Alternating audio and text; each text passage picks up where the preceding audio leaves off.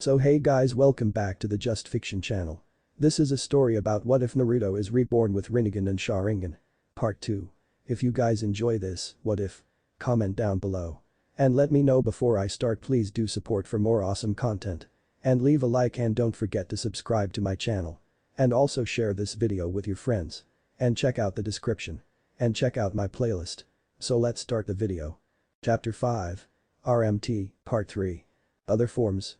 Naruto asked with a raised eyebrow, and before his very eyes, Kyuubi began to glow before shrinking more and more until just the shape of a human being remained, still covered in a glowing red chakra that acted like a sort of armor. Naruto, the only person to have ever seen this form, has been Kushina Uzumaki. Not even Mito Uzumaki had gained my respect enough for me to reveal this. A voice that sounded oddly female spoke through the chakra that began to evaporate. From now on, I will be fighting with everything I have. Because in this form, I have no limits. In my kitsune form I am simply too big to fight one-on-one. And then the chakra cloak vanished, revealing something Naruto never expected. Kyuubi. He was shocked because right in front of him, the giant form of a nine-tailed fox had been replaced by a very entrancing woman. She had tanned skin, similar to him. High cheekbones gave her a regal look, yet at the same time they were softer than the more rigid and cold look most nobility, Hokage, seemed to possess. A small button nose fit her face perfectly, along with her thin yet full red lips and a startling pair of ruby red slit eyes. Her hair was a dark red that trailed down to her lower back, with two bangs framing her face. Her body likewise spoke of absolute perfection. She was wearing a dark crimson kimono that hugged her frame to reveal a perfect hergless figure and had slits running along the side of her legs up to mid-thigh that revealed perfectly smooth-looking skin. Also perfect, allowing her to kick. The front of her kimono also had a V cut to it, revealing a generous amount of her cleavage, which seemed to fit her slender frame perfectly. Behind her were 9 thin red tails that swished about in a calming manner. "Hello. Naruto-kun," Kyuubi said with a grin, revealing some very sharp fangs. "Eh? Now? Mindscape? You seem surprised," Kyuubi commented with a tilt of her head. Naruto shook his head to snap himself from his stupor before pointing out the obvious. "You're a girl, well, woman, but female nonetheless. Hell, you have a human form. I didn't think Bijus had genders." Kyuubi raised a delicate eyebrow. "Is it the fact that I, the Kyuubi no Yoko, is a female that you find incredulous?" she asked dangerously, wondering if she would have to make the man before her a female, her claws extended just in case she would be forced to rid Naruto of his manhood, preventing him from giving Temari any more pleasurable orgasms. "Not that I have lowered myself to watch the pair of monkeys have sexual intercourse," she thought innocently. Naruto had no clue why the female Kyuubi suddenly blushed, but having spent time with Temari and Sakura, two violent kunoichi, he knew the question was a very dangerous one, especially if answered wrong. Luckily, as mentioned, he had spent time with violent women, so he was safe. "No, most women I know are strong. It's that fact you have a gender. All everyone has ever known was that the Biju were a massive chakra. Genderless." He pointed, making sure to keep his Rinnegan and Senendo fusion active, as well as his sword. Kyuubi relaxed and gave a nod of her head. "I see. Well, I can't disagree with you on that fact, though it wasn't until I had met Kushina that I created this human form and became a woman." Seeing Naruto's raised eyebrow, she carried on. "I have always been a massive pure chakra, full of hatred. I love to kill, the taste of flesh and blood. When I was sealed into Mito Uzumaki, it was at the time of wars and fighting. She never got to know or even bothered me. She sealed me inside of her just to save her husband, Hashirama Senju, from me killing him or anyone in the village. However, when I was sealed away inside Kushina, your mother, she was kind, wanted to get to know me. If I was the epitome of hate, then she was the epitome of love. Even her chakra was filled with love. She was the kindest person I have met, though anyone else I'd ever met had been killed by me." Kyuubi shook her head before carrying on, noticing she had Naruto's full attention. "Over time, as Kushina being my jailer, she began to influence me. Whether it was her visits to the seal or her chakra I don't know, but along the way, her love reached me, it affected me. It made me want what she had, to be peaceful, live without war. Though I do still contain my hatred, my lust for battle and blood, but they are like two separate sides of me. Eventually I created a human form so that I could be like Kushina. When I did create this human form, I somehow managed to replicate some of Kushina's traits. I began to feel emotions, anger, sadness, love, guilt. I became part human, part demon in a sense. And now here I am, a female demon lord with emotions." Kyuubi finished explaining. Naruto gave nods along the way of the explanation, understanding it all, in a way at least. "So, why show your human form now?" he asked. "Why never before?" Kyuubi sighed and she brushed her hair back. Because of the seal your father, the Yondaime Hokage created. When he split my chakra and my will from each other, he sealed nothing but a hateful monster in you. But when you completed the seal by giving back my will, I became complete, like I explained earlier. And I've shown my human to you now because. Well, because I respect you even more than I have Kushina, and believe it or not, I've grown fond of you despite the fact I still have hatred for most humans. Naruto looked at her wide-eyed. Grown. Fond of me? Kyuubi gave him a lecherous grin. I'm female. I'm also a kitsune, in and out. I know lust, love and even I'm not immune to hormones or being aroused in the presence of a handsome and powerful male specimen. Kitsune are also known for being attracted to the strongest or alpha male. You fit that category. Seeing Naruto's bewildered look, she laughed, placing a hand on her hip. You're still oblivious to the way women look at you, huh? Even when you're in a relationship with that Temari girl and giving her mind-blowing orgasms, you're still oblivious to how women see you. Hell, if it wasn't for the fact that my kitsune part was honorable, I'd have at least tried to mate with you as soon as I turned into this form. She explained without any shame, though the itch between her legs did get worse when she gave herself the image of being fucked from behind by Naruto. Originally it had been a memory of Naruto and Temari, but she replaced the blonde female with herself. Just for her own personal fun, or pleasure. Naruto raised an eyebrow at that. Though he was flattered and kinda aroused when she mentioned Temari and orgasms, he wasn't fazed as much as he would have been about her admittance. After being with Temari for 2 years, he had gotten used to such blunt speaking, especially with the way that Temari liked to speak her mind when they had sex. Not that he complained. You're blunt aren't you? Naruto commented and asked. Kyuubi shrugged, not ashamed. Nothing to be ashamed about when admitting such things. Sex is natural to all beings, especially kitsune since they go into heat. Anyway, I'm not here now to talk about sex or being dominated sexually by you. She winked at Naruto with a lecherous grin. Naruto rolled his eyes though he had a smile, glad she wasn't the bloodthirsty demon lord he had always met. Hero kitsune. Naruto muttered but loud enough for her to hear. Kyuubi laughed softly before sighing. Another reason I chose this form now is because I can fight much better in it. Now that you're fully replenished and healed by releasing that Zanpakuto, we can fight seriously. However, the conditions are different now. Naruto narrowed eyes and she held up a hand calmly, her face becoming much more serious, gone were the lecherous look she had been giving him. If you defeat me in any way, I will allow you to have complete control of my chakra and as you know from earlier, it will grant you a different form because of the seal. However, should you lose, I will still be locked within the seal, but you will not receive my chakra. She explained cracking her knuckles, much like Sakura would. How about option 3? Naruto grinned as Kyuubi looked at him with a raised eyebrow.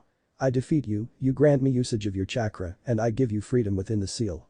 You won't be locked up in some dingy cage anymore. You sound sure of yourself. Kyuubi commented. But why would you allow me freedom? I am still a Biju, a demon lord, I may be part human now, but I still hate most humans out there. So why would you do such a thing when I have done nothing but bring you pain and misery in your life? She asked, truly confused at why he would do such a thing. Naruto chuckled and shook his head. You did nothing wrong, Madara released you from the seal, my parents died saving the village, me and even you from Madara. The villagers caused me pain when I was younger, you may have been the reason, but it wasn't your fault. He shrugged. Shit happens is all I can say to be honest. It's how we fight past it that matters, dwelling on such useless crap will only be a waste of time, and honestly it's pointless. Seeing Kyuubi give him a curious look he shrugged. Anyway, shouldn't we be fighting instead of talking? He asked with a grin, his Rinnegan and Sharingan glowing as he held Rinnegan with wisps of ice coming from the blade. His answer was a grin from Kyuubi before she suddenly vanished from her spot. Suddenly she appeared at his side with a kick heading for ribs. Naruto blocked the kick with his arm and winced slightly from the strength the Kyuubi kicked with. Though he was sure that if it wasn't for his Sharingan and Uzumaki regeneration, then his arm would either be torn off or every bone would be broken. You're right, being in your human form is easier. Naruto grinned as he looked her in the eye. Shinra Tensei. Almighty push, due to being in her human form, she couldn't use her size to push against the blast and was thrown back along the water about 20 feet from Naruto. Though she couldn't use her large form to protect her, she was still powerful enough to fight against it. Kyuubi looked up just in time to see Naruto had turned to face her and slashed his sword at her, letting loose a dragon that froze the water beneath it as it shot towards her. Kyuubi pulled her head back as she called out. Yakai mom. Kitsune bai. Demon magic. Foxfire, jerking her head forward a large blast of fire shot from her mouth and met the dragon exactly halfway between the two and exploded on contact, blowing Naruto away just from the shockwave. In mid-flip, Naruto placed a hand on the water and flipped himself upright, landing in a crouch and stabbing Rinnegan into the ground, freezing the water upon contact. So she can use it. Demon magic. And it's powerful, that much is obvious. I can't dissuade the fact she may know as well. If she was as close to my mother as she said, then she's bound to have picked up some stuff along the way. I'd better just stick with Khton, Raiten and Suiton for now. I've mastered those elements, but the other elements I now know to use are simply too new to even attempt in a fight like this. Placing his hand on the top of the water, lightning sparked along the water as his hand began releasing lightning from his fingertips. Jibashi. Lightning release. Electromagnetic murder, a stream of lightning zipped along the face of the water straight for Kyuubi. Kyuubi knew that while the lightning wouldn't hurt her as much, it would definitely screw with her nervous system, so without a second thought she jumped up just as the lightning shot past where she had just stood. In the meantime, Naruto had jumped up as soon as Kyuubi did and had aimed his fisted hand at her. Khton. Senkin. Wind release. Whirlwind fist, with a jab of his fist, he sent a giant adaptable whirlwind at the Kyuubi.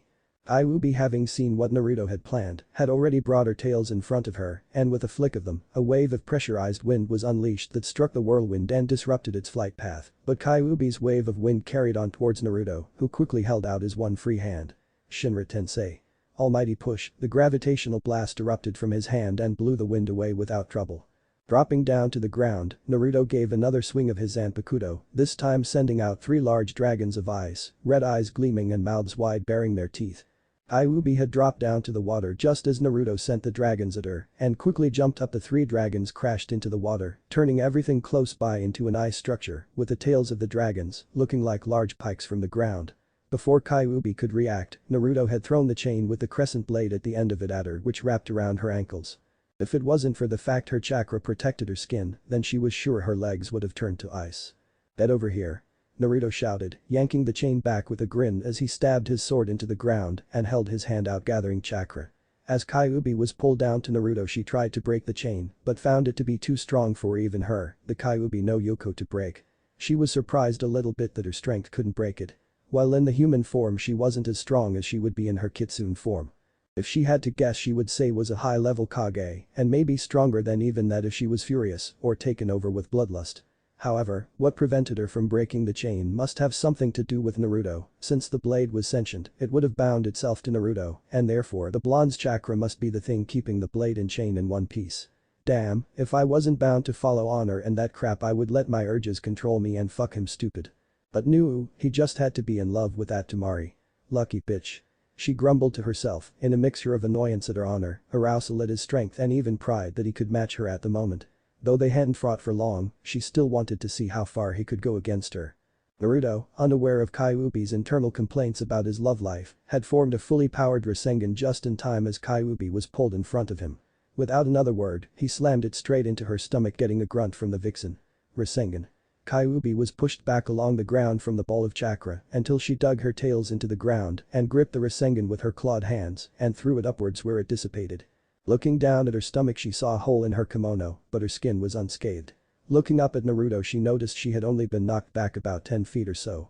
"Damn bastard, shredding my clothes," Kyuubi shouted at a shocked Naruto. My Rasengan had no effect on her whatsoever. He shook his head clear though when she shouted at him. "You're more bothered about your clothes." "Wow, now I've heard everything," he said loud enough for her to hear. "I highly doubt that," Kyuubi whispered into Naruto's ear, appearing behind him. Against his will, Naruto shivered as he felt her hot breath on his neck. "You're becoming a pain in the ass, Kyuubi," Naruto muttered, spinning around and kicking at Kyuubi. Kyuubi blocked the kick with her forearm with a smirk on her face. Though her smirk was wiped off as Naruto grew one and she was sent tumbling along the water like a pebble being skipped along the surface. "Maybe you've forgotten, but I also have Senendo active, as well as the Rinnegan," he said. Kyuubi picked herself up with a growl, her fanged teeth jutting over her ruby lips. "I haven't been hit like that since. Well. Since he punched me before with that Sankatsu," she thought with a grimace as the bone in her arm popped back into place from being broken by the kick. She hadn't expected his strength to affect her so much, obviously natural energy and attacks powered by it was her weakness since her chakra was in a sense poisonous and vile to life. I wonder. Does he even know how to defeat me yet? Then again, defeat isn't the correct term. I should say. She looked up into Naruto's fused eyes. "Do you realize yet that you can't defeat me?" she asked, all seriousness in place and jokes aside. "Do you realize yet that while we're in your mindscape I can't be defeated for good? Yes, you may be able to overpower me at some point, hurt me, and even imprison me. But what makes you think that I can be truly defeated here?" Naruto closed his eyes before he chuckled. I know I can't defeat you here. Not physically at least. He opened his eyes. When you said before, I had to defeat you in order for me to use your chakra, there was a hidden meaning behind it, wasn't there? Defeat could mean so many things, but people just assume it means beat that person in battle physically. As he said that, he sheathed his sword, bringing it back to its sealed form.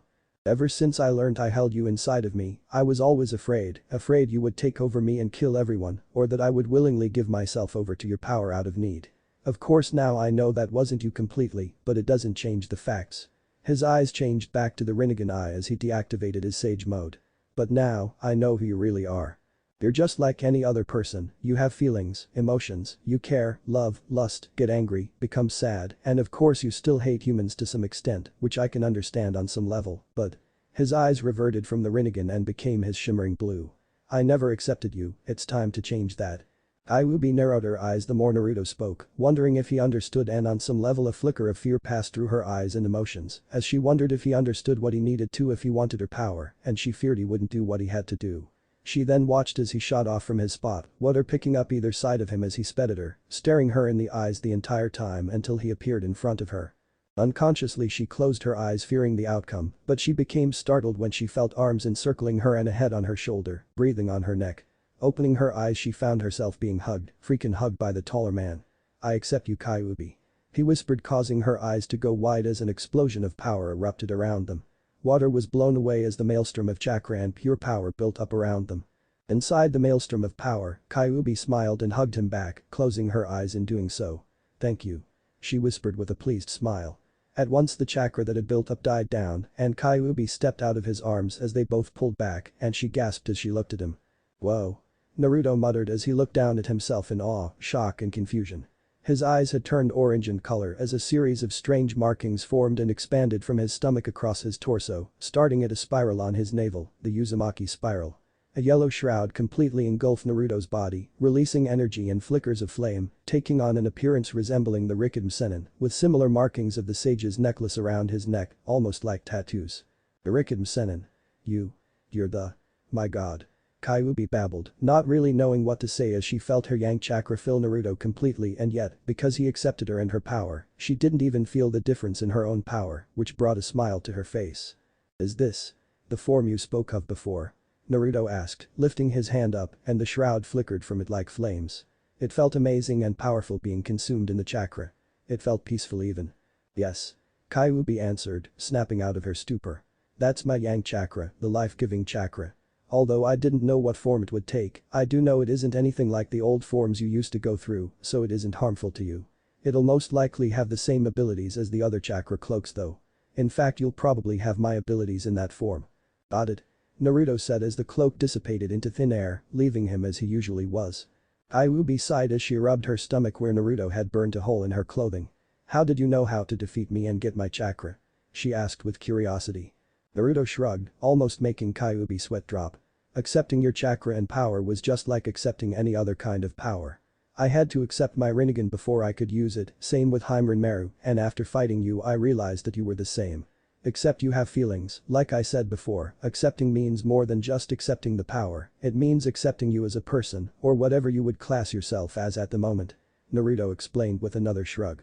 Kyuubi chuckled and shook her head, though she had a smile on her face. I suggest you use the first day of your training to get the hang of using the cloak. Also, now that you've accepted me and my power, our senses will combine, so I will be able to see through your eyes, hear what you hear, and I think you get where I'm going with this. She suddenly grinned lecherously.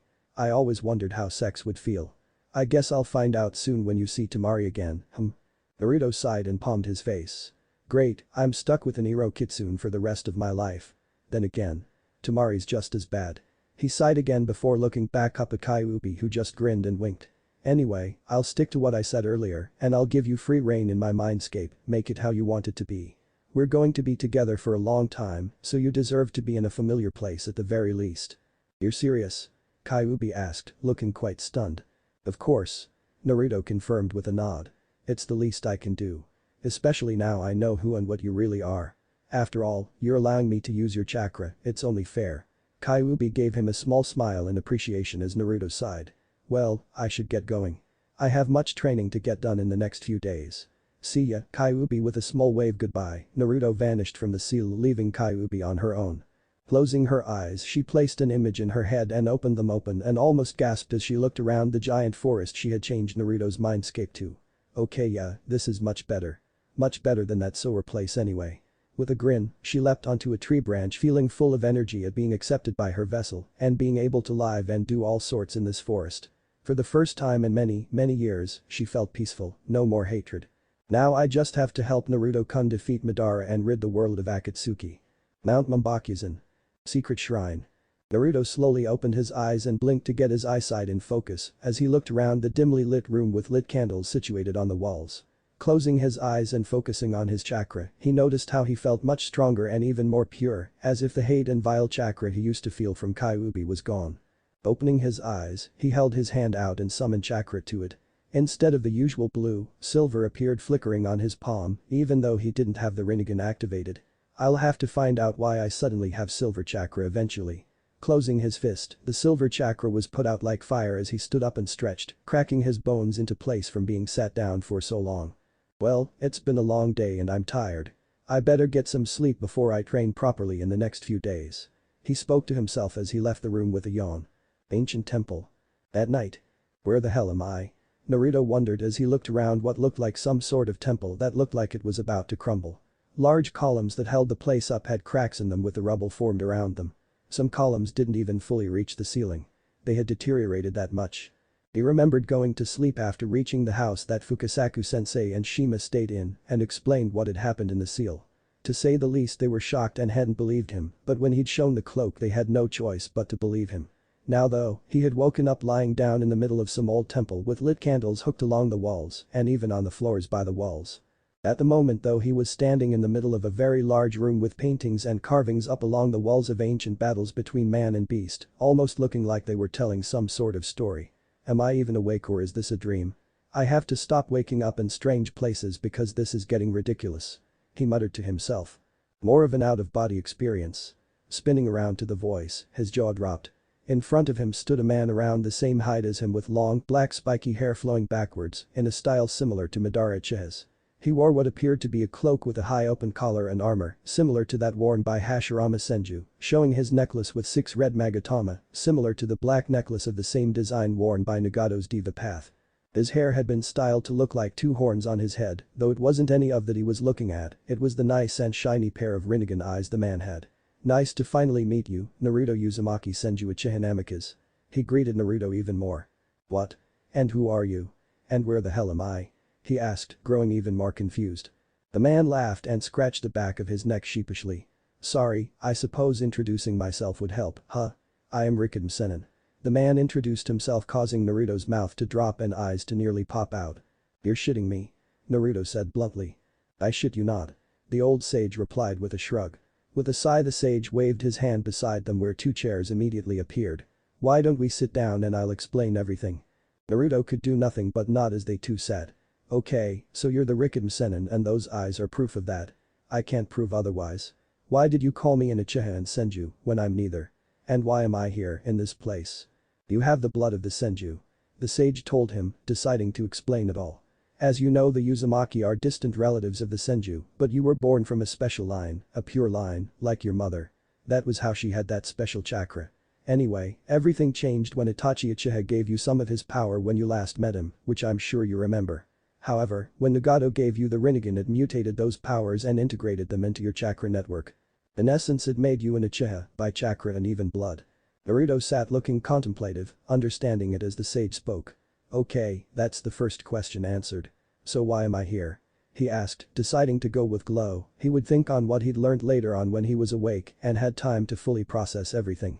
Because you need to understand what it means to have the blood and chakra of the Uzumaki, Senju and Uchiha. All lines that originated from me. The sage said, causing Naruto's eyes to widen. Nagato's knowledge knew none of this. The old sage sighed. I should start from the beginning, I guess. I lived a long life, longer than normal humans. Along the way I fought and defeated the strongest of the demons that brought nothing but death and destruction upon the world. The Jikbai. The Jikbai? Naruto asked wide-eyed. I thought there were only 9 Bijus. Now there is. The sage answered. In my time there was one, only the Jikbai. I defeated and sealed it within myself, making me the very first Jinchuriki to walk the earth. Unlike nowadays, I was treated as a god by defeating and containing the monster that wreaked havoc on the world.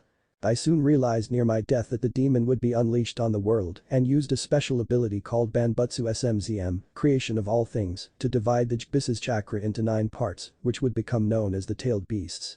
I then used Jibaku Tensei to seal the Jibissa's body inside a gigantic stone prison in the sky, thus creating the moon. He explained. Naruto looked at him in disbelief. You expect me to believe all of that? Creating the Bijuan moon? He asked with a raised eyebrow. Rikidem Sennin sighed. I left a tablet behind for my descendants, detailing my history with the Jibai. Only those who possess the Rinnegan can fully decipher what is written on the tablet. Currently it is residing in the Naka Shrine, Shinto Shrine of Southern Joy, in Konoha, in the main hall, beneath the 7th tatami mat from the far right. Naruto raised an eyebrow at how specific he told him. How do you know the exact location and even stuff about me? I just do. The sage answered with a shrug. If you don't believe me then it's up to you, I'm just here to tell you what you need to know. I'm not here to make you believe me. Naruto sighed and rubbed his temple feeling a headache. Okay then, carry on. Thank you. The sage nodded. I had 2 sons. My eldest was born with eyes similar to mine. Instead they looked more like the Uzumaki spiral. He also had my powerful chakra and spiritual energy. He believed that force and strength was the key to peace. My youngest however was born with my body, the willpower and physical energy, and believed that love was the key to peace. On my deathbed I had to choose a successor. I chose my youngest son, believing he was the one who would lead us to peace. My eldest didn't like my suggestion and challenged my youngest to fight. As the years went by, this carried on, their own descendants fought for years, and so those from my youngest son's line became known as Senju, and my eldest son's descendants became known as the Uchiha. I understand now. Naruto said with eyes closed and hands held in front of him, fingers laced together as he rested his elbows on his legs. He opened his eyes revealing the Rinnegan identical to the Rikidem Sennin. With the power Itachi gave me, my Uzumaki and Senju blood. The Rinnegan merged it all into one thing while I was in that coma making me. I don't know the phrasing, but I'd say, it made me exactly like you, huh? He asked with a sigh as the ancient man nodded his in confirmation. So, does that mean if Itachi hadn't given me some power, then I would never have been able to use the Rinnegan? I don't completely know. The sage answered with a grimace. It was possible you could, but it may have been difficult to unlock it. But with Itachi Uchiha's chakra running through you, the Rinnegan recognized it and merged the Uchiha, Senju and Uzumaki chakra and blood together, giving you my powerful chakra and spiritual energy, the willpower and physical energy. So that's what that silver chakra was? Naruto asked in realization. Yes. The moment you activated the Rinnegan it was like a door had been unlocked so to speak. Then when you gained the usage of Kyuubi's chakra you became whole. Rikidem Sennin confirmed. So what is the power Itachi gave me? Naruto asked. The sage laughed slightly. I can't give you the answers to everything. All I've done is explained who you are now and what you are. You'll have to find out that answer by yourself. Like all powers, they will come through at the time they are needed. He sobered up immediately and stood up with Naruto doing the same. As of now though, you are the Sannin no Rikidem Sennin. You are my true descendant. The true bearer of the Rinnegan and the Yajin no Ko, child of prophecy, the one destined to bring peace to this cursed land once and for all. Of course you could ignore all of this and go on with life. But, that is entirely your choice. So what will you do, Naruto Uzumaki Senju Uchiha Namikaze? Will you follow my path and complete my goal to bring peace to the world once and for all? Naruto sighed as he realized that he had to say yes. How could he not? He had the powers of the Rikidem Sennin for crying out loud. And not just a fragment either, he had the blood, the chakra, the eyes. Hell, the only difference was the hair color. Don't have much of a choice when you say it like that, but I guess I can't say no to an old man, can I? He grinned as the sage rolled his eyes with a smile. Of course I'll do it. I decided that the moment I accepted these eyes. I know the responsibility of gaining them, and I accepted them. Good. The sage nodded, pleased. Remember though, the battles ahead of you will be hard and bloody. Hard times are coming and you will be the key piece. Despite all of that, don't neglect your friends, loved ones or even the women you love, they will help you along the way in more ways than one.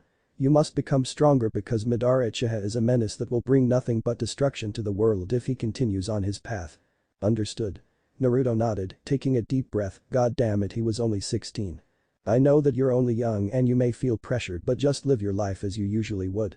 He tapped his fingers against Naruto's forehead and kept them there. You have the potential to become as strong as me one day, but beware of Sasuke Uchiha. He will be just as much of a menace as Madara one day. Naruto gave a grave nod at that. Good, then I've done my work here. Good luck. With that the Rikidem Sennin flicked him in the forehead and everything went black. Tai no Kuni. On a Hagakure. 2 days later. It had been 2 days since Naruto had left to polish his skills, so he would be suited for Hokage and be able to protect everyone. It had also been 5 days since pain had attacked and in the process utterly destroyed Konoha, leaving it as a giant crater with only the Hokage mountain intact and proving that it was in fact Konoha. Thanks to the shinobi and villagers' love and determination towards the village, it had begun rebuilding itself from scratch once again. Of course, having Yamato, a Mokuton user at hand, was also helpful. In Naruto's absence, people had been asking where he was and who the Hokage was or was going to be. As for Kakashi, who was currently sitting in the newly built Hokage tower that Yamato had built knowing it was needed, he had sent emissaries to Nami no Kuni and Hara no Kuni. The Hokage tower looked more modern, relatively the same in all aspects though but spotless, brand new. Kakashi sighed as he looked out of the window in the Hokage's office with a small tear running down his cheek. The reason for this tear was that he had lost all of Icha and the destruction, even the one he always kept on his person. This meant he had to leave the village to get a new book at least. But of course his student just had to assign him as acting Hokage, preventing him from reading his beloved. I swear to Kami Naruto, I will get you back for this punishment. With a grumble he turned back to the desk where a pile of papers suddenly seemed to appear. How? There shouldn't be papers. There's nothing for there to be papers for. With a sob, the elite Genin broke down into a sobbing mess as his head hit the desk. Without his precious book, it was all too much for him. One of those emissaries was currently in Nami now. Nami no Kuni. The Great Naruto Bridge. Currently, the ones assigned for the mission to Nami, a group of 4, looked up at the gigantic sign that had greeted them at the entrance of the gigantic bridge that would grant them passage onto the island. Well, I'll be a monkey's uncle. Konohamaru muttered, shaking his head in disbelief. Technically, you're a monkey summoner, not an uncle. Yuden corrected, sniffing as snot hung from his right nostril. Konohamaru glared daggers at his snot-dripping teammate. It was an expression, jackass. He shouted, making Mogi on the other side of him sigh and palm her face. Indeed, after training hard under Ibisu's watch, Konohamaru, after learning of Naruto's summons, earned the right to sign the contract with the monkey summons like his grandfather before him. Although not as monstrous as Naruto's toad summons, the monkeys were strong. The monkeys excelled in close to mid-range combat. Konohamaru had to learn how to handle a bow staff. His first summon happened to be the son of Monkey King, Enma. The young monkey in training that could transform into a 3/4 staff. And although he could have used that against Pain in their fight, he wasn't very skilled in using Roku at the moment, which was a prerequisite in earning the right to use Enma.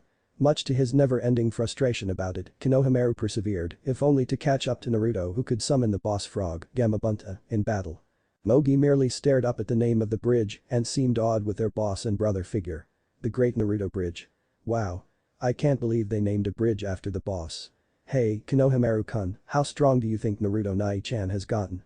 Konohamaru shrugged, still in awe of the bridge's name. Don't know really, if he fought that freaky Pain guy and won, he's gotten so much stronger. I wish I could have seen their fight closer. He pouted. Speaking of Nai-chan, I haven't seen him in the past few days. Where do you think he went? Yuden asked his teammates. Konohamaru huffed and smacked Yuden's head lightly. Training, of course. He's off to do more epic things. Like saving a princess. He's done that. Mogi cut off, absently with a wave of her hand. Konohamaru's eyes bugged out. What? He cried out. How could he not hear about his Nai-chan save a freakin' princess? You haven't heard of Konohamaru-kun? Yuden asked with surprise. Bozu was in a movie a few years ago. He saved Yuki Fujikaze, the actress, who turned out to be a real-life princess. Ibisu, who fixed his shades, grew somewhat turning into a green-eyed monster because of the rumored ending of the said film, nodded. It's true, Konohamaru-kun. Naruto-kun did save Koyuki Haim. He confirmed. You've got to be kidding me. Did Nai-chan already do that? Konohamaru cried out again in greater shock. All 3 of his traveling companions nodded at the same time. Mostly out of pity. Ibisu though began to look worried. I'm worried about the rumors spreading about. They say that the council has already assigned a new Hokage when Tsunade-sama is still alive but critically injured. Danzo can no longer be a problem after Naruto-kun killed him. Kakashi-san said that we need to disperse the rumors and information on the new Hokage was being kept quiet. Konohamaru looked at his sensei before shrugging. Nah, I bet it's the boss who became Hokage. He proclaimed with a massive grin. Ibisu laughed at that remark. Konohamaru-kun, well indeed Naruto-kun has shown great potential and that fight with Pain and Danzo has indeed shown that Naruto-kun has improved, he is still far too young to become Hokage, for one, he still needs experience in leading, the rumors said he hasn't led a team before, so I doubt he's eligible at the moment. He dismissed the idea as completely stupid. Oh, how Ibisu would eat those words right out of his mouth when the announcement came in the 3 days. Konohamaru just shrugged, it was just a suggestion. As they approached the house that Kakashi had instructed them, Ibisu knocked on the door and coughed a little, clearing his voice, fixing his glasses, and straightening his back to look professional in front of the family. He had heard from Kakashi that the lady of the house was an unmarried mother who looked like a 20-year-old model. Ibisu was naturally sold on the mission. He wanted to have a big first impression after all. Adjusting his glasses for a cool effect, Ibisu's suave and coolness of the situation had him met with a frying pan to his face as soon as the door opened. Wham! Mom? It's another stalker. Honestly, why don't you just marry someone, Mom? That way these guys won't be bothering us anymore. An older Inari shouted back into the house. Konohamaru then glared at the boy who looked to be in his preteen with short spiky black hair. Hey, would you hit sensei like that? Sure, he's a closet pervert, but he's completely harmless. He asked, insulting and defending his sensei all in one sentence, earning raised eyebrows from Mogi and Yuden. Ibisu struggled to get up and clutch his nose in pain, that brat had some powerful arm swing. Mogi smiled at the boy with a fisherman's hat, somewhat feeling satisfaction at seeing a pervert get hit, sensei or not. Actually, we're just emissaries from Konoha. We're here on account of the acting Hokage requesting someone by the name of Tazuna-san to assist us in rebuilding. She explained with a pleasant smile. Inari raised an eyebrow at that, but when he heard the word Konoha, his eyes immediately sparked to life. Oh, from Konoha. I'm sorry. Mom has a lot of guy problems actually. Just this week, I almost fired the crossbow on the guy that was spying on Mom by the tree outside. So I'm a bit careful. He explained his actions, though he wielded the pan and looked at Ibisu with narrowed eyes. A warning sign if Ibisu had ever seen anything. Mogi smiled at the action, feeling some female retribution run through her as she saw her sensei flinch. Great detection skills. Ibisu commented, grabbing his first aid kit and an antiseptic. Anyway, you're looking for my grandpa. He's in the main town, why don't you guys just wait for him here? He'll be back soon. Inari said as he gestured for the guests to come in, that the four politely agreed and went inside. Inari was ecstatic as they all sat down. Hey, have you heard of someone by the name of Naruto Uzumaki? He asked, the 3 genins looked at each other and nodded. You mean Naichin? Yeah, he's pretty well known in our place, he just saved us from destruction just 5 days ago. Konohamaru mentioned, grinning. You don't say. Tell me what Nai-chan did. Inari demanded as his mother stepped out of the kitchen and smiled. Now Inari, it's not nice to demand something from our guests this early. Tsunami said, a pleasant smile still in place. Ibisu looked at the motherly figure that appeared before him, absolutely stunned by her earthly beauty, no, her goddess-like features. Ah, I'm sorry for barging in, miss. Tsunami. Tsunami answered the unsaid question. I'm sorry for barging in, Mrs. Tsunami, but we're here to ask for Tazuna-san's help in some repairs in the village. Ibisu explained shortly while Inari gripped the pan and narrowed his eyes. Tsunami nodded with a smile. Oh.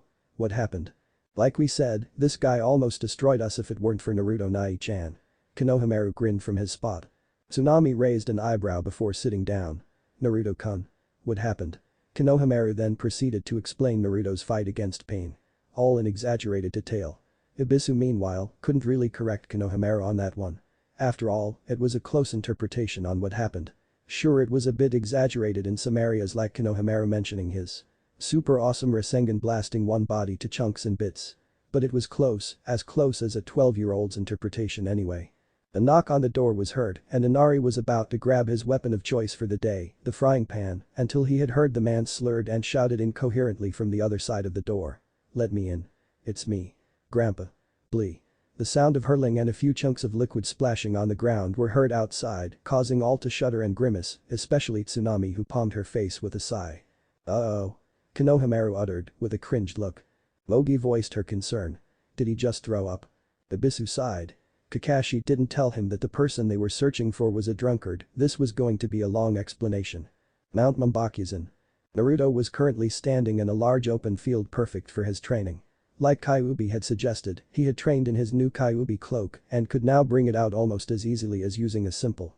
Of course, he'd had more interactions with Kyuubi since their last time. He had realized she really was an Iro Kitsune.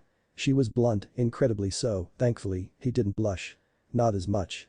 It was probably a good thing he had gotten used to dirty talking from listening to Temari whenever they would make love, or as she would sometime call it, fuck like bunnies. He had never seen bunnies fuck, nor had the desire to, but hell, he went with the moment. What was he going to do? Deny her? Ha. He was no fool. Anyway, Kyuubi had helped him somewhat in how to use the cloak, and so, from having a full day of simply training in that, getting used to it and such. It was now the second day, and he was going to train in everything: Raiten, Futon, Suiton, Kaiten, Doten, Mokuton, Ranton, Heimton, Shmton, Inton, Yin Release, Imton, Yang Release, Onmumton, Yin Yang Release, Rinnegan, and even the Namikaze Keke Genkai he knew would help him learn the Haraishin. Had someone heard his plan for the next 3 days, that someone would laugh at the idea of someone completing such a schedule. Especially if that someone was 16 years old. However, with Kage Bunshin no Jutsu at his disposal and being able to summon thousands of them, never mind the Rinnegan, which was pretty much like the Sharingan in regards to being able to master and learn faster. He would be able to complete it all and rest. With a grin he placed his hands in a familiar seal and called out. Taj Kage Bunshin no Jutsu. Multiple shadow clone technique, 1,000 puffs of smoke showered the large field, covering it completely in identical clones of Naruto as the smoke was blown away. Naruto looked around at the clones and gave a nod, pleased with the number, whilst noticing he barely felt the chakra split from him. Okay, I want you all to split into 10 groups of 100. He ordered them all. After a minute 10 groups stood before him awaiting orders, for once they weren't rebelling against him. Okay, that's great. He nodded before pointing at the first group. Group 1, you will learn and master Kaiten. Group 1 all saluted, almost mockingly at him as they gave off a round of acknowledgements, causing his eyes to slightly twitch. Group 2, you will learn and master Doten. Group 3, you will learn and master Suiton, one we didn't know before we got the Rinnegan. The same goes for Group 4, who will learn and master Futon, and Group 5 will learn and master more Raiten. Group 6, you will learn and master Ranton. Group 7, you will learn and master Mokuton. Group 8, you will learn and master Heimton. Group 9 will learn and master Shmton, and finally Group 10 you will master the Rinnegan's abilities, which includes Onmumton. He explained, ordered, pacing back and forth like a general ordering his soldiers. Yes, sir. They all saluted with matching grins. Good. Naruto nodded, pleased, stopping in front of them. Remember that with the Rinnegan activated you should learn and master everything even quicker, and for the next 3 days, we will be training exactly like him. Also, every 2 hours I want you all to dispel group by group with a 5-minute interval in between each group, so I don't pass out from brain damage from receiving everything at once. Getting nods from them all, he nodded back, pleased. What will you be doing, boss? One of the clones asked. Me too, Naruto asked, pointing to himself. With a grin he pulled out a scroll from his back pocket. On said scroll the kanji for Namikaze was printed on the side. I received this scroll from Fukasaku-sensei and Shima-sen yesterday. Flashback. Fukasaku-sensei? Naruto asked, entering the home of the Elder Toads, a bit tired from using the Kyuubi cloak. You wanted to speak to me? He asked with a curious look. Since you can now access Kyuubi's chakra, it's time we gave you something. Fukasaku said to the young man as held a scroll in his small hands, while still not completely used to the fact that Kyuubi was a female, or kind of good. What is that? Naruto asked, indicating to the scroll. This. Fukasaku held up a scroll, and Naruto could see the kanji for Namikaze written on the side. This is the Namikaze's clan scroll on their Keke Genkai that your father, Minato Namikaze, had planned to give to you one day. He had given it to use before he died for safekeeping. It is sealed by a blood seal that only you can open. Naruto, almost reverently, took the scroll from Fukasaku with a gulp, realizing that this was another thing to link him to his father. Also in the scroll are the secrets to the Haraishin no Jutsu that made your father famous. Shima added in. With that scroll and your current training you will become a legend, more so than either Jiraiya-chan or Minato-chan.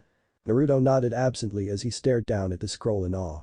Tightening his grip on it, he grinned as he realized that this one scroll could make all the difference. Thank you, Fukasaku-sensei, Shima-san. By the time I need to leave, I will have definitely learnt everything. He vowed to make the two-toed smile. Flashback end. With this scroll, I can learn all about my Keke Genkai and hopefully activate it. Hopefully I'll get around to learning Haraishin, but I can worry about that later. Naruto explained before looking them all over. Now get to work. Don't stop until we know everything. We only have 3 days left to learn and master what we need to before we go back to the village to be Hokage and then meet with the other Kage. If we want to defeat Madara Uchiha once and for all, we must gain his level of strength. He told them as if they were a separate person, since in a way, they were. Either way, it was just easier to talk to them like that. Hi, all the clones chorused, making Naruto roll his eyes. Close by.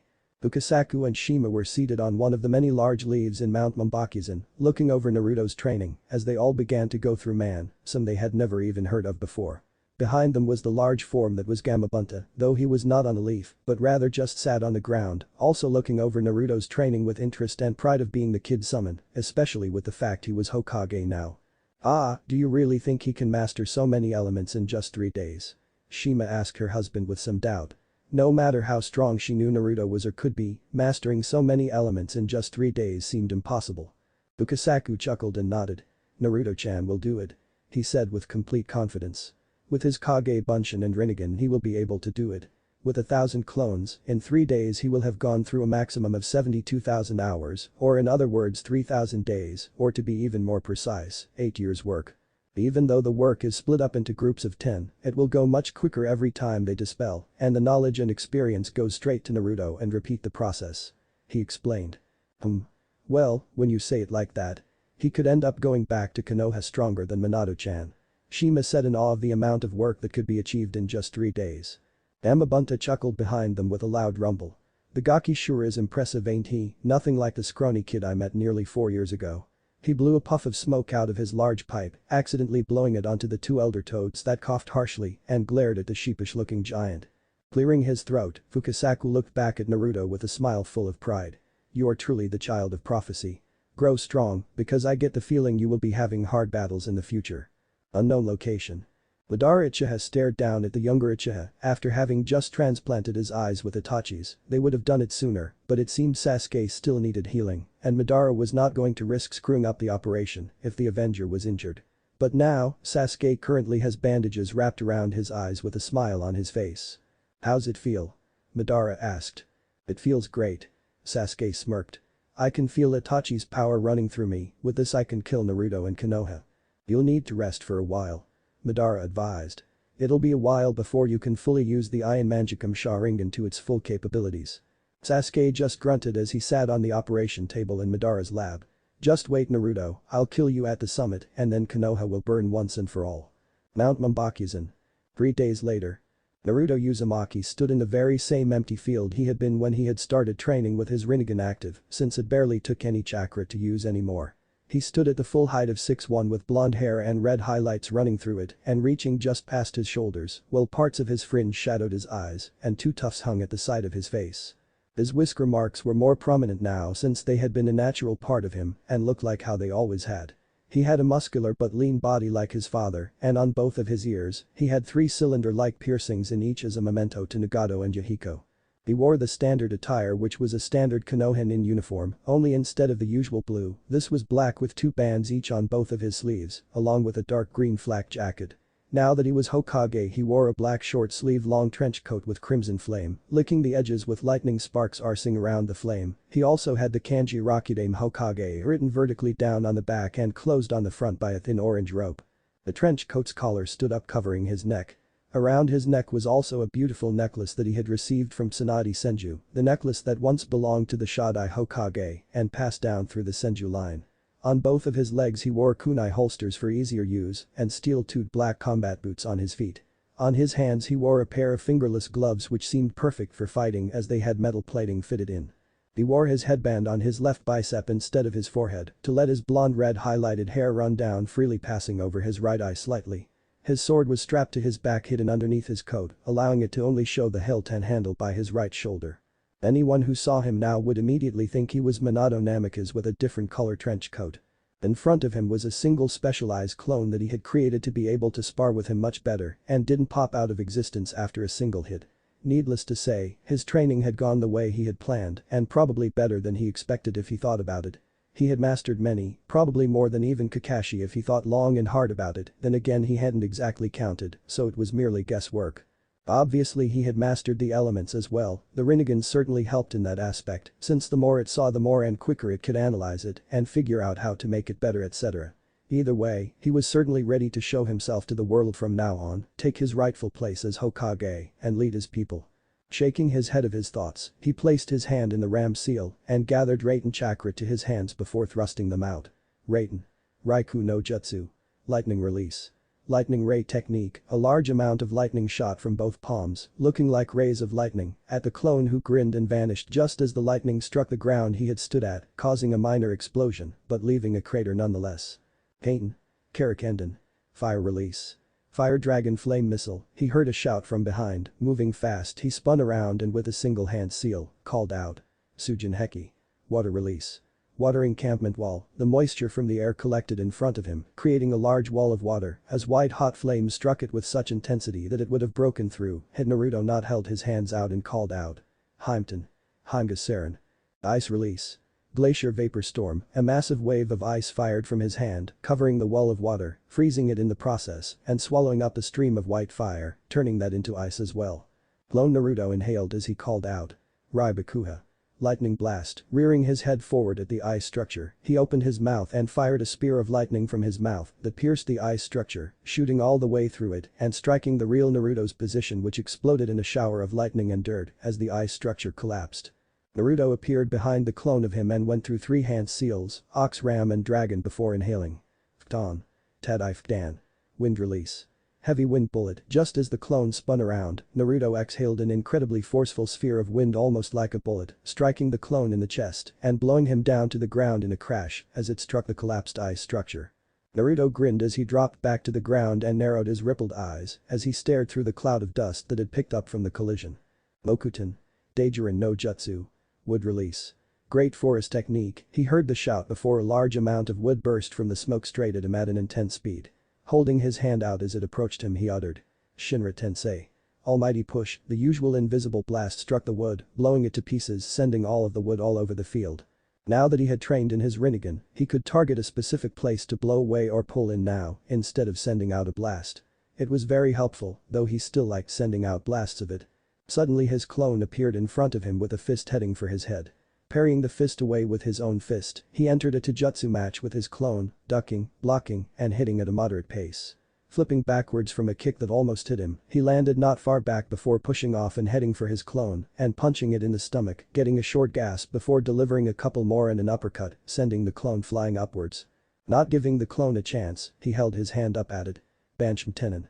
Universal pull. Immediately, the clone was yanked down towards him as he unsheathed Haimeru, spun the blade around and stabbed upwards, piercing the clone's back as it came within reach. To his slight disappointment, the clone exploded in a cloud of smoke, making him sigh as he sheathed his sword.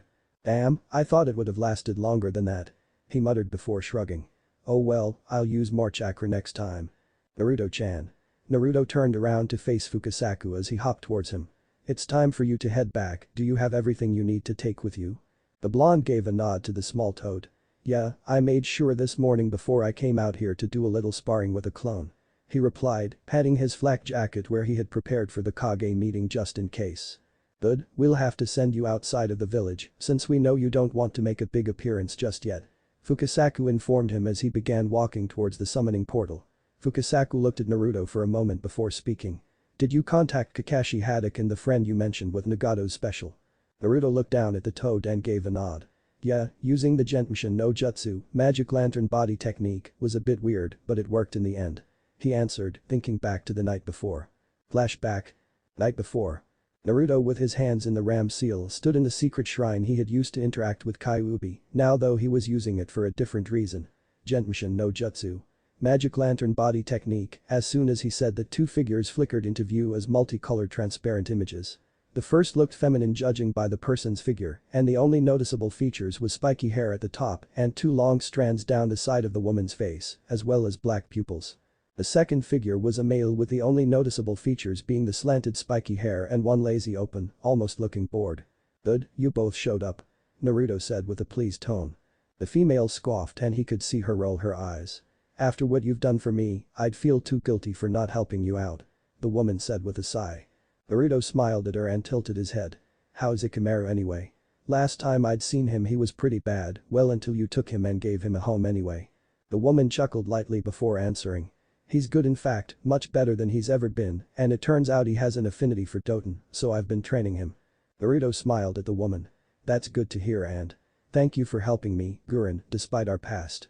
He thanked the now identified Gurren. The Shinran user just shook her head. I owe you anyway for helping me realize my past mistakes with Orochimaru. I should be thanking you, Naruto. He could see her shrug. Besides, becoming Hokage and gaining those pretty eyes, you've come a long way since the last time I met you. She laughed lightly as she stared into his currently Rinnegan-activated eyes. Naruto shook his head at the woman. He had contacted her before he'd left the village about speaking with her, and if she would speak with him, then follow certain instructions for that to work. He had received a reply on the same day he was training with the Kyuubi cloak agreeing to a talk, and when he'd first used this, he told Gurren of what had recently happened and that he needed her help. She told him that she needed to think about it, which he understood since she was now taking care of Ikemeru. He looked towards the male figure to see him looking down, and he sighed.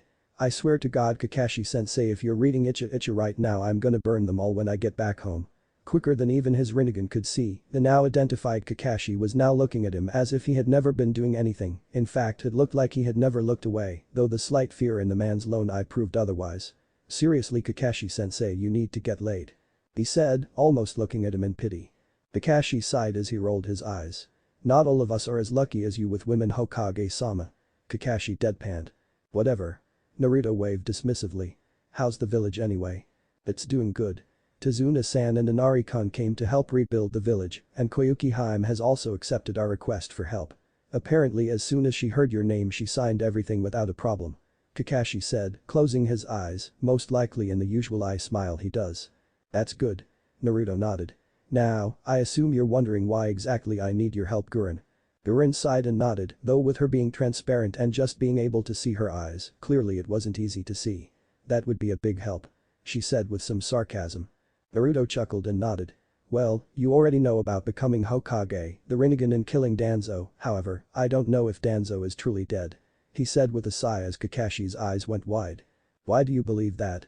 Kakashi asked if praying to God Naruto was actually wrong. Danzo had a Sharingan eye left in his right eye, he said that if he used it then he could control the Kyuubi in me, which didn't work anyway. So, he had no real reason to not use it when he killed himself with those seals. He explained his reason. I may just be paranoid and nervous and admittedly scared of my new position in the village. But I just have a gut feeling that Danzo isn't dead. That's why I need you, Gurren. Huh? The woman in question asked. I need you to be my trump card, so to speak, at the 5 Kage summit. With your Shimton you can watch everything from a long distance so you wouldn't be caught there. But there is too much that could go wrong, and I'm wanted by the Akatsuki, Madara Uchiha no less, then I might be wanted by the Tsuchikage when he finds out I'm the Yondame's Hokage's son. And if Danzo is still alive then he will most likely attack me at the summit or sometime after leaving the village. While I have faith in Kakashi-sensei and Niji as my bodyguards and even my own strength now, there are too many variables that could change the outcome of the meeting and well, the entire journey to be honest. He looked his old enemy in the eyes. I understand if you feel this is too dangerous, you're not a part of Konoha, so you have no obligation to so much as think of helping me, and I can't order you to do so, I'll ask you one final time. Will you help me? Yes. She answered without hesitation. Thank you. Naruto smiled gratefully, feeling a weight leave him. While he could replicate her via Rinnegan, he was nowhere near her level when it came to her element, being able to use the moisture in the air and turn them into crystals, chakra included. In most fights she could walk all over her opponents, unless it came to people like Mido Guy, who don't really use chakra but pure physical strength, then she would have trouble.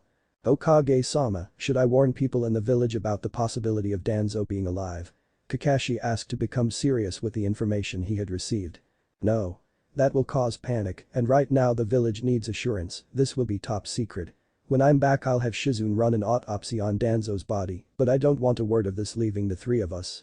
I hate the secrecy thing, but I have to give the villagers confidence, and telling them Danzo might be alive is like throwing oil onto a fire. Naruto reasoned, not bothered about being called Hokage-sama now, since well, it felt good to be recognized in such a way. Oh, I forgot to ask, Gurren, what about Ikemeru? I don't want you just abandoning him. Oh, where we're staying no one will be able to find, and if they do for some reason I'll leave a clone with him. Besides, he's gotten stronger and I trust him. Gurren answered, getting a nod from the Hokage. Right, since that's all sorted out, here's what's going to happen. Flashback end. Everything's been sorted and hopefully when I get back to the village, everything will be fine. Naruto told his sensei. Fukasaku nodded his head, trusting the young man. Alright, but if there's any trouble just summon me and Ma. He told Naruto, who gave a nod in acknowledgement. Well, let's get you home then, you've got a busy few days ahead of you. Home. Sounds nice. Naruto smiled. Hi no Kuni. Hanahagakure. Third training ground. Shikamaru had just brought Sakura to the training ground where Team 7 had been created and the place Kakashi had first taught her, Naruto and Sasuke. Thankfully this training ground was just outside of the village, so it was pretty much spotless.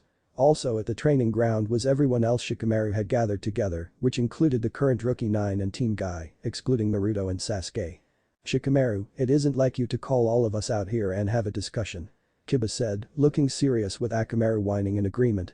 It wasn't common for Shikamaru to make an effort for something, but when he did it meant something serious was happening. Indeed, your behavior suggests that you are going to speak about something that could change your very perception of what is to come. Shino agreed with his canine friend. Ever the observant Aburam. Shikamaru thought with a sigh as he lazily scratched the back of his neck. See, can we please start? I need to tend to my clansmen and the compound, the damages are quite severe after that attack. Hinata said, while Sakura looked at the shy girl with a downcast look.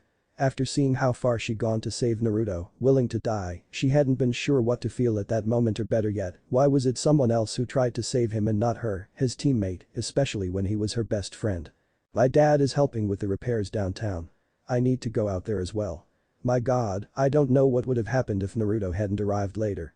Chimjai mentioned with a small shiver, remembering his dad lying down on the ground dead to the world. It was only Tsunade telling her he was alive that gave him hope though. Well, until pain turned the village into a crater. Alright. I got it, just let me say it first. Shikamaru muttered as he walked over to the center erected stump and leaned on it, the less he stood the better. Have any of you felt something close to mortifying when we were out there, fighting against that monster, Pain? He asked them, looking around. He hadn't gotten the full story of what had happened out there between Naruto and the real Pain, except he had given Naruto his eyes, but that didn't make the fact the man had killed so many people in front of their eyes. Pain managed to kill more than half of our population when that was used on the village. I saw a lot of people die in just a flash, in just a moment, I saw people dying left and right, children crying or dead. I never felt so horrible. If you were near the decryption department, close to downtown, you could have seen the very effect of the epicenter of that. Shikamaru felt a shiver crawl down his spine, holding his formerly injured leg, all those horrified souls that were dead just mere days ago. Then a few days after the attack, I was down by the record section since it was close to our home. I overheard this conversation from 3 foreign nin that came, they were Kumo nin. Kumo nin? Niji asked with narrowed eyes, finding it odd for those people to be in their village. Yeah, well, we had our troubles, they had their own, and also, I heard that Sasuke became part of Akatsuki. He informed them, a slight grimace twisting his features. Everyone gasped at that in disbelief and horror. What the hell is going on? Kiba shouted, too confused to form coherent sentences. What on earth? What on earth possessed Sasuke to join that organization? I don't know, but based on the reports from Intel, Akatsuki had managed to capture the Hachibi Jinchuriki. You can already see where this is going. Shikamaru answered, with a sigh, wondering if he should take up smoking like Asuma-sensei had for the stress he was currently feeling. But that can't be right. Sasuke joined the same organization as his brother. The same organization that killed Asuma-sensei. Ino shouted with wide, confused eyes. Shikamaru sighed and carried on. It wasn't the fact that Sasuke captured the Hachibi Jinchuriki that served as the breaking point for a foreign village to move out. It was the fact that the Hachibi Jinchuriki was the brother of the Raikage. You understand now? Sasuke caused such an international uproar that the way I see it, whoever the new Hokage is, he or she has no choice but to play Sasuke on the bingo book, lest he or she wants our village to go to war. Besides, I'd be damned if they take Naruto. This time, Shikamaru's expression turned grim. So it comes to this. Then. Kiba muttered, fists shaking. Do we have a choice? Sasuke was our friend, but I'm not going to let him take Naruto. If persuasion through words cannot reach Sasuke anymore, then there's no helping it. I'd rather kill Sasuke than lose Naruto. Shino replied, in his monotone. Wait. How can you be sure that the new Hokage would just let this stand by? Sakura asked, hoping there was something that wouldn't lead to either Sasuke or Naruto dying.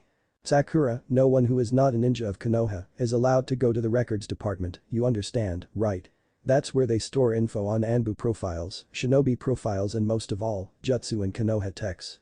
You think that the Hokage will allow 3 foreign nin to just casually walk in there? They need permission and supervision, and I happen to see Yamato-sensei there. Shikamaru explained. What's going to happen? Ino looked at Shikamaru in worry. Shikamaru grabbed one of his teacher's trench knives and gripped the handle as tight as he could. We're going to take care of Sasuke, with or without Naruto's approval. It's bad enough that he carries the burden for all of us. We can't rely on him forever. We need to grow up as well. Shikamaru said. It was then that Ino and Sakura started breaking down, while Tenten and Hinata remained silent in the whole ordeal. I wanted to tell this to Naruto, but he isn't here. I've tried finding him everywhere, the Ichiraku ramen bar, the training fields, the tent he had been staying in, even the goddamn monument, but he isn't anywhere. Shikamaru said frustrated. You haven't looked hard enough, Shikamaru. They looked over to the lake beside the training ground to see the new and improved Naruto stood there, looking just like his father, as the wind blew his trench coat and hair. Ino gawked whilst drooling, Sakura even gaped, and Tenten, despite not really having spoken to the blonde, couldn't even help but stare as the sun in the background seemed to outline him, making him look more godly. Though it could have been the sword on his back that drew her attention. Hinata. Well. Hinata had fainted, with a nosebleed no less. Which was why Neji currently held her up so she didn't hit the ground.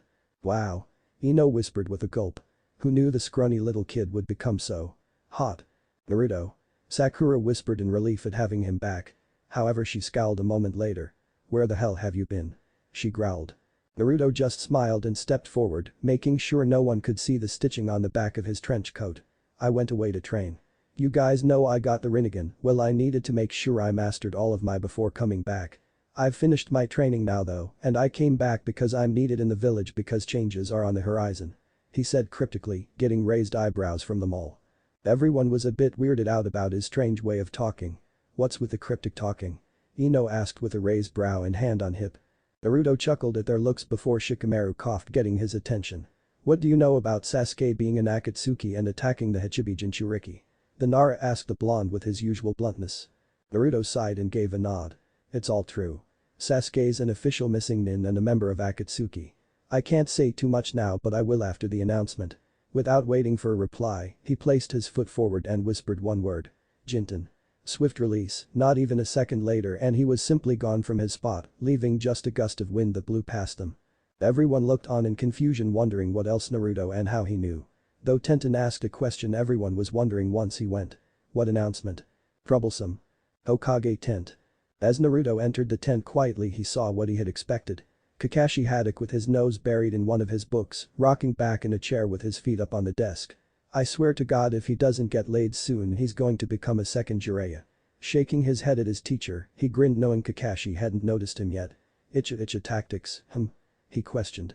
Kakashi, despite being a Chunin and most likely Kage-level shinobi with S-rank status, gracefully jumped, dropping the book in the process, and then fell back on the chair he had been rocking on. All the time Naruto watched in simple amusement as his sensei, or former sensei depending on how you look at it, fell to the ground with a nice thud. Within seconds, Kakashi was back up in the chair and trying to look like he hadn't just lost his dignity. However, he did smile at Naruto when he saw him. Not my greatest of moments.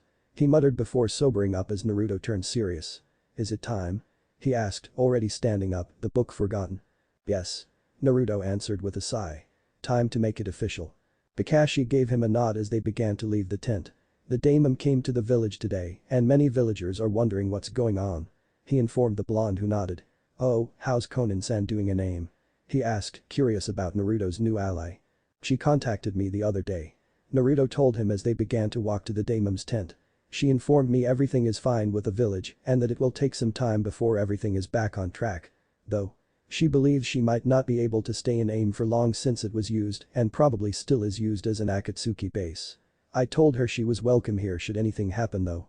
Wouldn't it be safer to bring Konan here? Kakashi asked his Hokage, wondering what his motive was. He wouldn't say it out loud, but his student had surprised him majorly by taking the role of Hokage so well and easily. Just like his father had when he became Hokage. Naruto didn't even bother getting annoyed or uncomfortable when he called him Hokage-sama now, instead the blonde just went with the flow. Naruto gave a nod in agreement, though he sighed. That's what I told Konan but she wouldn't hear it, she said that if she stayed in AIM, then she could find out if Akatsuki would be after her, or more precisely, to see if Madara is after her. She said she had a plan if Madara did come after her, so I gave her a seal, which she can activate which will notify me, and I'll head off to her. I don't like it since I'm basically using her as bait, but it's the closest thing we have right now. He sighed once more. I see. Kakashi nodded. Nothing else was said as they made their way to the daemon's current tent since they hadn't gotten to many buildings yet. Village Crater Center. 2 hours later. Hey. Ino called, jogging up to the rest of her friends and senseis. In the center of what remained of the village was a stand or rather a podium. Do you guys know what's going on? Sakura looked over as her friend joined her and the large group of friends. No, just some big announcement. She shrugged with a frown. Maybe it's about the new Hokage. Chimjai suggested eating some potato chips from a bag. Shikamaru looked up at the podium and the large tent behind it for the daemon.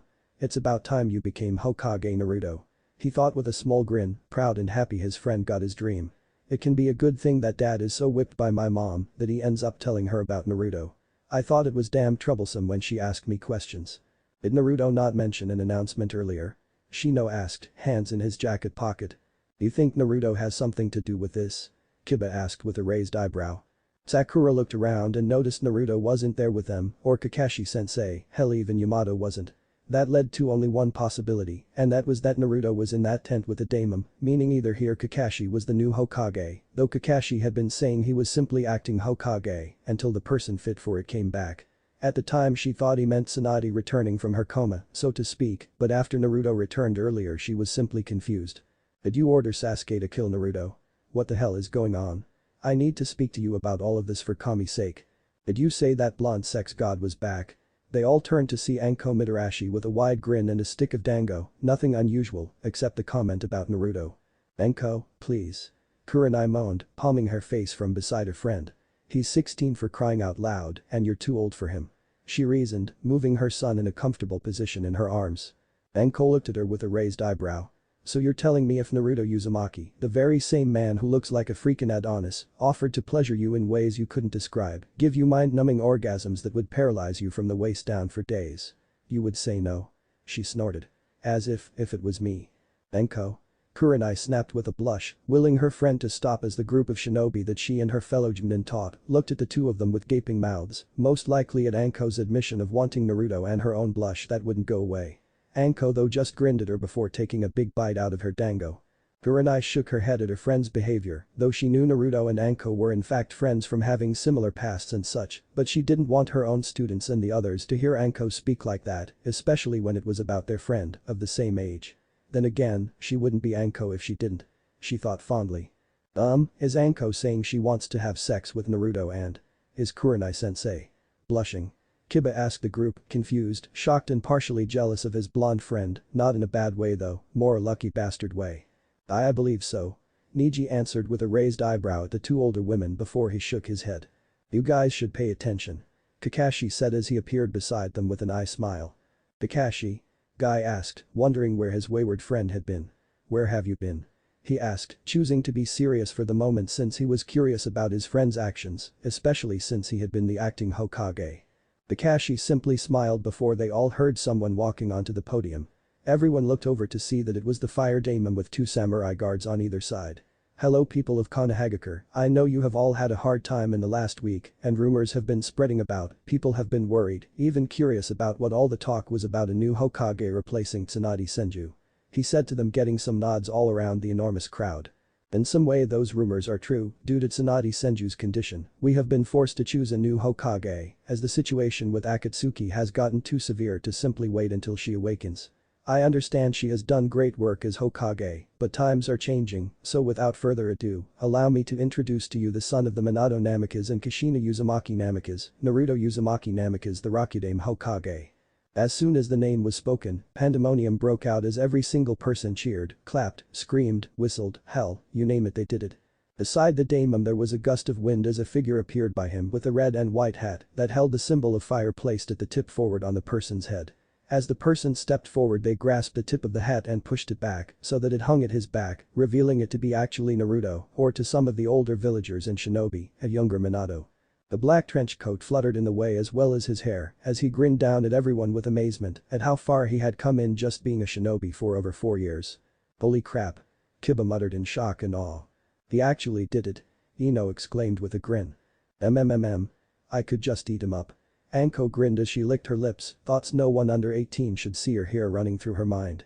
Kurenai beside her would have berated her friend had she not been gaping. Of course she knew Naruto was Hokage from the incident at the cemetery, but seeing it made official and actually seeing him standing up there, it was like seeing it from a different perspective. Sakura smiled up at Naruto as said man looked over everyone and winked at her discreetly with a grin, almost making her laugh out of sheer joy for her friend. Though it was a moment later when she realized that it must have been Naruto that had placed the order for Sasuke as a missing nin. She didn't know what to think, except for her heart and mind that told her to be happy for her friend. No, her best friend. The rest of Naruto's friends snapped out of their shock and began to cheer for their friends, though people like Niji and Shino merely smiled while others Tenten, Lee, Kiba, and Ino cheered, shouted and whistled. Finally, Naruto took a deep breath before speaking. I'm sorry it took this long in announcing my ascension to the position. I had some personal things to take care of before I could trust myself to protect anyone. Can you believe it? Me, a genin, not yet even reaching Jnin or even, and already, I took the seat. Ibiki-san must be laughing his ass off right now. Ibiki himself actually grinned from where he stood as he remembered Naruto's words at the exam. Even if I'm a genin for life, I'll still become Hokage, watch me. I'm not scared of you. He shook his head as he looked up at the young man.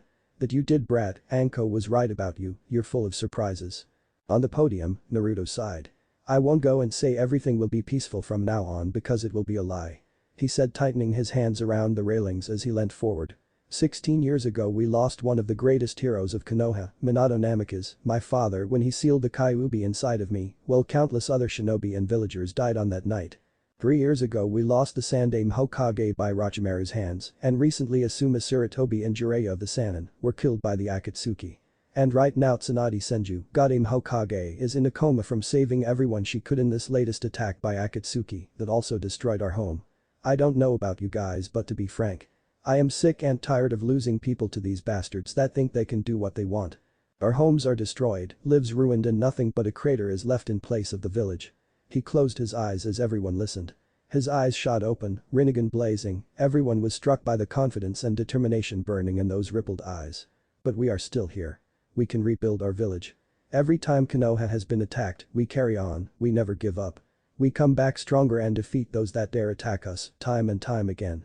This time is no different. We will rebuild Konoha. The people of the village are Konoha. Everyone shouted in agreement, roars of approval went around the large crowd of shinobi and villagers alike. Naruto smiled as he looked over at everyone. I know I'm young, not even 17 yet, and some of you may not like the idea of following someone younger than you. But even so, we don't have time to worry and fuss over such things with the state the shinobi world is currently in. But no matter what, I promise that I will protect this new Konoha with everything I have, like the Hokages before me. From now on, we will fight back. No longer will we allow Akatsuki to walk all over us. The new Konoha will come back even stronger than before. He shouted, getting roars of approval from everyone. All of his people. He smiled to himself as everyone cheered for him, feeling more confident now than the nervous wreck he had been waiting in the tent to show up. Heh. Everyone so hyped up, Hashino. Kiba grinned at his teammate as he whistled, pumping himself up with renewed rigor just by Naruto's words. That is why I and everyone else will do everything to stop Akatsuki from getting Naruto. Shino answered, hand in his pockets and a smile behind his collar. Who would have thought, eh? Tenten grinned as she also clapped and cheered for one of her friends, even if they hadn't spoken much or spent time together, they were still comrades no matter what. Neji gave a small smile as he watched Naruto seem to relax from hearing the cheering. He's come a long way, further than anyone else. It's only fair we catch up to him so we can be beside him in his battles. He said softly, getting a grin and nod from his female teammate that stood beside him, now whistling. Ino, beside Sakura, licked her lips as she looked up at Naruto, standing before everyone like a pillar of strength, reigniting the fires of hope that had died down in everyone after the attack. He looked so hot up there. She grinned, missing the dark look Sakura shot her at for what she said was the blonde. Naruto smiled as he closed his eyes, feeling the soft wind brush past his face and listening to his people as they cheered for him. I did it, I finally made it here and everyone accepts me. I'll make you proud, Jiraiya-sensei. I can tell that hatred is spreading. I wanted to do something about it. But I don't know what. But I believe that someday the day will come when people truly understand one another. If I can't find the answer, it will be up to you to do it. Dad. You will find the answer. I believe in you. Mom. Thank you for being born to us. Also, I'm so proud of you, so very proud you became Hokage. You're just like your father. Thank you so much. Asuma-sensei. Should something happen to me on my next mission, I would appreciate it if you look out for my kid when it's born. Hokage Aisen. When the tree leaves dance, one shall find flames. The fire's shadow will illuminate the village, and once again, tree leaves shall bud anew. Tsunade. I am the 5th Hokage. You've trampled on our ancestors' treasure. Their dream. And you will pay the price. As the Hokage, I will put a stop to you here and now. Most of all though, I hope you'll be proud of me, Temari. And I hope you agree with my decision of actually being Hokage. Because it's your opinion I want to hear the most. He looked up as the sun shined down on everyone and just had to smile as he thought of rebuilding his village and making it even stronger than before. I promise. No one will have to die again. Not if I can help it. Not with the power I now possess. Chapter 6. The 5 Kage Summit Part 1. Naruto smiled as he closed his eyes, feeling the soft wind brush past his face and listening to his people as they cheered for him. I did it, I finally made it here and everyone accepts me. I'll make you proud, Jiraiya-sensei. I can tell that hatred is spreading. I wanted to do something about it. But I don't know what. But I believe that someday the day will come when people truly understand one another. If I can't find the answer, it will be up to you to do it. Dad. You will find the answer. I believe in you. Mom. Thank you for being born to us. Also, I'm so proud of you, so very proud you became Hokage. You're just like your father. Thank you so much. Asuma-sensei. Should something happen to me on my next mission, I would appreciate it if you look out for my kid when it's born. Hokage Ajaisen. When the tree leaves dance, one shall find flames. The fire's shadow will illuminate the village and once again, tree leaves shall bud anew. Tsunade. I am the 5th Hokage. You've trampled on our ancestors' treasure. Their dream. And you will pay the price. As the Hokage, I will put a stop to you here and now. Most of all though, I hope you'll be proud of me, Temari. And I hope you agree with my decision of actually being Hokage. Because it's your opinion I want to hear the most. He looked up as the sun shined down on everyone and just had to smile as he thought of rebuilding his village and making it even stronger than before. I promise. No one will have to die again. Not if I can help it. Not with the power I now possess. Now. Hokage. Hokage residence. Hokage's office. Naruto sat behind his desk in his new outfit he had decided was going to be his Hokage attire since it matched his father's, plus he personally thought it looked awesome. No matter what others thought. He sighed, which he had been doing a lot of lately, as he looked in front of him where his friends and senseis stood. After his announcement he had ordered for his friends and his senseis which consisted of Kakashi, Guy, Yamato and Kurenai, even though the woman was currently off duty, she was still important to the group of them. Shizune, who was acting as an assistant since that was her job or position in the first place, stood behind him off to the side with Taunton in her arms. He had Yugao and her team looking after Tsunade at the moment in the building since they were loyal to the Hokage and wouldn't allow anything to happen to Tsunade. As he looked around his new office he couldn't help but keep a grin on his face. This was his office. The pictures of the previous 5 Hokages were put up on the wall, each one with a deadly serious expression, expressions fit for a Kage. The office was pretty much the same one Tsunade had but much cleaner and well, new, obviously. He had never noticed it before, but the office from the other desk gave him a completely different perspective of how things went. So, Hokage, huh? Kiba grinned at his friend who he still couldn't believe had changed so much from the loud-mouthed brat to the powerful, serious and respectable man behind the desk, the Hokage's desk just like every past Hokage before. And here I once said he would never become Hokage. Kiba shook his head at his thoughts. Naruto turned to Kiba and chuckled as he leant back. Believe me. I never expected to be here. But, with the trouble we're facing, I couldn't see myself being in any other position. He shrugged. Naruto-kun. I was absolutely taken by your speech earlier. Your passion has ignited a fire in my spirit. Already you show the sign of being a great leader. Lee shouted in the nice guy pose, almost blinding people by his bright teeth that just sparkled. Denton sighed and slapped the back of her teammate's head. Ignore him, Blondie, he's just a little emotional after that little speech you gave. She shrugged helplessly. Denton, it's not courteous to call the Hokage names, I'm sorry Rakudame-sama. My team is small. Neji apologized and bowed, though Naruto just laughed. Neji, it's fine, I'm still getting used to everything right now, so it's not a big deal at the moment. He shrugged, getting a sigh of relief from Neji, making him shake his head in amusement. Naru. I mean Hokage-sama. Sakura stuttered, unsure of what to call her teammate, or in this case, former teammate. Sakura, just call me Naruto. He said with a grin. I don't mind being called Hokage-sama anymore, but it's still a bit weird having my best and closest friends calling me such a title. Sakura smiled slightly and gave a nod. Naruto. Is it true about Sasuke? She asked, not using the usual kun on the end of the Uchiha's name, since she had let go of her feelings during her training with Tsunade, after doing much thinking. Yes, she wanted him back to be Team 7 again, but even now she could see it would never happen or work out. The best she could do now was make sure she still kept her friendship with Naruto, her true best friend, and if she was honest with herself, the man she saw as a brother to her and the person she looked up to. Naruto sighed heavily as he leant forward, elbows on the desk and fingers interlaced. 5 days ago before I left for my training, we had an emissary from Kumagakure with a letter to the Hokage. I was informed of it just after being named Hokage.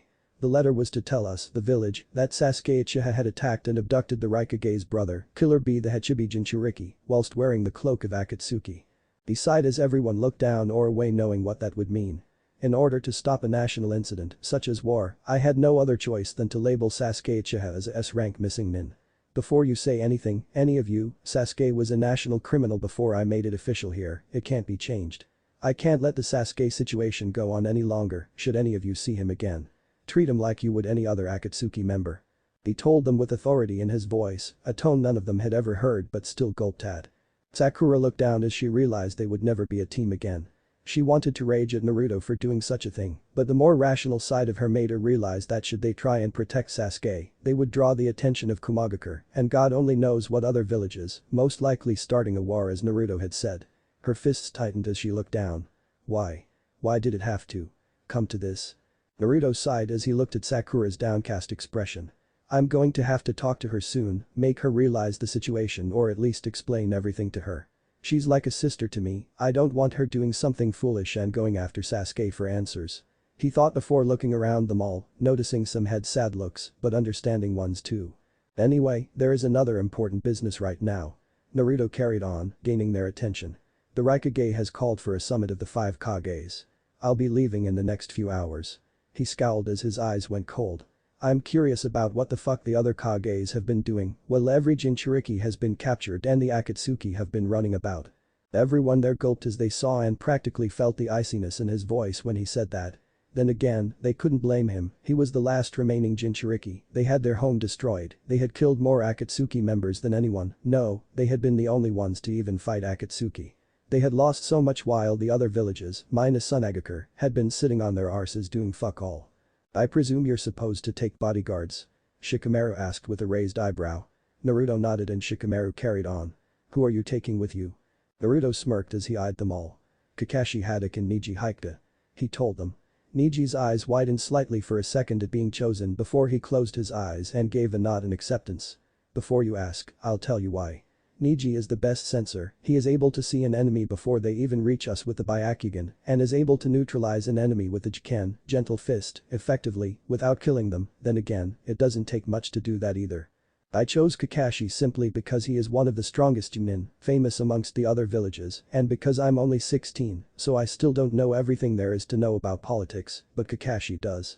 Kakashi gave an understanding nod while happy and proud of the man Naruto had become.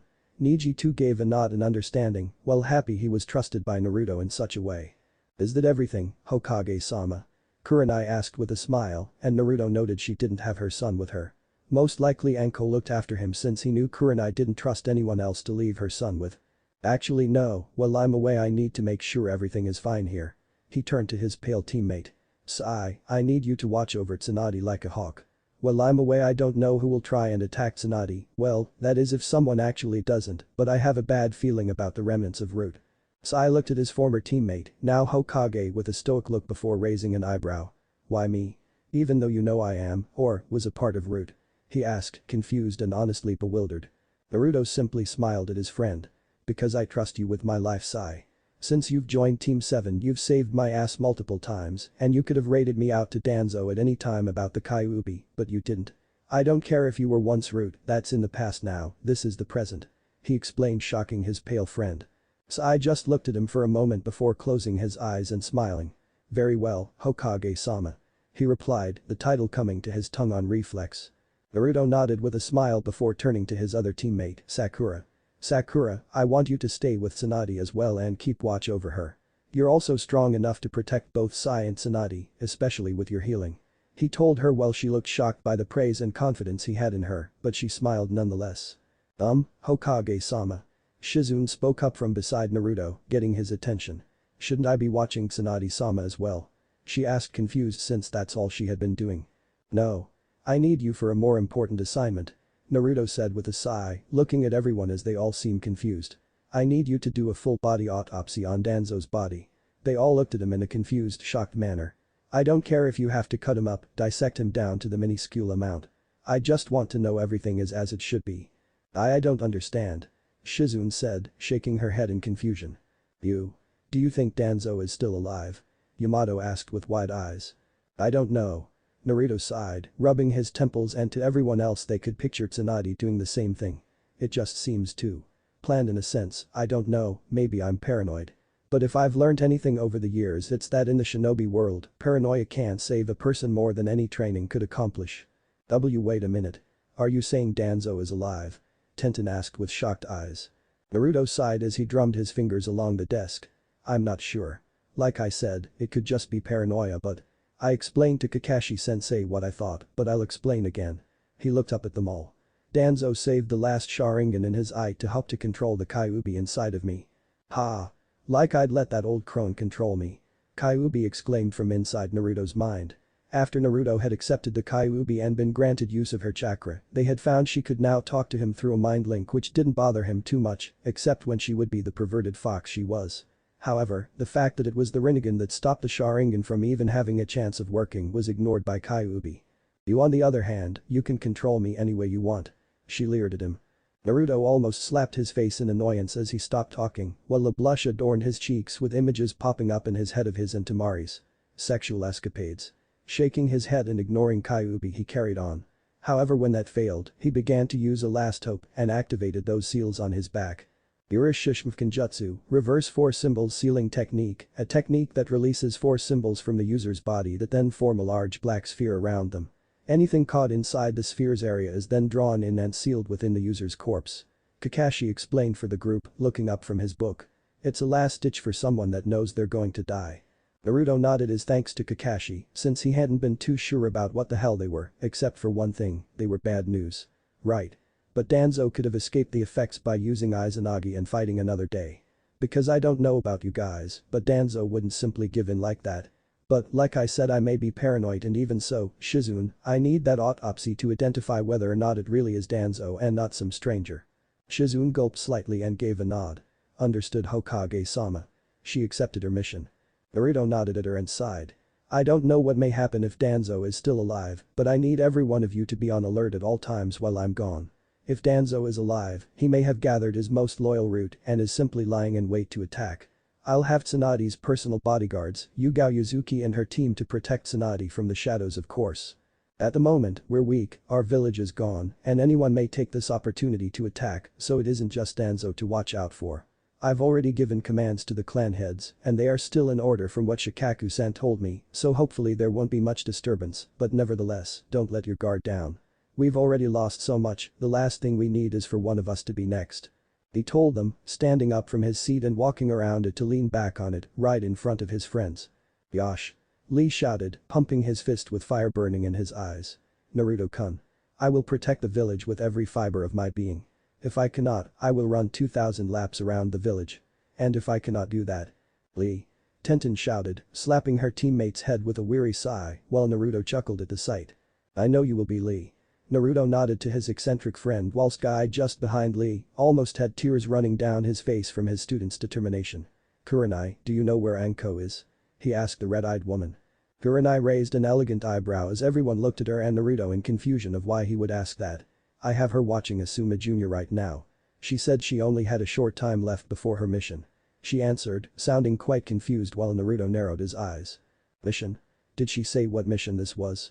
Naruto asked, pushing up from the desk he was leaning against. Kurenai frowned and was about to answer when Yamato stepped forward. It may have something to do with a mission we had been on just before the village had been attacked, Hokage-sama. He informed Naruto, finding it weird to call the person who just last week had been under his command the Hokage. In the middle of the mission I had to leave when I received notice you had tapped into the Kyuubi's chakra at 6 tails at the time. However, when you defeated Pain or Nagato and arrived back, Danzo had ordered Sai to return to him, leaving Anko alone. Naruto frowned upon hearing that. What was this mission? He asked.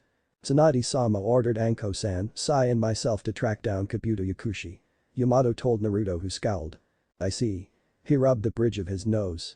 So Danzo ordered Sai to come back, why was that, Sai? He turned to the pale young man in question.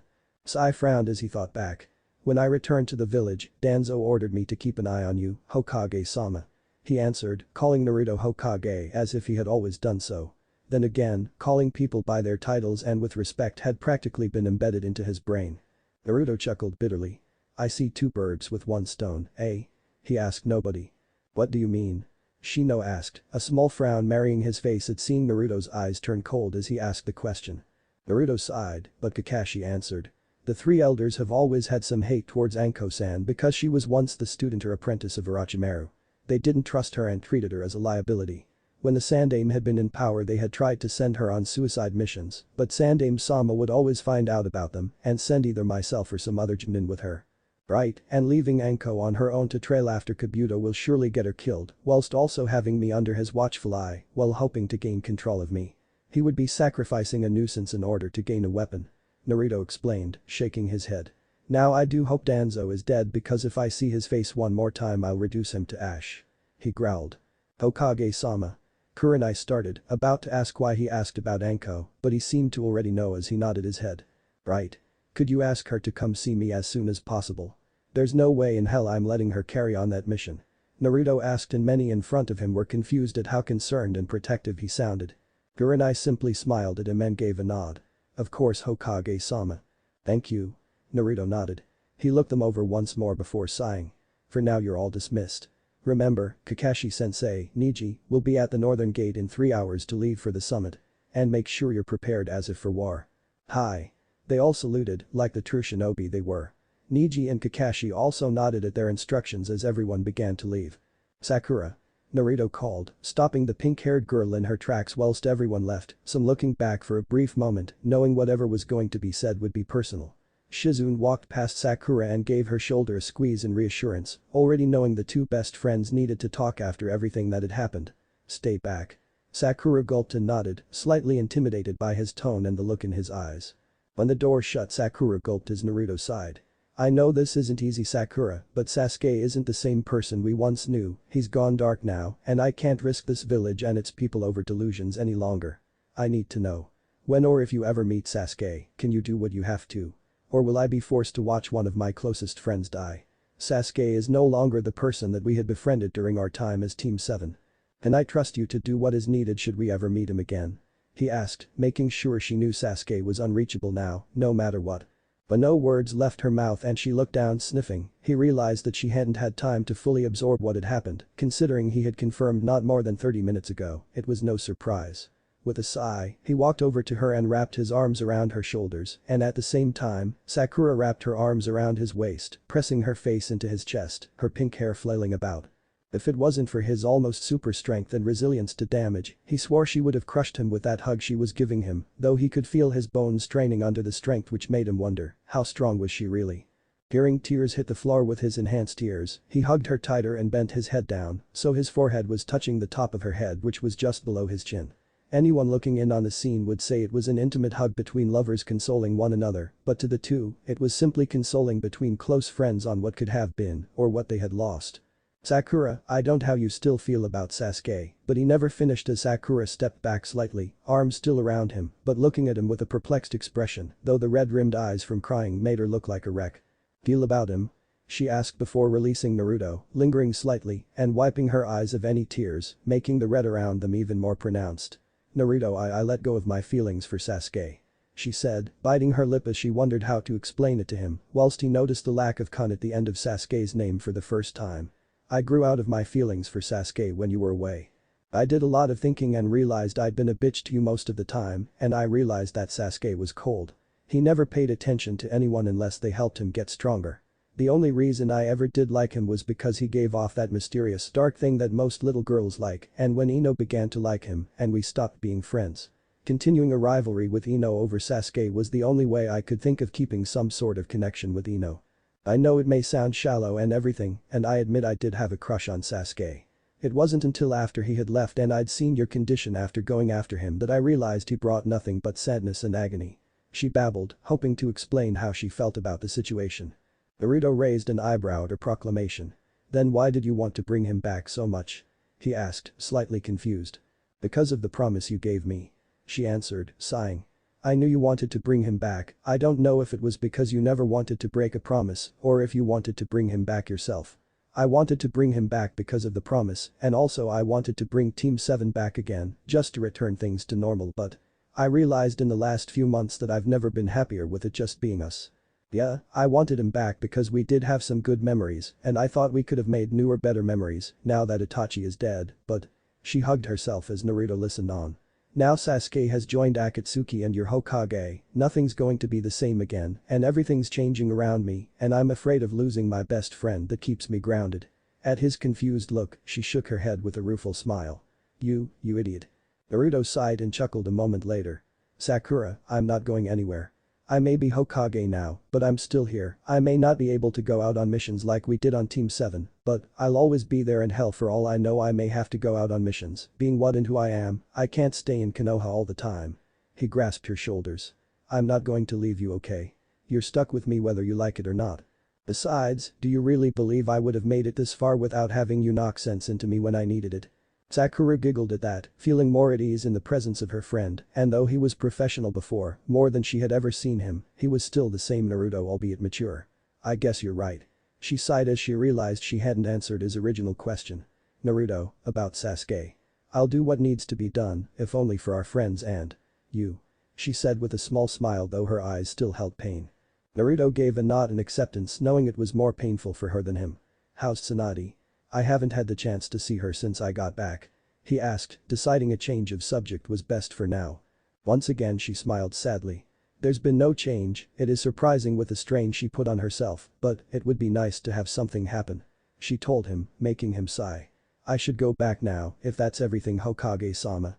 She grinned, testing the term on her tongue and finding it actually suited her blonde friend. "Actually, I have something for you," he said, reaching back under his coat and plucking a scroll from his belt. He held it out to her and she took it from him looking confused. "What is it?" she asked, turning it around in her hands. "The scroll of," he answered, causing her head to snap up at him with wide eyes. "Bachan once told me you were and always have been oriented because of your perfect chakra control. I was able to look through Nagato's knowledge and Jiraiya-sensei's own scrolls and pick out some useful ones which are now all in that scroll, for you to use," he explained with a grin. "Why are you giving me this?" she asked with a confused look since the only one to really teach her hand was Tsunade and being given such almost seemed alien to her. Naruto just grinned and shrugged. "Sakura, you're already a powerful kunoichi and you're already getting even stronger but if you add to your arsenal of medical ninjutsu and your enhanced strength, well, you would become a force to be reckoned with." Sakura just grinned wildly as he explained and wrapped him in a hug, elated to be trusted with such. "Thank you so much," she said with a grin while Naruto laughed at her behavior, never seeing her so happy before. "Go on then and make sure Bachan's fine," Naruto said as Sakura pulled away. The pink-haired kunoichi smiled at him and gave a nod, turning to leave. When she reached the door and grasped the handle she looked back over to Naruto. "Thank you for everything you've done and Tsunade-sama will wake up, I know you need her in your life, so I'll make sure she wakes up," she promised. Naruto chuckled and tilted his head. "And how do you know I need her?" he asked with a smile. Truth be told, he did need her. She was like the mother he never had, and while he had actually met his mother and instantly fell in love with her, in a mother and son way, he still viewed Tsunade as his mother figure. Seeing her in such a defeated state almost made him break down, but he held himself up just like she would have wanted, he just hoped when she did wake up that she would be proud of him for what he had achieved. Besides, he doubted he could properly be Hokage without her help. Sakura just smiled. "Because sisters always know what their brothers want and need. Naruto Otanto," she said, calling him her brother and hoping it was the right thing to say. Of course she knew of how he had felt for her, but since he had come back she had noticed he didn't look at her like he wanted to be with her with did hurt at first, since her feelings were screwed up, but after thinking it over she realized he may have moved on and that she simply lost her chance of there ever being something between them. Also, calling him her brother just felt right. Like that was what she wanted him to be to her. Naruto grinned at her, making her let out a sigh at seeing happiness in his eyes. "I guess you're right then. Sakura Imto," he replied, calling her his sister and getting a grin in return. "I'll see you later, hopefully you'll be seeing me off." He grinned. Sakura giggled as she opened the door. "Of course I will Baka." She shook her head walking out, leaving a happy and relieved Naruto, confirming where they stood. As soon as she did go though, he sat back on his desk feeling emotionally drained from just a few hours of being in the village as Hokage. "You better wake up soon Bachan because I don't know if I can do this without guidance." Village crater. Kurenai after leaving the Hokage's office had gone straight to looking for her son and Anko to tell her friend that the Hokage wanted to see her. Knowing he was leaving in a few hours to go to the 5 Kage summit, she knew that the sooner she informed Anko the better. Especially if what they had been told was true about the mission being a suicide mission in order to get rid of Orochimaru's former student. It didn't take long to find the pair though as the violet-haired woman was seated on a couple large planks of wood with her son on her knee and making silly faces at him. She found it funny seeing the usual crazy and sadistic woman be playful and actually get along with a baby so well. Then again, maybe it was the innocence of a baby that made Anko want to in such a way. Beside Anko was another friend of theirs, Yugao Yuzuki, and in normal shinobi attire instead of the usual Anbu outfit. Yugao had royal purple-violet, straight hair reaching down to her waist and chocolate brown eyes. She also wore reddish-purple lipstick with the Anbu traditional tattoo on her right shoulder. Seeing Yugao in ordinary shinobi attire, she assumed her friend must be currently off duty from Anbu work and helping rebuild the village. As of now, the village had been able to be rebuilt by about a tenth due to Yamato's Mokuton and simply everyone's dedication. The buildings that had been built though were just houses for people to live in, though since making homes for people was essential. Yugao apparently noticed her walking towards them as she gave a nod. "Hello, Kurenai." Yugao greeted with a smile, getting the attention of Anko and Asuma Jr. "Yugao." Kurenai nodded back before looking down at her son and crouching down to eye level. "Hello honey, are you having fun, Auntie Anko?" she asked with a wide smile while her son smiled wide and held his arms. With a small laugh, she picked up her son from Anko and situated him into her arms to get more comfortable. "So what did Hokage-sama have to say?" Yugao asked as Anko stood up, dusting herself down. "Well, the rumors were true that Sasuke Uchiha is now an S-rank missing nin. Naruto made it official himself." Kurenai told them, deciding to not mention the part about the possibility of Danzo still being alive. She then turned to her other friend. "Anko, Naruto wanted to speak to you about something." She informed her friend, who suddenly grinned. "Does he now?" Anko grinned, lecherously of course. "Well then, I wouldn't want to keep him waiting. I think it's about time that desk got christened." She cackled as she skipped off with a wave to her friends who shook their heads at her. "I worry for her sometimes." Yugao chuckled, shaking her head at her friend's antics. Kurenai laughed lightly at that, but couldn't help the nod of agreement. She wouldn't be Anko otherwise. She chuckled as she watched Anko jump up to the window of the Hokage's office. Hokage residence. Hokage's office. Anko appeared on the windowsill behind Naruto without a sound. Looking at Naruto, she found him reading a book at his desk, a book she had never seen before. "Infinite in mystery is the gift of the goddess. We seek it thus and take to the sky. Ripples form on the water's surface. The wandering soul knows no rest." Naruto read aloud, acting like he hadn't detected Anko the moment she appeared. Interested, Anko dropped down onto the ground and leaned over his shoulder to peer at the book as she let her chin rest on his shoulder. What's that you got there?" she asked with a gleam of interest. Naruto glanced back at her, not even fazed she was there. "Just something I've been working on whilst I was away with Iro Sennin. It helped me get through those years and still does even now." He smiled down at the book. "Ooh, can I read it?" she asked with eagerness reminiscent of a child. Naruto chuckled at her but shook his head as he placed the book in his pocket. "Maybe later," he said with a teasing grin, causing the perplet to pout. "I didn't call you here for that. I called you here about the mission the former elders had assigned you," he said, his tone and expression turning deadly serious. "Yeah, what about it?" Anko asked with a shrug. "I was supposed to be leaving later, we found trails from Kabuto that we..." "It's cancelled," Naruto interrupted, holding his hand up to get her attention. He stood up from his chair and walked over to the window to stare out at the villagers and shinobi rebuilding. Anko, still behind him, scowled at that. "You can't do that. This will help us to find Kabuto and actually kill him. We haven't had a better opportunity," she exclaimed in anger at losing her chance of destroying any remains of Orochimaru. Naruto turned from the window to look at her. "Can you kill Kabuto, Anko?" he asked casually. By himself, Kabuto was a very dangerous opponent, but now, he's mutated himself with Orochimaru's genes and become something even fiercer than before, even stronger than Orochimaru himself, I'd say. "So answer me, can you kill him?" Anko grit her teeth at that. "It could be our only chance to allow someone to kill him," she answered, willing to die if it meant Kabuto would be killed eventually. "You're willing to die for a chance?" Naruto asked, putting emphasis on chance. "What about Kurenai? Her son? Yugao? Your other friends? You're willing to die on a maybe and leave them behind?" he asked with a raised eyebrow. "I figured from everything you've seen in the past few years that you would have become smarter, but I see you're just an idiot." Naruto shook his head and turned away from Anko to stare outside. Anko bristled with anger and hurt at his harsh words, but was also confused by what he meant. "What do you mean?" she asked with a cold edge. "Revenge," Naruto answered simply.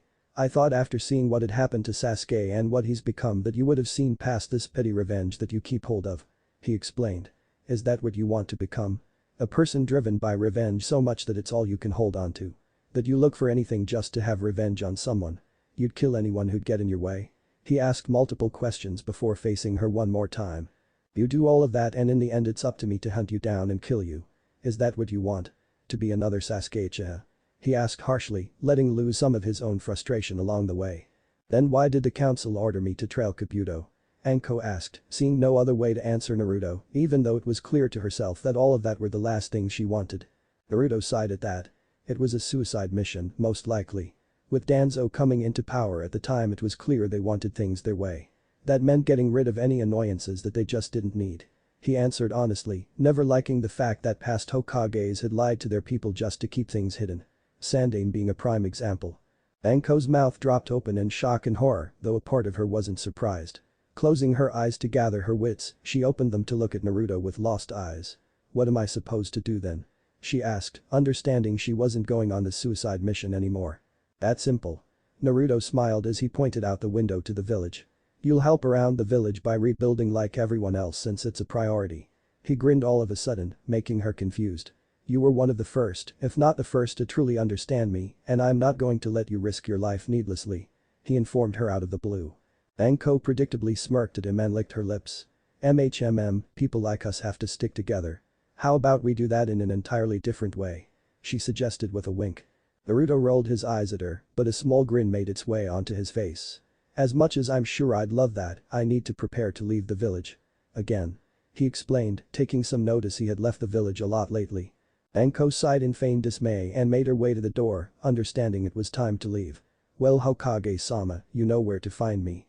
She gave one last wink before opening the door and leaving with an extra sway in her hips from the warm feeling of having someone care so much about her. 2 hours later. North Gate. Naruto sighed to himself as he looked up at the large gates of Konohagakure that had managed to stay standing during Pain's attack. As soon as he stepped past those gates, he would be telling the world he was Hokage. Or rather once there reached Tetsu no Kuni that is. Beside him were his chosen bodyguards, Neji and Kakashi, dressed in their usual attire but looking equally anxious and nervous, Neji more so, which was reasonable considering his age. They were finally ready to leave for the Kage's meeting. All of the villagers and shinobi were in 2 lines either side of the gate waving goodbye and cheering them on, hoping their Hokage will be safe. All of their friends were also there, naturally. Naruto wore his now usual attire, which was a standard leaf ninja uniform, only instead of the usual blue this was black, along with a dark green flak jacket.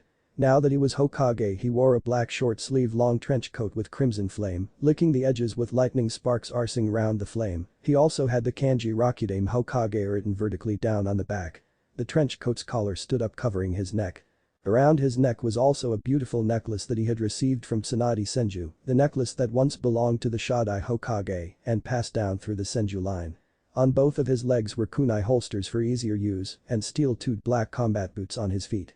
On his hands he wore a pair of fingerless gloves which seemed perfect for fighting as they had metal plating fitted in. He wore his headband on his left bicep instead of his forehead to let his blonde red highlighted hair run down freely, passing over his right eye slightly. His sword was strapped to his back hidden underneath his coat, allowing it to only show the hilt and handle by his right shoulder. A new addition though was the Hokage's hat which Shizune had pressured Naruto to wear since it was formal for such a meeting. Turning around, Naruto faced his friends who were watching him with pride. Sakura, Shizune, look after Tsunade while I'm gone and don't forget what I said earlier. He told them, reminding them about his words of Danzo and Root. Hi. They both nodded with smiles at how different Naruto looked and behaved. He then turned to Shikamaru whose back was straighter and a serious expression on his face. Take care of the place Shikamaru, there's no one else I trust to be able to look after the village, even if you are lazy. He said with a grin while Shikamaru rolled his eyes good-naturedly. Hi, Hokage-sama. Shikamaru said with a small grin and salute. Naruto let go another sigh. Good, well we better be off then. As he turned around to walk off. Just then a familiar voice broke through the crowd. Naruto Nai-chan. Naruto turned around to see Konohamaru. Hey Konohamaru, what's up? He said as he knelt down slightly to face his adoptive little brother. Konohamaru scratched the back of his head which oddly reminded everyone of Naruto. I was. Wondering. He stammered with a blush as his head dipped downwards. Naruto chuckled and patted him on the head. I heard you used Rasengan on Pain, I'm proud of you, when I get back I'll teach you a bigger version of it. He grinned at Konohamaru's wide-eyed look. The villagers and shinobi were equally shocked that their new Hokage had been and would be carrying on training Konohamaru. The fact that Konohamaru could use such a technique easily spoke of the potential the young boy held. Really? Konohamaru asked excitedly. Naruto chuckled and stood up. Of course, it's only fair if I help my rival. he said, grinning while Konohamaru let out a cry of joy. "Look after the village while we're gone, will ya?" Konohamaru looked up at the imposing figure of Naruto and nodded as vigorously, causing Naruto to smile softly. "Well, I'll be seeing ya." And just like that, the Hokage and his bodyguards left to go to a meeting of the Kages. The Wagakure no Sado. Akatsuki. Kuretsuchi. Please take good care of Tsuchikage-sama. Tsuchikage, show them what you got. It's a pain to go to a meeting at my age. The Tsuchikage complained, rubbing his hip. The Tsuchikage was an old man with the size of 1.5 times his headpiece. His facial features included a triangular beard and a mustache with angular corners. He had a big red nose and thick rectangular-shaped eyebrows. The top of his head was completely bald, although he had some white hair at the back and sides of his head, the back of which was tied with a yellow ribbon into a top knot. Inoki wore a unique green and yellow coat with a red collar. Underneath he wore an Iwagakure flak jacket. You youngsters don't understand how your hip becomes a virtual time bomb. The female of the group, wearing the standard uniform of Iwaginin, grinned at him. Why don't you retire then, Gramps? You can't really rely on your former glory forever. She suggested with a teasing smile. The biggest of the three, a plump man towering over the two, gave a laugh and leaned down while laughing. I'll carry your luggage on your shoulders, Tsuchikage-sama. The old man lashed out at the man, stubborn to carry his own luggage. Don't touch, Akatsuki. I don't need your help. He shouted up as the old man then placed the saddles to his shoulders and lifted but. A loud sickening crack was heard that both escorts flinched at and then. Ooh. My hips. The old man shouted in agony, shaking from the sudden gush of unpleasant nerves, signaling he sit this one out. But what remained of him standing on his feet and preventing him from falling down was his pride as the Tsuchikage. Kuretsuchi, trying hard to contain her laughter, placed her hands on her hips almost mockingly. What do you say? Should you send someone else to your place? She asked, grinning. The old man glanced up at her, trying not to fall over as sweat ran down his face. Don't be ridiculous. Who do you think I am? I'm the Tsuchikage.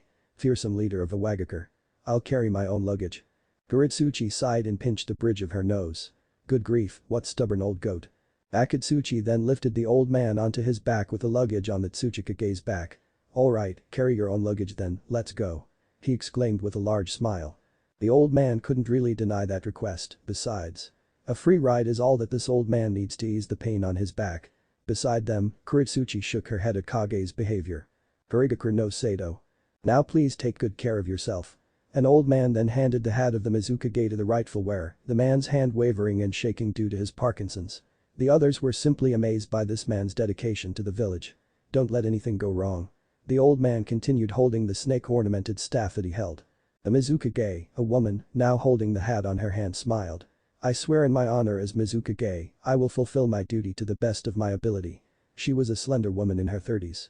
She had ankle-length auburn hair styled into a herringbone pattern at the back, a top knot tied with a dark blue band, and with 4 bangs at the front. 2 bangs were short, with one covering her right eye, and 2 were long, crossing each other on her chest, just below her chin. Her eyes were light green. She was dressed in a long-sleeved dark blue dress that fell just below the knees.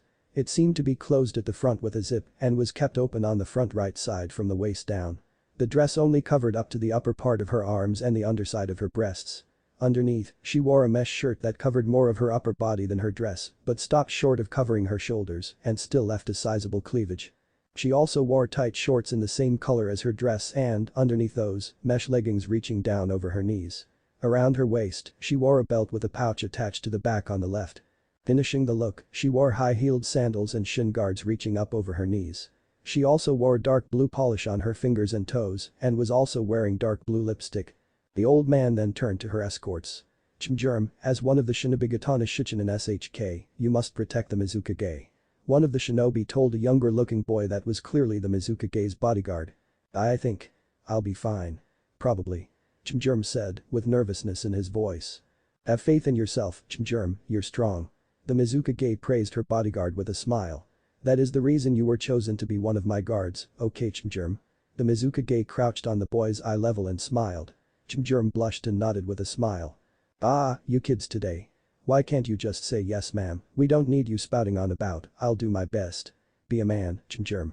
Grow a damn spine. Ao exclaimed with a shake of his head. The Mizukage fell silent at that as the older man ranted about his generation and then Chimjurm's generation. The Mizukage suddenly had that urge to behead the spouting old goat for reminding her that she needed a man in her life since she was almost half past the prime age of marriage. Shut up or I'll kill you. She said that with venom laced in her voice. Ao looked puzzled at that and remained silent. Sometimes the Mizukage always said that to him, even when he barely said anything. Then again it is usually when he mentioned something about a man, but hell it wasn't like he mentioned marriage, which even he knew she was sensitive to. How she never found a man he would never know, especially when it's someone as beautiful as her, and then she had her personality which was a very kind and caring woman. But another side that can scare the shit out of any male. The Mizukage could feel the cold air all around her as she thought about her male troubles. For some reason she could just never find the right man for her. They were either afraid of her, a complete pervert, something even she despised. With a dejected sigh, the Mizukage walked with her escort slouching down in depression. She had hoped at least that she might find someone in Iron Country that will likely sweep her off her feet. If only she knew. Kumagakure no Sato. The Raikage, was a tall dark-skinned man with a large muscular build, with his white hair combed back, a small mustache and beard. His top lip also had a darker hue than the bottom one, and he had a mole over his right eyebrow. Traits he inherited from his father. Unlike other Kage, seemed to wear his Kage cloak and hat on a regular basis without a shirt underneath, further displaying his hulking physique. He had black Ma shuriken tattoos on both shoulders. He had gold bangle bracelets on each wrist which had protrusions. He also wore a gold belt around his waist with a boar's face engraved in the center. All of these aspects combined gave him the appearance of a professional wrestler. Still no news from Samui's team? The Raikage asked his secretary. No, but I think we'll hear from them soon. His secretary answered. Besides, Samui knows the route to the meeting place. You'll probably meet up with her or at least intercept her on the road. Alright, everything's set. Let's do this. He looked at his two personal bodyguards beside him. Shy. Dairy. The Raikage shouted, slapping himself with both his hands and jumping through the glass-stained window, sending glass and wood everywhere. Shy sighed at the Raikage. Not again. Hey, how much do you think the property damage that the Raikage will have to pay now? He asked his partner. Eri scratched the back of his head and looked up, thinking of something. Well, considering how fired up he is and where we are going, I'd probably say about 100,000 ryo. He answered in a bored-like manner. Shy shrugged and approached the broken window. So, you coming? He asked Eri. Eri shook his head. Nah, I think I'll use the door instead, it's safer for me and my wallet. I'll catch up with you soon enough. He said, moving towards the door as Shy jumped through the large hole. When they were gone, the Raikage's assistant sighed as she viewed the destruction. Sunagakure no Sato. Gaara looked up, the desert wind caressing his face, as he looked back to his people who were there to see him off. Young and old, men and women. His people. Please take care of yourself, Gaara-sama. Damari-san, Kankram-san, please take good care of Kazekage-sama. Damari waved her hand to the townspeople, flapping her cloak as she said, we will. She promised with a grin. I wonder, what are you doing, Naruto-kun? A meeting this big, I doubt you'll miss it for the world. Kankram, however, rolled his eyes. Not like he needs bodyguards anyway. He chuckled, knowing few people could actually strike Gaara without being killed. Alright. Gaara looked back to the open desert. Let's go. The next day. But the Hokage and his guards. They were currently on their way to the summit when they felt chakra sources close by, familiar chakra sources that Naruto knew all too well. Neji, who'd been using Byakugan on and off to make sure there were no surprises, held up his hand to stop Naruto and Kakashi. Hokage-sama. Neji spoke softly, alerting him of the people closing in on them. Naruto glanced at Neji and gave a nod. I know. He said as she looked at a tree line. Nice to see you, Gaara. Naruto called out with a smile as three shadows emerged from the tree lines revealing Gaara, Kankram and Temari. Naruto. Gaara replied with a slight smile, before looking him over and noticing his attire changed completely as well as the hat that was resting on his back. Or should I be calling you Hokage Dono? He asked, surprising his siblings. Hokage? Temari asked with wide eyes, unknowingly licking her lips as she eyed Naruto's new attire. Naruto looked over at the question as a smile came to him at once. Temari. He whispered softly as their eyes met. Temari gulped as she stared into his eyes, secretly pleased to see love clouding them, though she was sure her own was doing the same. It had been a while since they had last been together or even seen each other. Even now, as she longed to kiss him, hold him, make love to him or just a simple wild fuck, she couldn't believe she had ended up with him. She had always believed he was meant to be great and knew that no matter what, she would always be by his side. It wasn't how she usually was, since she was never really that type, but Naruto brought that side out and she couldn't be more thankful. Flashback. Naruto stood on the roof of the hotel Temari and her siblings were staying at. He looked over the land that he hoped to one day rule like Gaara had managed.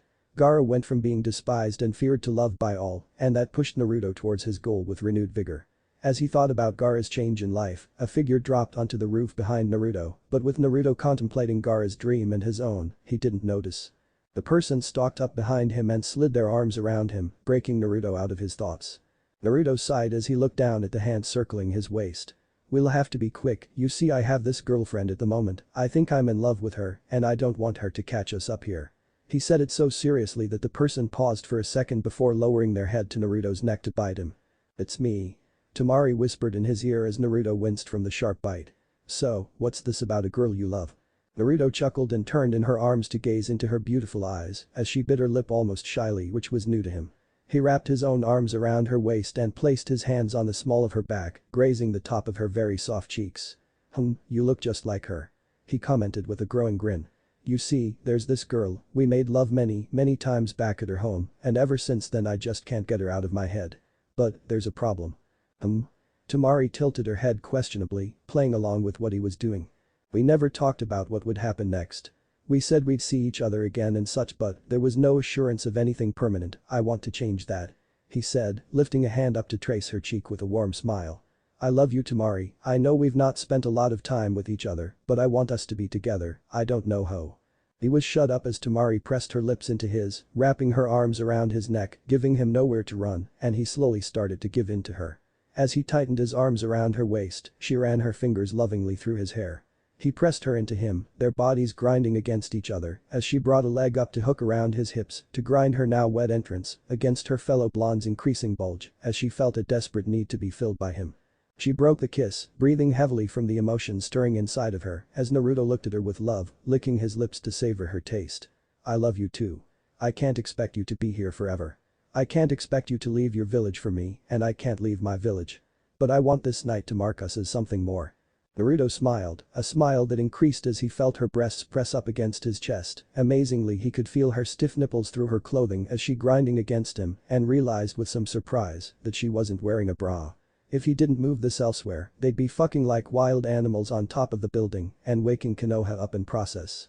"Temari," he whispered softly. "Let's go somewhere more private," she whispered into his ear as she placed her leg back on the ground. Naruto smiled at that and tightened his grip on her. "As you wish." With nothing but his natural speed, they vanished from their spot on the roof. Flashback end. Temari bit her lip as she remembered that night. She barely slept that night, and it was because of that he had been slow at getting back to the village. Fortunately though, she had eventually met up with Naruto and his team, who were on their way to save Gaara. In the end it all worked out. Except for one thing, she didn't want to hide anymore. "Oh screw it," she muttered, catching her sibling's attention as she stalked up to a surprised Naruto, grabbed him by the head and crushed their lips together. All everybody else could do was to simply stare in complete and utter shock. All that is except for Gaara, who'd had the unfortunate knowledge and memory of finding out. Flashback. Gaara walked through his home, ready for bed after the long and exhausting day. That mainly consisted of him being brought back to life, arranging Elder Chiyo's funeral, and finding a place for the teams from Konoha to stay. Having to pass Temari's room, he instantly stopped when he heard the grunts and moaning. Gaara frowned at the noise and began moving towards it to make sure his sister was okay. He froze as his hand made it to the handle though. "Faster." He heard Temari moan in the room. He scowled and went to grab the handle, trying to keep the shock out of his eyes. "Oh Naruto." Gaara instantly stopped dead in their tracks. Gaara had a difficult time trying to decide what was the appropriate reaction. On one hand, Naruto was his first friend and probably his best friend, on the other hand the blonde was defiling his sister who he loved. Yet at the same time, he wouldn't trust anyone else with his sister. "Hurt her? I'll kill you. Friend or not." Gaara whispered and made a quick retreat from the door. Flashback end. Naruto, too taken in by the kiss to notice the wide-eye stares, placed his hands on Temari's waist and kissed her back just as passionately as she was. It was when he felt her tongue enter mouth and lick his own that he broke the kiss, but not before giving her one last peck on the lips. Temari grinned at him before they both heard a cough coming from behind Temari, causing them to freeze. Temari turned around with a shaky smile as she saw Gaara staring at them impassively, though there was a pink hue on his cheeks. Kankram on the other hand was grasping the scrolls for his puppets. Behind Naruto, Kakashi was smiling beneath his mask whilst Neji was staring wide-eyed. "Gee Gaara K. Kankram, this isn't what it looked like." Temari denied and almost rolled her eyes at herself as Naruto snorted. Even Gaara looked at her as if she was stupid. "Okay, maybe it is, but that doesn't give." "Temari." Gaara interrupted his sister before turning to Naruto, choosing to bring the topic up later. "So Naruto, why don't you explain everything that has happened lately?" he said with a smile. "Ara?" Kankram questioned, noticing how Temari had somehow slipped her hand into Naruto's and loath as he was to admit it, he thought Naruto would be the best to be with Temari to protect her and treat her right. Nevertheless, it still pissed him off. Ara waved his hand dismissively. "I wish to hear about what has happened lately in Konoha. We have received interesting reports about Naruto and his new eyes." He commented on making Naruto wide-eyed as well as Kakashi and Neji. "You know?" Naruto asked whilst his guards chose to be quiet. Ara merely inclined his head slightly. "Such an event as Konoha being destroyed as well as the news of you receiving the eyes of the Akatsuki leader is impossible to keep quiet." He closed his eyes. "I understand you may have wanted to keep it a secret for whatever reasons, but you should know better than anyone. News like that never stays contained." He opened his eyes again.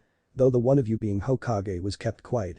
Naruto sighed as Temari looked at him confused, still seeing his blue eyes. "I guess it doesn't matter really, I was planning on revealing them at the Kage summit, but if they already know then at the very least they won't underestimate me, or they will think it's a lie. Either way it all works out for me." He grinned as Kakashi stepped forward.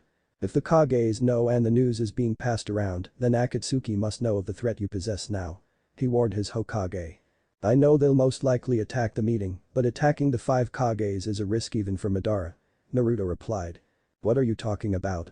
Temari asked with a frown, not liking to be kept in the dark by her lover. "What's this about your eyes, Akatsuki and Madara?" she questioned, confused, looking between him and her brother, who seemed to know of Naruto's apparent changes. "Hokage-sama." Neji gained Naruto's attention. "Perhaps you should explain whilst we move, we must make haste." Naruto gave a nod to Neji accepting the logic before turning back to the Sand trio. "Well, where do I begin? I suppose I should start with the invasion." As he started talking, he began walking alongside Gaara while everyone else followed behind them, listening as Naruto explained about his eyes and where they originally come from. He didn't tell them what he was capable of however, which they could understand. He then told them of the invasion, the battle with the Pains, and finally killing Danzo. They looked at him in amazement at everything he had done. Temari simply smiled at Naruto's back with pride at everything he had done and accomplished. She knew there was much more to what he was telling, but figured that it was stuff the blonde didn't want just anybody knowing. Hopefully she could coax it out of him later on when or if they had the time. Ara shook his head at his friend and smiled. "Just like you to get into all this trouble, he said amused while Naruto laughed sheepishly. Neji snorted as he was listening in. "He always gets in trouble." Just then he sensed something close by. "Hokage-sama." Neji whispered as everyone stopped moving. "Got it?" Naruto nodded slightly, turning his head to the tree line where not a second later 20 bandits jumped out from. Gaara was about to crush them with his sand, but Naruto stopped him by placing his hand on his shoulder. Naruto looked at the scruffy and ragged bandits. "What do you want?" The leader of the bandits stepped forward with a sword and laughed. "Isn't it obvious? We're gonna kill you, take everything you own and take that little pretty back home and between us." He gave Temari a look over whilst Kunoichi sneered. "Feisty and beautiful to boot. She looks like she can handle quite a few dicks in her at the same time." Naruto's eyes immediately flashed to his Rinnegan, shocking his guards and the Sand trio, especially since they had never seen it before. Gaara nearly grunted when he felt Naruto's hand clench tightly onto his shoulder, only his sand protected him from being too hurt. The bandits took a step back in shock at the change of eyes, whilst Naruto sneered at him with his sharp teeth. "Do you worthless pieces of shit know who we are?" he questioned, his fingers twitching to kill the man who dared say they'd raped Temari between them. He may want to bring peace to the world, but even he wasn't naive enough to believe such men could be redeemed. The bandits just snorted and laughed. "Ha! Who cares, you're gonna die either way." Gaara sighed and shook his head. "We are the Hokage and Kazekage Dumbus." To prove their point they held up their hats, making all the bandits shit themselves, knowing they had stepped into the lion's den. Naruto shook his head and stepped in front of everyone making them wonder what was happening. "We would have let you go. But because of your earlier remark. Goodbye." Holding up his hand he whispered. "Shinra Tensei." Almighty push, to the surprise of the Suna shinobi and Kunoichi, the entire land in front of them was ripped from the earth while the bandits were sent flying away, hitting trees, ground and whatever else was around killing them instantly. "Whoa." Temari exclaimed. "That was one hell of a," Kankar muttered. Kakashi and Neji had seen what it could do to an entire village, and Kakashi had felt it firsthand, but seeing Naruto use it was completely different since it displayed just how strong he was, using such a technique with barely an effort. Temari and Kankram were speechless at such and the power it held just by using the hand, they did wonder just how much stronger that attack could get. Gaara too had wide eyes as the display and had to say that was fearsome. "How did you do that?" he asked his first friend. Naruto chuckled. Gravity manipulation, a perk of the Rinnegan is to be able to use all 6 forms of element manipulation efficiently. He explained the amazement to the others. We still have some time until the summit, so I think we should rest for now. He commented to the group. Rest? Where? Kankram questioned, gesturing to the empty land and forest, as well as the destroyed land and bodies. Naruto grinned as he began going through hand seals. Mokuton. Shichika no Jutsu. Wood release. 4 pillars house technique, slamming his hands on the ground, it didn't take long for wood to shoot from the ground in all directions to the shock of the Sand siblings. They went into further shock when they saw a perfectly built Japanese traditional house after a moment in front of them. Kakashi stared in awe, his single eye slightly more open, the only indication of his surprise. To be able to use Mokuton to such a degree, even better than Tenzo, is remarkable.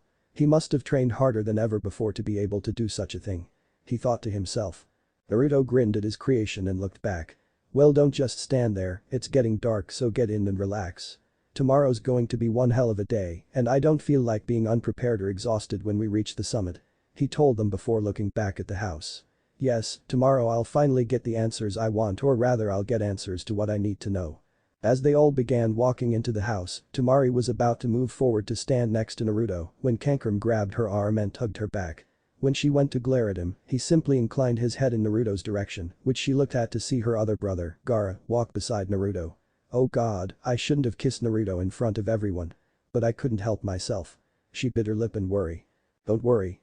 Kankram's voice startled her out of her musings, especially the softness he spoke in. When she turned to him, he carried on speaking as he passed the threshold. I don't know how long you two have been doing it. He paused to shiver in revulsion. But Gaara knows he wouldn't hurt you, same goes for me. But you are still Gaara's sister and also the Kazekage's sister. Having a relationship with the new Hokage may be hard for both of you, so Gaara most likely wants to talk to Naruto about his intentions. He explained with more maturity than she had ever heard from him. She was also surprised at how well Kankram seemed to have thought of it all, maybe he wasn't dumb like she thought. Or as dumb. True to his word, Gaara was doing just that as he walked beside Naruto. Naruto, I wish to speak to you when we are settled in. Gaara told the Hokage, who nodded back at him in understanding. Got it? Naruto told him as he stood by the entrance, waiting for Temari and Kankram to pass over the threshold before he placed his hand on the wall by the doorway. What are you doing? Kakashi asked his Hokage, confused but sure what he was doing at the same time. Placing seals over the house. Naruto answered as black lines of various designs shot out of Naruto's hand and traveled along the walls, ceilings and other doorways before bleeding into the woodwork. They will allow me to know if anyone tries to break in or attack us. Hopefully seeing corpses outside will convince people that attacking us would be a bad idea, but some people are too ambitious. Why you can do that? Kankram asked in shock. Kakashi and Neji were also in shock at the speed and efficiency at which he applied the seals. This was clearly the Naruto they had never seen before. Gaara was also looking at Naruto with slight awe, whilst Temari was looking at him with pride. Sure. Naruto said as he used his manipulation over wood to close the building's doors. In 5 days I used as many clones as possible to speed up my training, reading from my father's notes on his techniques also helped too. He turned to them with a grin at their dumbfounded looks. Now, I suggest you pick a room and get as much rest as possible. He told them before stepping forward and vanishing in a burst of speed. Man. Kankram drawled out, seeing the spot Naruto had once stood on now empty with even dust being blown. He just keeps surprising us. The others couldn't agree more. Later that night. So, it's time? Naruto asked, looking over his shoulder to see Gaara stood not far away. He was currently sitting on top of the large house at its edge, letting his feet dangle off the edge just to take in the peacefulness and the nature from all around him. It is. Gaara nodded his head slightly, not moving whatsoever. You're my friend Naruto, my best friend, but Temari is my sister, and if there's one thing I've learned from you is that family and friends are too important to let any harm befall them, physically or emotionally. But, family is more important to me, especially my siblings, so tell me Naruto, what are your intentions with Temari? Naruto could only look at Gaara out of the corner of his eye in slight shock, having never heard him say so much before. It made it even clearer just how serious Gaara was about the situation. With a light chuckle he pushed himself up and stood to face his friend and fellow Kage. Gaara. He trailed off as he felt sand wrap around his feet in a threatening manner. Gaara, I love your sister, I don't howl when I realized, but I just do. You said earlier that you already knew, the fact you left it this long to even bring it up makes it obvious, at least I hope so, that you know I would never hurt Temari, but, my intentions. He looked away for a moment and Gaara could see the pain and sadness as well as love in the blonde's eyes. I want to live a full life with her, do what every other normal couple does, what my parents did, but I'm not normal. I could die at any time, with Akatsuki after me, maybe I won't ever get those things, but that won't stop me from loving her like she deserves, or giving her exactly what she wants or needs." He chuckled all of a sudden. "And if for some reason I do hurt her, accidentally or purposefully, she'd be kicking my ass before you could even hope to, the righteous female fury and all that." Gaara nodded at what Naruto had said, accepting it all, and the small smirk on his face was the only indication that he had found amusement in what Naruto had finished with. With a mental command, he drove the sand back from Naruto's legs and into his gourd before turning away. "Congratulations on finally achieving your dream. It was bound to happen one day. I'm glad it happened at this time, as the world is in crisis," he told Naruto before walking away. Once he was gone, Naruto sighed in relief, taking Gaara's leave as acceptance with his relationship. Otherwise he would be buried in sand at the moment. "You can come out now, Temari," he said to the empty air. A moment later and there was a gust of wind in front of Naruto which soon dissipated to reveal Temari with a large smile on her face. "I take it that the talk went well?" she asked, moving forward to stand right in front of Naruto. "As well as anyone can expect when dealing with Gaara." He joked but smiled to let her know everything was fine. Temari grinned at the answer and with practiced ease, managed to tackle Naruto to the ground on his back, his black slamming hard on the roof, though he just grinned when she straddled his thighs in a predatory manner. "Good, now I do this," she said before she bent forward to kiss him passionately as she began rubbing her chest along his, as well as her crotch against his. "I missed you so much." She breathed into his mouth as their tongues began to wrestle against one another, pouring all of their love into it. "I love you so much." All teasing and jokes were gone from her as she spoke from her heart. Naruto broke the kiss for a second just to smile at her flushed expression and swollen lips. "I love you, Kami, I wish we weren't apart so much." He cursed the fact that they were from separate villages. Any of those thoughts were shattered the moment he felt Temari sliding her into his pants and grasping his shaft, receiving a moan as she started to stroke him, almost painfully slow. Temari smirked at the look of pleasure on his face as she stroked him to erection, whilst taking her own pleasure at being able to have so much power over someone like Naruto by just grasping his manhood. "As long as we get these moments, it makes it worth it," she said as she began to kiss and lick along his jaw as she rubbed herself up against him and her hand that was in his pants, getting faster with every second with the need of having him inside her and making them both cum. "Should we really be doing it on top of a house that your brothers are staying in?" Naruto asked with a groan, even if he knew for a fact that no matter what, he knew he would be fucking her like a wild animal. Lovemaking could wait till later. Temari frowned at him as she pulled back her head slightly. "I've not had you inside of me for months now, I have fingered myself, used vibrators to masturbate, but nothing will satisfy my needs, so one way or another I will have your dick inside of me." She gripped him harder, forcing a groan from his throat as his arms tightened around her. "So, what will it be?" Naruto looked his lover and love of his life in the eye, lust swimming in his blue eyes. "I think that at this moment I would like to be fucking you, but not here." Holding her tighter, he whispered in her ear. "Hold on. Jinten." Before Temari could say anything, Naruto had moved them to a part of the forest away from the house and had managed to slam her against a tree. That only excited her more though as her legs wrapped around him and she grinded their pelvises together, want, need, lust and love driving her and making sure she would be fucked good tonight by the piece of meat currently rubbing up and down her soaking wet entrance. "Fuck me? Now?" Temari growled. Naruto grinned as he kissed her neck, pulling a strap from her shoulders. "Yes ma'am." Eventually getting the top of the outfit off, he reached down to her skirt and reached under it before blinking. "No underwear?" he asked with a grin as she ribbed a finger along her slit, enjoying the way she trembled against his tree and the feel of her juices sliding down his fingers. "Why would I wear it? Something like that. When it'll only get in the W way?" she asked rhetorically as he positioned himself at her entrance. Temari smiled a beautiful and lecherous smile as he drove himself into her and she couldn't hold herself back by dropping herself down so that he filled her completely. The very action almost made them both cum at the same time as she frantically rolled her hips, desperate for the fucking of a lifetime. The next morning. Naruto's Mokuten house. The group of 6 containing the 2 Kages of their own hidden village stood before the large house that they had spent the night in. At least 4 of them spent the night in the house whilst Naruto and Temari, after many rounds of fucking and eventual lovemaking, decided to just sleep in the forest where the scenery was simply too peaceful and beautiful to leave. In Naruto's opinion, it had been the best sleep he had ever had, sleeping in the wild with a woman he loved with nothing but the chirping of birds and the smell and feel of nature all around him. However, today was the day that the Kage summit would begin and Naruto was anxious to get there as well as the others. Though Naruto had personal business with the Raikage. He had many things to ask the Raikage, and he would be damned if they left the meeting without answers. After everything he had found out about Kumo and its Raikage by his mother, and the fact Kumo had rejected any help against Akatsuki until it affected them, it did not settle well with him, and now he had the power to make a difference. Arrogance was a problem that had to go. Otherwise they may as well hand over the remaining Biju to Madara now. Everyone ready? He asked the group as he glanced at them to see them fitted for a war. We are. Gaara answered for the collective group. He too was anxious about the meeting. It would be the first Kage summit where two of the Kages were mere 16-year-olds, and he knew either arrogance or simple blindness would cloud their judgment about the both of them. It was a good thing neither of them were weak, and he was sure Naruto was stronger than ever, especially after witnessing his Shinra Tensei. Good. Naruto placed his hand into a seal and without a word the house began to break apart and sink back into the ground as if it had never been there before. The act slightly shocked and awed the Suna siblings, but for Kakashi and Neji, they had experience of such a thing, but seeing their friend and former student do it was still quite shocking. Hokage-sama. Are you ready?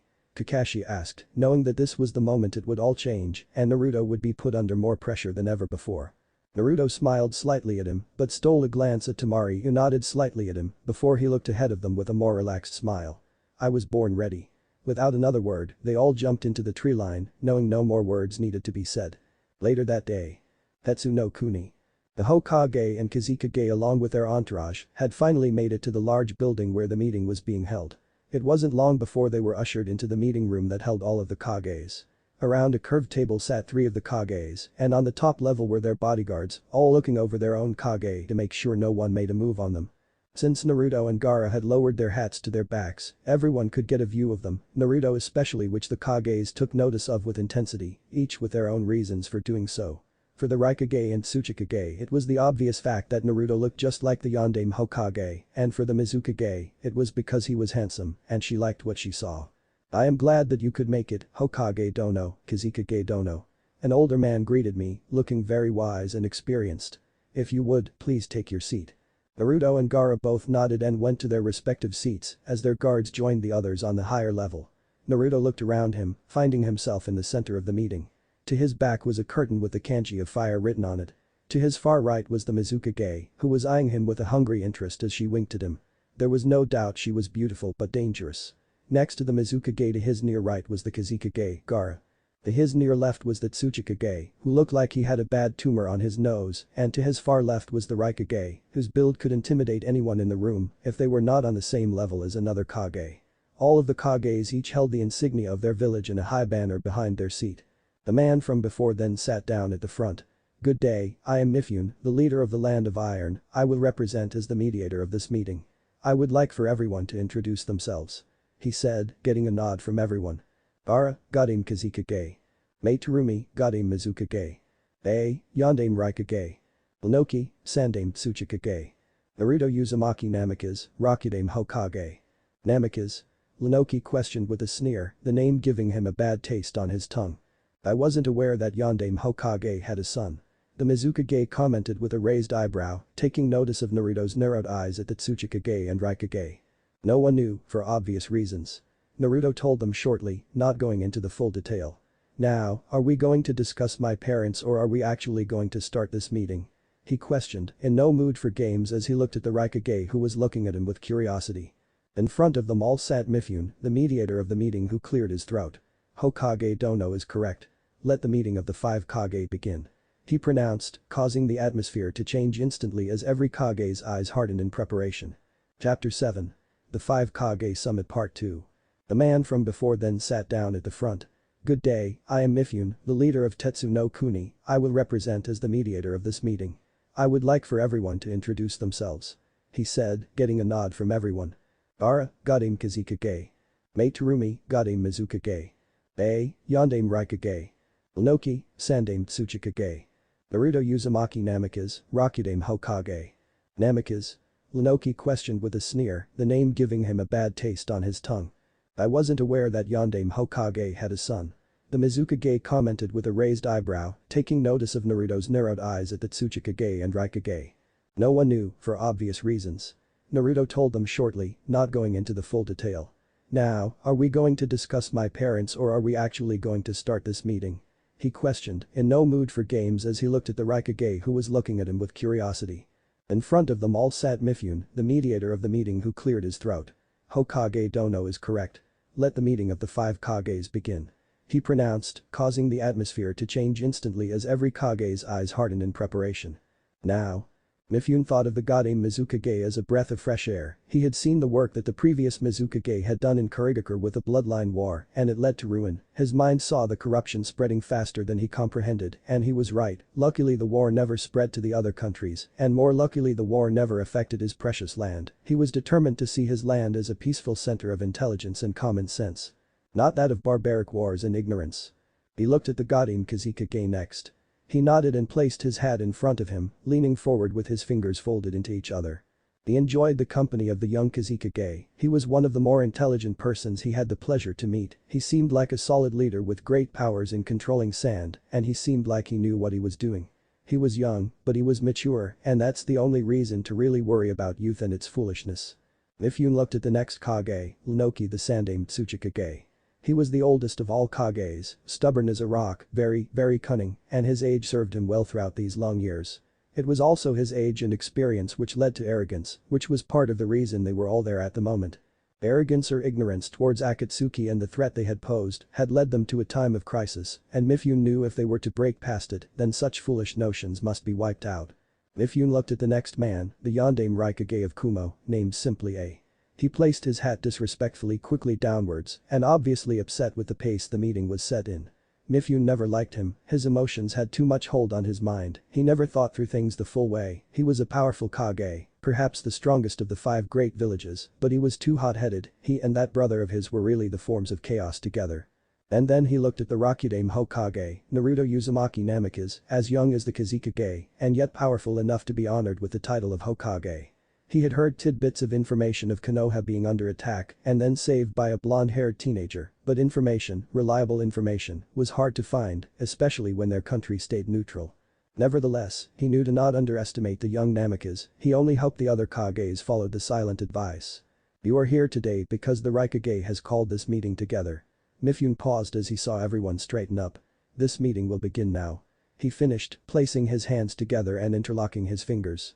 Gaara sighed at the silence. I'll go first. He announced. Listen up, he began before the Tsuchikage cut in. The makeup of the 5 Kages sure has changed. You must be something special to be made Kazekage at your age. The Tsuchikage said in a snarling voice. Your father must have taught you right.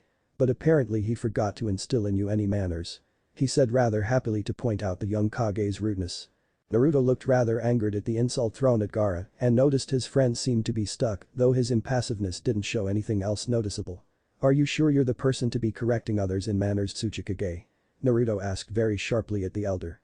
Tsuchikage Dono, Hokage Dono, please stop interrupting. Mei said with a warm smile, easing the tensions between the two. Kazekage Dono, please continue on. She said with a sigh in relief. I'm a former Jinchuriki. Gaara said with his usual casual voice. Each Kage did not move in any way that might be seen as shock or surprise. The Akatsuki captured me and nearly killed me by extracting the beast. He continued in his monotone voice. That's why I believe Akatsuki is extremely dangerous. Gaara said in a rather sad voice, even for him. I requested aid from the other Kages many times, but they all ignored me. Except the Godame Hokage. Gaara said, stating the facts, and Naruto was glad he started off with pointing out the other Kage's neglect. Though at this point with so many hosts captured, it's too late for aid. He said simply, enjoying the looks of anguish from the other Kages. The Tsuchikage snorted in disagreement. If a country has had its host captured, it has no business giving other countries orders. Lunoki shouted to his fellow Kage. You should have tried to recover it in secret. He continued to shout. Once it's stolen, you can't expect other countries to help you. He said simply, looking behind his shoulders at his guards, who simply nodded at his wise words. Naruto snorted a laugh. It is that attitude that has gotten us in this mess right now. He spat out, his ire towards the old man growing. Watch your mouth, boy. The Tsuchikage growled as he glared at Naruto, who returned it. Just because the beasts have been stolen is no reason to be afraid. It takes time and knowledge and skill to be able to control them. The Mizukage said, trying to calm everyone. The hosts must grow with the beasts in order to adapt to them. Even then control is difficult. It won't happen immediately. Right. Kazekage? Tsuchikage asked. Before Gaara could form a reply, the Raikage's large fist had been brought up high before it went down with speeds found only among Kage-level shinobi. Enough of this. I shouted, his arm, elbow deep in the ground, shards of table shattered and moved around the room, the Raikage's bodyguards moved to protect their unstable leader. The bodyguards moved with efficiency, Kakashi was in front of the desk blocking Naruto and had his Sharingan out, and Neji was beside him with his Byakugan exposed, all ready for combat. Naruto barely raised an eyebrow at the Raikage's action, but it definitely put him on alert. Kakashi, Neji, back down. He told the two. They both nodded their heads slightly as Kakashi lowered his headband and Neji's veins around his eyes disappeared before they moved to stand behind Naruto. Stand down Temari, Kankurm. Gaara commanded his brother and sister who had moved to defend him. The trio huffed in frustration, but only moved to be behind Gaara now instead of up on the stands. "Ow, Chimjurm, it's alright," Mei said with her familiar smile planted on her face. Chimjurm blushed and let go of his grip on the weapon attached to his back, whilst Ao complained, but followed her orders, but remained positioned in front of his Kage. The Tsuchikage gestured towards Kuretsuchi and Akatsuki who were ready for a fight. Getting the message, they relaxed their poses only slightly before straightening themselves, though they made no move to move from their new position, finding it safer for their Kage if they stayed put like the others. The huffed and breathed in a deep breath to calm himself before he nodded, and his guards sheathed their weapons before moving aside to let everyone see the Raikage. Konoha, Iwa, Suna and Kiri. He shouted at the Kages of the 4 other villages. Akatsuki is made up of missing nin from your villages, he said pointing his finger at the other 4, somehow blaming it on them. And that's not all. He began by pointing a finger at the Tsuchikage. I know there are those among you, including former Kages, who have used Akatsuki for their own purposes. He said glaring daggers at the elder Kage, Inoki. You're the most suspicious. A spat. You have no diplomatic relations with other countries. And there are rumors that Akatsuki was formed there. The Mizukage frowned slightly. To tell you the truth. There were suspicions that my predecessor, the Yonde Mizukage, was being controlled by someone. It could have been Akatsuki. But I don't want to make a big deal out of it. She finished quietly. You all. The Raikage growled out, ready to carry out lashing his anger out on everyone. Shut up. Naruto yelled as he stood, planting his hands on the desk and crushing it slightly from the force which he placed there. He glared daggers at the Raikage who actually seemed surprised about his outburst. Who the hell do you think you are? Not more than a week ago, Konoha was destroyed by Akatsuki and you say we used them? If it wasn't for people like you, they would never have gotten this strong. He snarled at the Raikage, while the others shivered under the oppressive force of the young Namikaze's killer intent. What the hell do you mean, people like me? The Raikage asked as he glared back with equal force. How many times have any of you other than the Kazekage fought against Akatsuki? He asked calmly, when no one raised their hand or said anything he continued. You Raikage, had Yujito Nai the Nibi Jinchuriki kidnapped, and if my sources are correct your village practically gave her to them, and what did you do? Nothing, you did nothing whatsoever to get her back. Because all she was to you and your village was a liability, it was only when your brother was kidnapped by them did you decide to take action. You're nothing but a coward. Naruto growled out while the Raikage looked away in shame, knowing Naruto was right in a sense. HMPH little brat. The Tsuchikage muttered. Naruto then turned to the Tsuchikage. And you let Akatsuki take your 2 Jinchuriki away, not even fought for them, hell you don't even realize the might of Akatsuki right now. Iwa as far as I'm concerned is pathetic. He said to everyone's shock. Who do you think you are? The Tsuchikage growled out. Naruto looked back at him and grinned. Naruto Uzumaki Namikaze, son of the Yonde Hokage and Kushina Uzumaki, descendant of the Rikiden Sennin and the Kyuubi Jinchuriki. He told them all and the Kages looked like they had just been stabbed in the heart. When we came here, we were hoping for an alliance of the villages to fight the threat of Akatsuki. And what do we get? A bunch of old, pathetic cowards who couldn't give a fuck about anything if it affects their pride, or if they're too stubborn. As far as I can see this meeting has already failed. Hokage Dono. Mei started off to try and calm down the younger man, though a part of her liked to see such a powerful and young man have the other Kages in such a state. I'm not finished. Naruto told Mei calmly, knowing that she was only in office for a short while, and while he would like to blame her for Utakata's kidnapping and the Sanbi's capture, he knew she could do nothing for them, since one was a Biju and the other had been a missing nin. In fact, I don't have a problem with you, it's just the Raikage and Tsuchikage I have a problem with right now. He said, surprising everyone there that he pointed them out specifically. Throughout the entire thing, Mifune had been watching everything calmly, taking in everything that was said, and had immediately perked up at what Naruto had just said. Why is that Hokage Dono? He asked, interested in the young man's ire towards the 2 Kage. Because they have done nothing at all, and yet the Raikage suddenly jumps into action when something or someone is taken from him. Naruto explained, enjoying the look of anger that came across Ai's face. For the past 16 years, possibly longer, Akatsuki have been out there in the world, but only recently have they made a move. Tsunade, the god-aim Hokage, knew the Akatsuki were bad news and had requested help from Kumo to fight against the Akatsuki. It was nothing major, just help against the organization that was threatening the world as we know it. He said sarcastically. But, the Raikage must have deemed the request unworthy or his arrogance got the better of him. What did it cost you, Raikage? Yujito Nai, if I'm correct. But why should you care? She was only a Jinchuriki after all, just a weapon for people like you to use as you like. He snarled out, feeling the temptation to simply go all out on the Raikage. The Raikage grit his teeth at the barb whilst Shu and Darui winced at the implication of what Naruto said.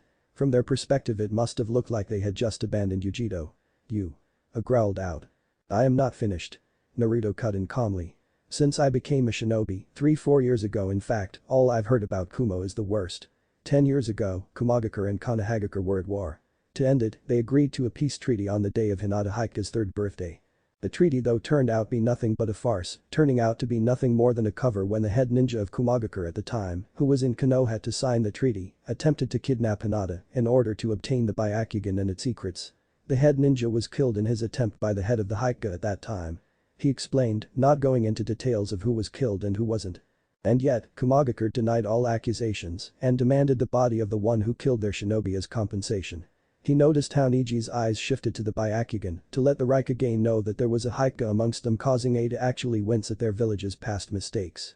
Unknown to the Mao, Mei's bodyguard placed a hand over his covered eye.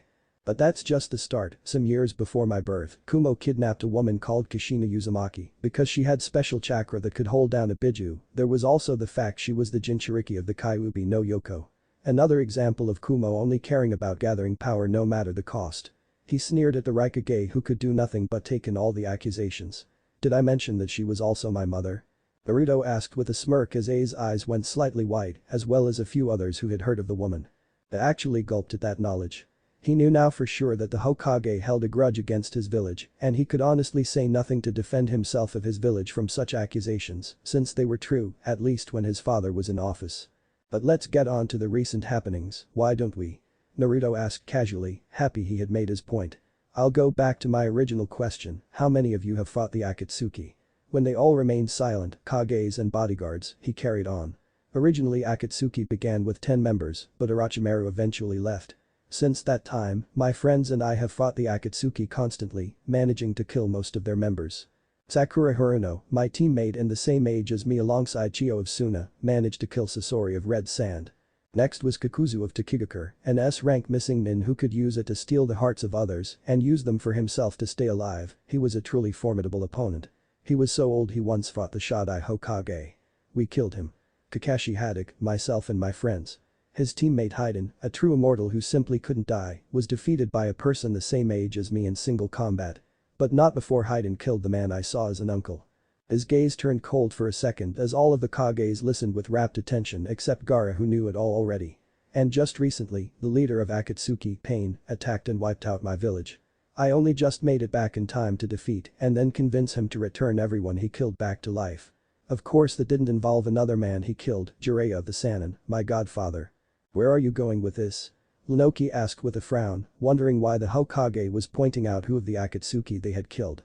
Naruto smiled at the older man. I'm merely pointing out who of the Akatsuki we have faced and defeated, while you all sit back with your tails between your legs, ignoring the real world. He carried on as the Kages grew angrier except for Mei who simply looked ashamed, which he could understand if what she said earlier was true. And now, Sasuke Uchiha, the man you want dead, Raikage. He has done more to fight off Akatsuki than you have ever done. Even if he has joined them now, he has done more than you and helped us in the long run. In fact. How does that make you feel? He sneered at the Raikage who grit his teeth at the Uchiha's name. I don't understand. Mei spoke up with a confused look, raising an eyebrow at Naruto. I thought Sasuke Uchiha was a missing nin from Konoha, why would he fight the Akatsuki? To kill his brother, Itachi Uchiha. Naruto answered the beautiful Kage. After he killed Orochimaru, he met up with Deidara, a missing nin from your village Iwagakure, and killed him. It wasn't long after that before he met up with his brother where Itachi either died or was killed. I'm not sure how the battle went, only the result. He sighed as he felt his anger bubble away somewhat. So you can see, Kumo, Iwai and Kiri have done nothing whatsoever to face this problem. In fact, you have sat back and ignored everything as Akatsuki took each Jinchuriki from under your nose. Wow. Kankurum whispered to his sister from behind Gaara. He really told them, huh? Temari smiled slightly at Naruto from her position and couldn't stop herself from admiring his intimidating posture as he stood over them all with his new height and build. Yeah, he didn't hold back whatsoever. She whispered to Kankurum and herself. Mifune, who could now see the Hokage calming down somewhat, actually sighed in relief. Hokage Dono, why don't you explain what you know about Akatsuki? He suggested. As it is, you seem to be the most knowledgeable about them. Naruto sighed. Feeling like a weight had been lifted after saying what he had said. He could see his words had affected them somewhat and he hoped it was for the good. Right now Akatsuki has sealed 7 Biju. I am not sure about your brother Raikage Dono, as I told Samui and her team there is a good chance he is still alive. When my village was invaded, it was by the leader, Pain. Eventually I killed him. He gave me certain knowledge of Akatsuki, but I learned something else after that fight. Pain was not the true mastermind behind the whole organization. It's Madara Uchiha. Everyone looked shocked at that news, to think that someone like Madara was still alive, never mind the fact he had 7 or 8 Biju under his control. Impossible, I thought he was long dead. The Tsuchikage muttered, truly shocked. This is really surprising. Mizukage said while stroking her arm as she felt uneasy. I can't believe it, he truly was a monster. Lunoki repeated his disbelief. Naruto sighed. Honestly I don't even know how he's still alive, but I have an idea on how. His Sharingan. What does that have to do with anything? Raikage asked, confused. The Hokage spoke some truth, but I need to find my brother before I can even entertain the idea of changing our ways. The Sharingan has 3 stages altogether, the ordinary stage, then to get to the next one, and Uchiha must kill their best friend or experience great loss for it to evolve into the Mangekyou Sharingan. This is the level that Itachi Uchiha had, and what I'm sure Sasuke now has, however, should an Uchiha use their eye too much they start to go blind. The third is when an Uchiha takes the eyes of their sibling, who also has the Mangekyou Sharingan. This stage I know nothing of, except they can use their eye without any side effects. Naruto explained to them all. Everyone took some time to digest the information and realized how dangerous Madara and Sasuke could be. So Sasuke may take Itachi's eyes? Gaara asked. It is more than likely. He cares more about gaining power than anything else. Naruto said while sighing at everything going on. However, our main worry is Madara. Mifune, seeing this as the best chance, spoke up. As a neutral country, I have to say, the leader of Akatsuki read the signs of the times. He used stability and the suspicion of the other countries to increase his own power. At this rate, even Tetsu no Kuni. He couldn't finish as he couldn't imagine losing his country to such a man. But there's always a silver lining. It's rare for the 5 Kages to come together like this. What do you say? Until Akatsuki is taken care of. What would you think of forming a 5-village alliance? Everyone was in shock, something like that had never happened before, however these times called for desperate measures, never mind the opportunities this could allow, hopefully it could evolve into much more. An alliance. Gaara whispered, could such a thing work? Naruto closed his eyes at that. Given what I know about the other villages, thanks again Nagato by the way, can I really allow Konoha to enter an alliance with them? Is this the first stage of gaining peace once and for all? Or could this destroy us? He opened his eyes to see Temari staring at him worriedly. It probably just entered her mind just how important his position as Hokage was now. You actually expect such a thing to work with villages that don't trust each other? Naruto asked with a raised eyebrow. I understand your hesitance to trust the other villages of Hokage Dono, but these times are dire. Mifune tried to explain. We need a leader for this alliance, and since you would all argue amongst yourselves. So I would like you to respect my position as a neutral party. I will decide who among you is best suited for the job. Naruto, this could be a good thing, this could be the only way to wipe out Akatsuki. Kyuubi's voice entered his mind, slightly shocking him since she hadn't spoken to him in a while. It could also lead to Konoha's destruction. The only thing Tsunade can count on is Gaara sticking by us, but the others. They never knew the dangers of Akatsuki. Remember, they were secretive. That's no excuse for leaving their Jinchuriki. I know. But remember, humans fear what they do not understand, they don't know what is going on. The Raikage seems like an honorable man. I doubt he would let his Jinchuriki go, especially with his brother being one. It was most likely his council. Or the previous Raikage that made those other attempts at power. That doesn't change the facts, Kyuubi. You're right, it doesn't, but since when have you ever held past actions against people?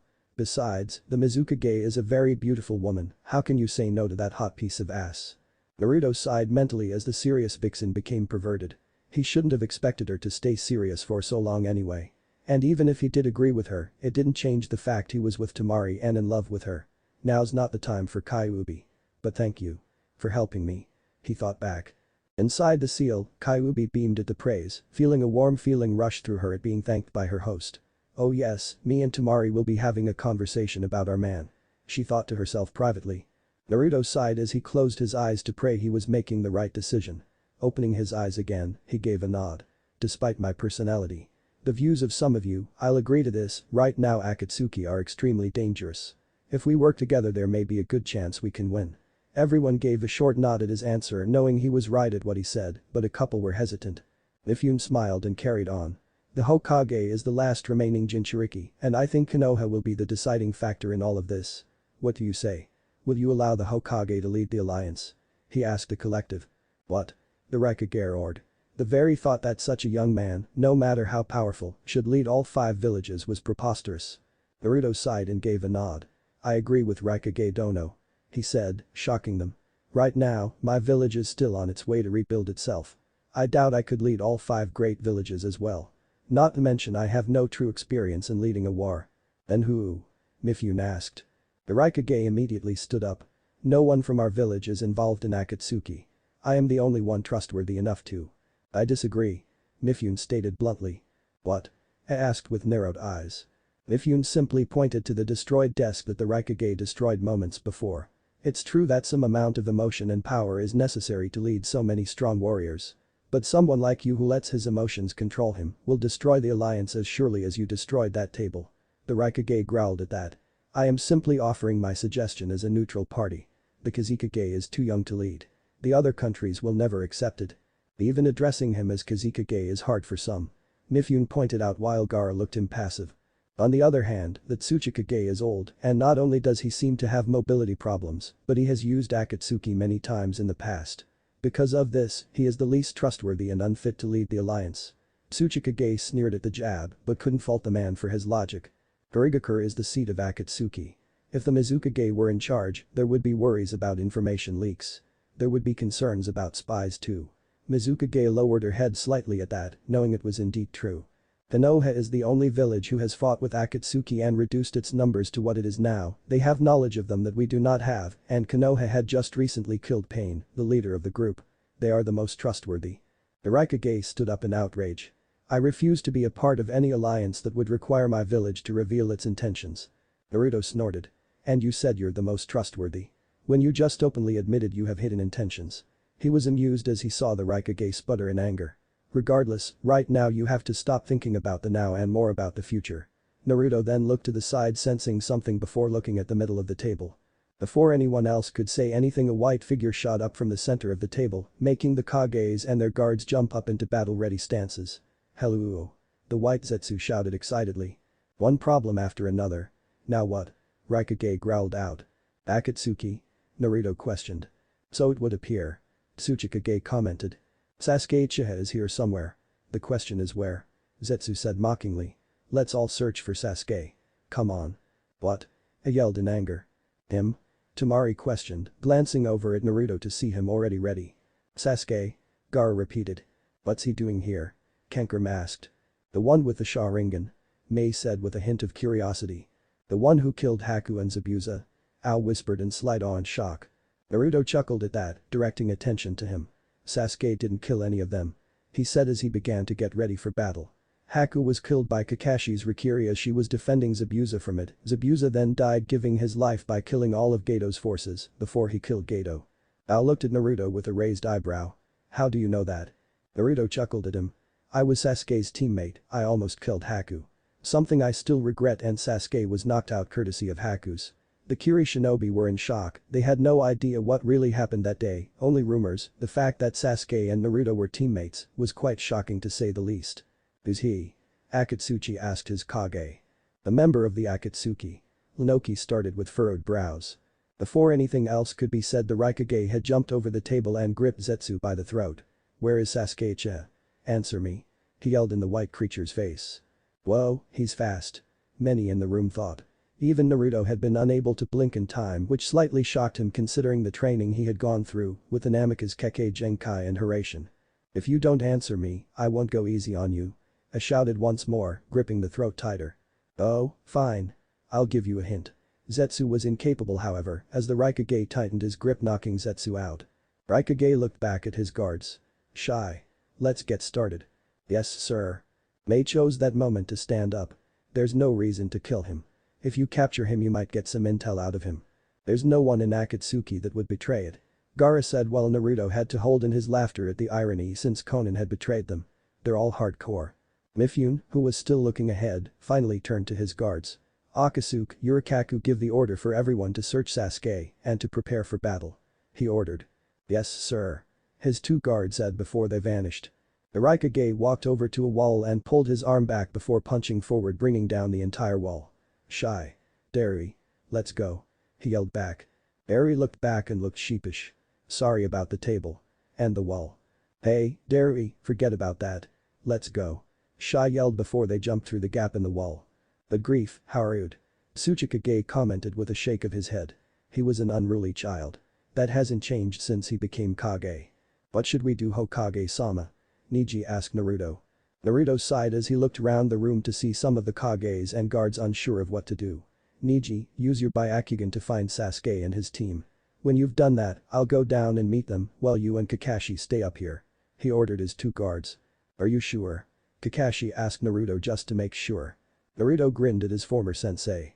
You know how my life can be a little destructive. It'd be best if you stay out of the way and safer. He assured Kakashi. Understood, Hokage-sama. But Sasuke. Sasuke had arrived moments earlier feeling more powerful than he ever thought he would. He now knew with Itachi's eyes, nothing could stop him from killing Naruto.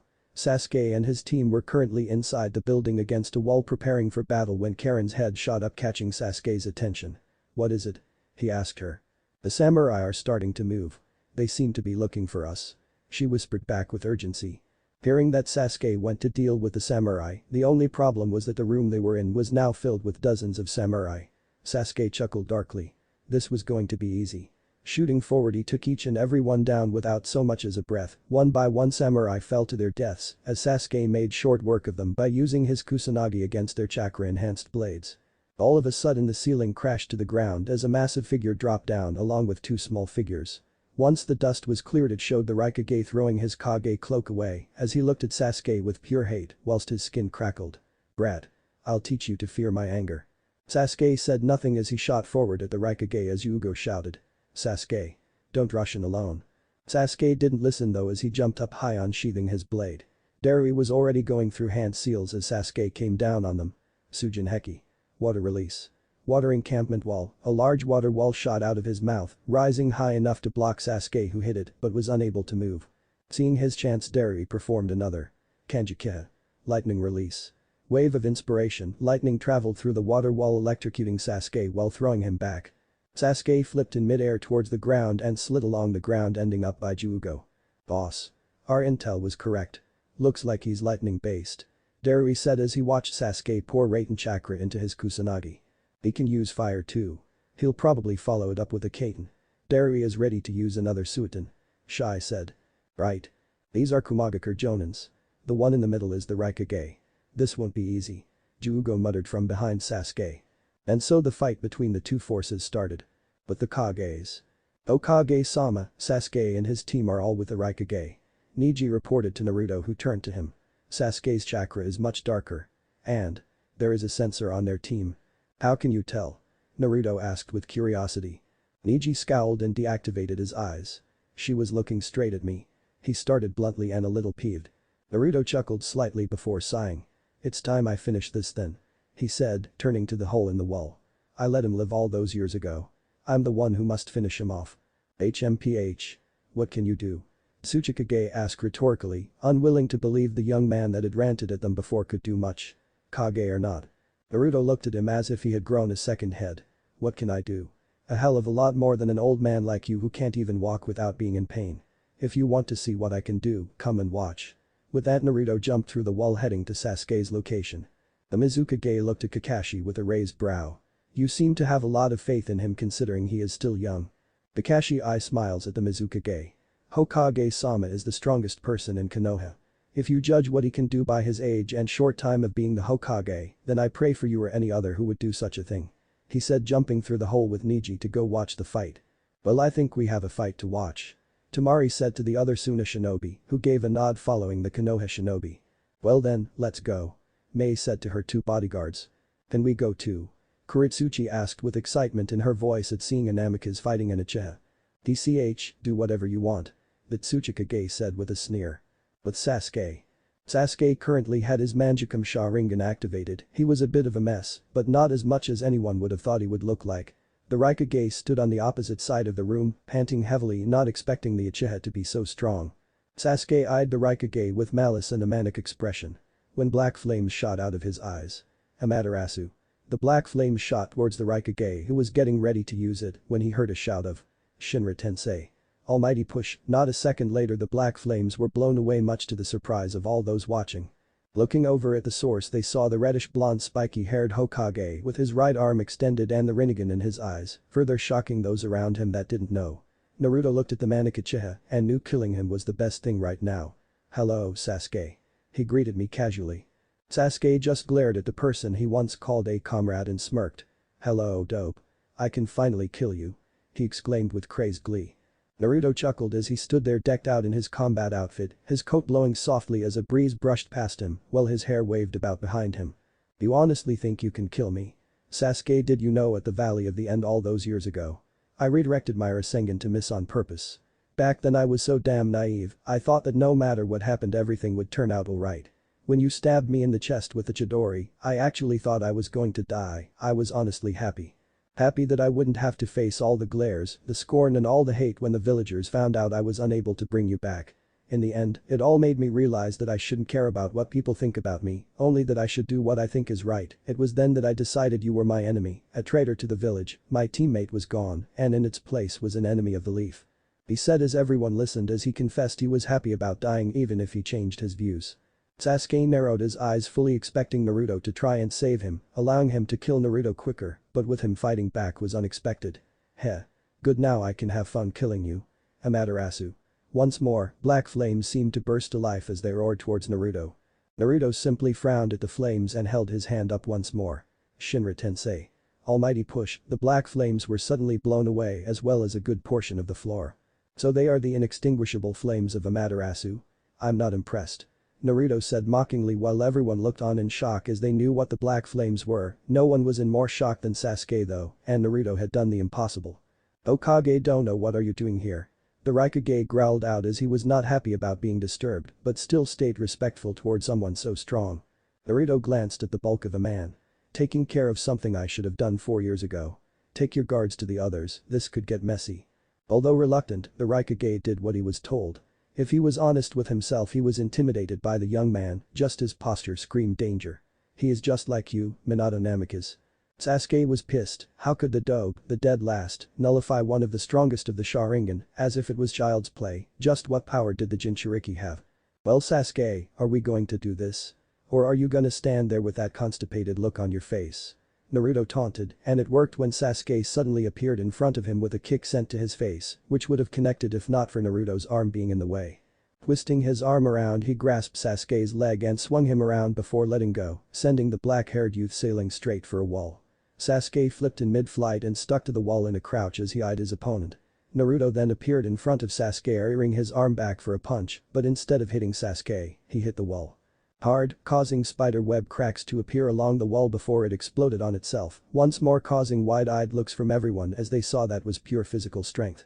Naruto looked behind him to see Sasuke standing there, his right hand on the hilt of his sword which was sheathed on the back of his waist. "You've gotten faster, Sasuke," he commented, turning his body to face him. Sasuke growled before he went through hand seals. "Kaiten. Nkakik no Jutsu. Fire release. Great fireball technique, a humongous fireball soared across the battlefield as Naruto too went through hand seals. Sujin Heki. Water release. Water encampment wall, a massive wall of water appeared around Naruto, completely shielding himself from the fireball as it impacted with the wall. Putting his hands into a single seal, the wall of water started to change as Naruto called. Shuriken no Jutsu, water release. Water Dragon Bullet Technique, a gigantic dragon formed from the water with gleaming yellow eyes as it shot towards the Uchiha, to which he quickly dove out of the way before the dragon impacted with the ground, causing an explosion. Well done, looks like you've improved yourself. Sasuke said with a sneer. You have no idea, Sasuke.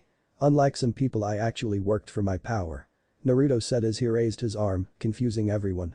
That was until he brought it down, hitting the ground, causing it to explode as rocks shot up in the air from the force. Naruto then jumped over all of the rocks, lightly stepping on them to gain more height before he flipped through some more hand seals. Dawn. Kami Arashi. Wind release. Godly wind from the mountain, holding out his right arm while his left hand held his wrist. A vortex of wind came forth from his palm as it shot straight for Sasuke, who jumped up high as the wind destroyed the ground he once stood on. Sasuke, while in mid-air, placed his thumb and index finger to his mouth as he called, Kaiten. Msenka no Jutsu. Fire release. Phoenix Immortal Fire Technique, multiple fireballs shot out of his mouth that honed in on Naruto before they exploded, covering the area with fire and smoke. Sasuke, thinking he beat him, grinned, only to end up paying for his arrogance as Naruto shot through the smoke and fire, heading straight for Sasuke.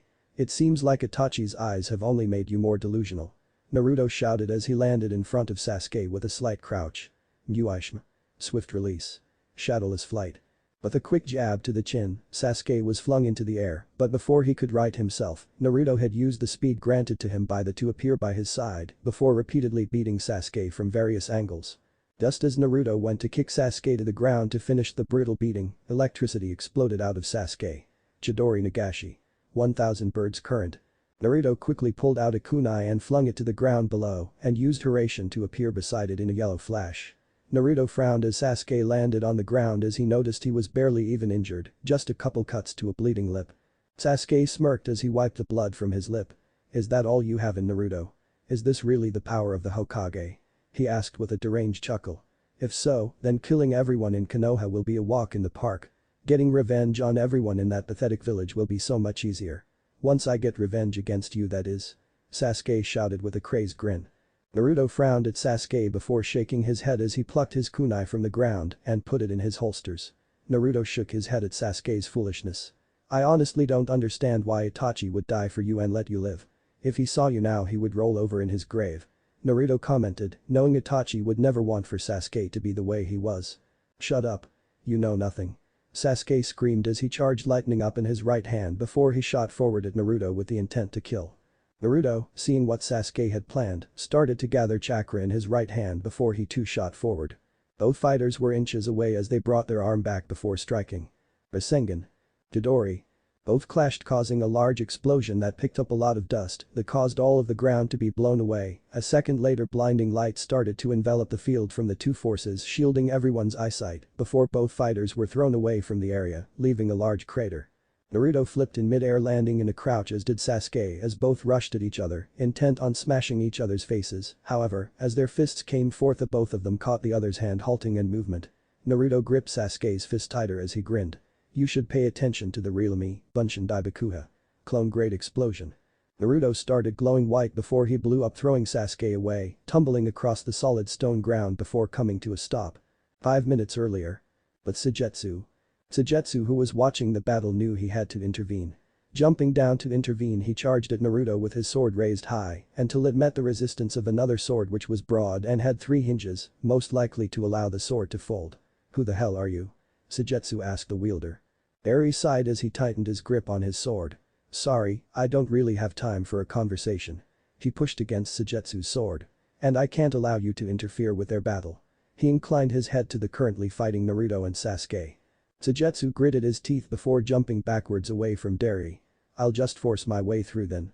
He shouted, charging at Eri with Kubikiri HMCHM held high, bringing it down once he got close enough. Eri simply blocked with a large sword and held his left hand out towards Suigetsu's stomach. Ranton. Ria's Kasu. Storm release. Laser circus, a small halo appeared around his hand before several bright beams formed and struck Suigetsu, sending the white-haired man into a column. Suigetsu grit his teeth as he pushed himself up and rubbed his stomach to soothe the slight stinging. Gotta admit, didn't expect that. He muttered to himself, now aware his opponent was no rookie. Eri wasn't finished with just that though, as he charged at Suigetsu with lightning covering his cleaver sword, and Suigetsu knew he couldn't get struck by that. Darui was too fast for him at the moment though, so all he could do was block with Kubikiri HMCHM, however, that proved to be a mistake. As soon as Darui's lightning-imbued sword struck Kubikiri HMCHM, it immediately began to grind against it until it broke through the metal with its even sharper blade. Damn it. Sujetsu soared as he watched Darui cut right through the blade as if it was butter. My Kubikiri HMCHM. He shouted. Deciding he couldn't stick around, he jumped back onto the column before running up it. As he reached the top he jumped off it while he flipped through hand seals. Ding dan. Water release. Large projectile, a large amount of water started to build up in his body before he blew a large stream of high-pressure water out of his mouth, heading for his opponent. Darui scowled at the amount of water and quickly jumped back to avoid the torrent as it smashed into the ground. He held his hand pointed at the water still coming from Sujetsu. Jibashi. Lightning release. Electromagnetic murder, lightning surged from his hand and like a wave it shot towards the water and connected before Sujetsu could stop the flow. Sujetsu screamed in pure agony as the electricity coursed through his body of water. Damn it. This guy is good. Too good and fast. He thought as he fell to the ground while spasms went through his body, shaking him all over. With shaking legs, he slowly picked himself up though when he looked up his eyes went wide. Darui was running at him with his clever sword lit up with lightning and he was too weakened by the electricity to move. At the same time. But Yuugo. Yuugo in the same mindset of Sujetsu also rushed at Naruto only to be stopped by a kick to the face. Yuugo was sent crashing along the ground until he morphed his arm into a large grey spiky arm that he used to grip into the ground halting his movement. Flipping up he looked ahead to see Kakashi with his headband pulled up, Sharingan blazing at him. It's not nice to interrupt someone else's fight. Kakashi said as he shot forward at Yuugo with a punch, only for Yuugo's enlarged hand to grip causing strain on Kakashi. Twisting his wrist he flipped over Yuugo who still held his wrist, charging lightning in his hand, it started to light up with electricity, thrusting his hand at Yuugo's back he called out, Chidori. 1,000 birds, instead of the piercing Yuugo, he seemed to get electrocuted and pushed forward, resulting in Kakashi being let go who flipped backwards. Damn, what the hell is he made of? It was like Chidori didn't even affect him. Just then Yuugo appeared in front of him with great speed and punched him in the gut, causing blood to spit out of his mouth. The back of Yuugo's elbow opened up like a compartment as chakra blew out of it enhancing the punch, making Kakashi fly across the snow-covered lands. Holy shit. It felt like being punched with Tsunade-sama's strength. Kakashi lifted himself off the ground to look at Yuugo to see wavy lines spreading across his face. Is that the curse seal mark? Kakashi went through some hand seals and yelled out, Kaiten. Nkakik no jutsu. Fire release. Great fireball technique, the usual large fireball roared from out of his mouth and soared across the ground towards Yuugo. Yuugo just grinned like a maniac seeing the fireball, as it neared he swung his arm around knocking the fireball away, making it impact with ground a ways away, only a breeze of smoke and wisps of fire passing by him were any indication that he saw and felt the explosion. You think that would stop me? No no no, you will never stop me. I'll kill you. He shouted hysterically and charged at Kakashi. Before Yuugo could get by Kakashi a voice shouted out. Kamitachi no jutsu. Sickle weasel technique, gale force winds wrapped themselves around Yuugo, shredding his body in the process before lifting him off the ground and throwing him across the ground. Kakashi looked to the side to Temari dropped down by him with her large fan opened up all the way. You look like you need some help. She said with a smirk. Kakashi smiled at Temari beneath his mask. Yes, this guy is more than he appears. Thank you. He nodded before turning back to where Yuugo had crashed. The sooner we kill this guy, the quicker I can see Naruto kick Uchiha's ass. Temari stated as she held her fan tighter. Kakashi chuckled lightly despite the situation and the fact his two former students were fighting. But Naruto and Sasuke. Sasuke looked up with fury in his eyes as he saw Naruto standing on the opposite side of the field with his arms crossed in the same position before he used the Rasengan which confused Sasuke. How have you been standing there the entire time? Sasuke growled at Naruto who smirked. Naruto shook his head sadly at the so-called Uchiha prodigy. You were so focused on the one with the Rasengan that you didn't bother to look for any other dangers. It goes to show just how naive the Uchiha are. No wonder Itachi was able to kill them so easily. Naruto said nonchalantly while Sasuke snarled. Shut up, you don't know anything about Itachi. Like I said before, I met Itachi. He explained everything to me, he gave up his life for Konoha's safety and he protected it from the outside and now you're throwing his sacrifice back in his face by planning on destroying Konoha. Itachi would be ashamed of you. Naruto said as he shifted into his battle stance. Sasuke snarled as he unsheathed his kusanagi. You understand nothing at all. With Itachi's eyes I will have retribution. He spoke with complete conviction that Naruto almost felt sorry for having to kill him. Naruto's eyes narrowed at Sasuke. So you actually gained the eternal Mangekyou Sharingan? He spat out with disgust. Sasuke smirked evilly. Yes, and with it, nothing will stand in my way. He proclaimed. Naruto shook his head and shot forward, leaving a crater where he stood from the force he pushed off of the ground with. He then appeared in front of Sasuke with his fist in his stomach, causing Sasuke to gasp, as he didn't expect such speed or strength. Sasuke was then thrown up into the air from the force of the punch. He never got a chance to take action as was kicked in the side, sending him down into the snowy ground, causing him to cough up some blood. Sasuke wiped his mouth clean of blood and looked up in time to see Naruto drop down to the ground and smirked. I suppose I should stop holding back now. He vanished, making Naruto wide-eyed for a moment. Sensing danger, he quickly reached back and unsheathed Orochimaru for the first time and brought it to his right side, blocking a stab aimed for his neck. So you were holding back all along. Naruto said as Sasuke pushed against Orochimaru, actually putting strain on Naruto's arms. Sasuke snickered evilly. Of course, why should I go all out without knowing my opponent's strengths and weaknesses? In case you forgot, but with the Mangekyou Sharingan, I can easily pick up on your movement the whole time. The only reason I allowed you to hit me was so I could get a feel of your strength. Sasuke said as he gave one last push before he flipped back and landed in a crouch with Kusanagi in a reverse grip. Flipping to his front, he stabbed the ground. Chidori Kanken. 1000 bird sword, charging right in through the blade, lightning shot forth along the ground, destroying it as it closed in on Naruto. Naruto brought his sword behind him and swung it in an arc forward while calling out. Fton. Chika, SHM. Wind release. Beast wave palm, a large wave of wind expelled from the sword cutting through the lightning, heading straight for Sasuke, who went wide-eyed at seeing the amount of chakra in the wind attack. Sasuke jumped over the wind, allowing it to pass by and crash into the ground, landing softly. He flew at Naruto, who put his fingers in a cross seal and called out. Taj Kage Bunshin no Jutsu. Multiple shadow clone technique, almost 1,000 clones covered the expanse and all at the same time attacked Sasuke. As Sasuke expertly defeated each clone with swift precision of any master swordsman, Naruto was with his own thoughts as he sheathed his sword. I can't use too many, otherwise I'll give away too much of my abilities, and I know Madara will be watching from somewhere close. For now I'll have to use what I need to. Sasuke's transplanted eyes should not be at full power yet, so he should be easier to kill now rather than later. I can't waste this chance. Just as Sasuke took down another clone, Naruto flung a kunai at Sasuke, but the Uchiha's Mangekyou Sharingan was able to see it coming, allowing him to deflect it to the ground. You should have destroyed that. The remaining clones exclaimed in a cheerful voice. Sasuke understood why when Naruto appeared in front of him with a yellow flash and 2 Rasengans in each hand. Jiken. Rasengan. Space-time. Spiraling group spheres, thrusting both hands forward, both Sharingan slammed into Sasuke's gut, forcing blood to be spat out as the Uchiha was blasted off his feet and into a far wall across the large chambers. Naruto narrowed his eyes as Sasuke crashed into the far wall, causing a mass of dust to be blown his way. Looking around quickly, he found others in their own battles, and it was only now he noticed just how large the floor they were on actually was. I have to end this quickly. Meanwhile with Suigetsu and Dari. Suiten. Mizu Funsha. Water release. Water jet, 2 large jets of water made contact with each other, causing a large explosion through the area, knocking the 2 people off their feet. Dari stabbed his right sword into the ground and swung around on it, heading for Suigetsu, who repeated the action with his own. Swords made contact, causing an explosion of rock and dirt to pick up around the two. Dari, using his lightning-enhanced sword, pushed Suigetsu's smaller sword out of the way in order for him to kick forward. However, as he made contact, his foot got lodged in Suigetsu, who solidified the water around that part of his body to keep him there. Suigetsu grabbed the leg with his free arm and turned his body into water to free the leg before he swung his opponent around and chucked him to another part of the field. Dari once more stabbed his sword into the ground to slow his momentum before kicking off of it and backflipping to land on his feet. He was unable to keep his balance in time before Suigetsu finished his hand seals. Shuriken no Jutsu.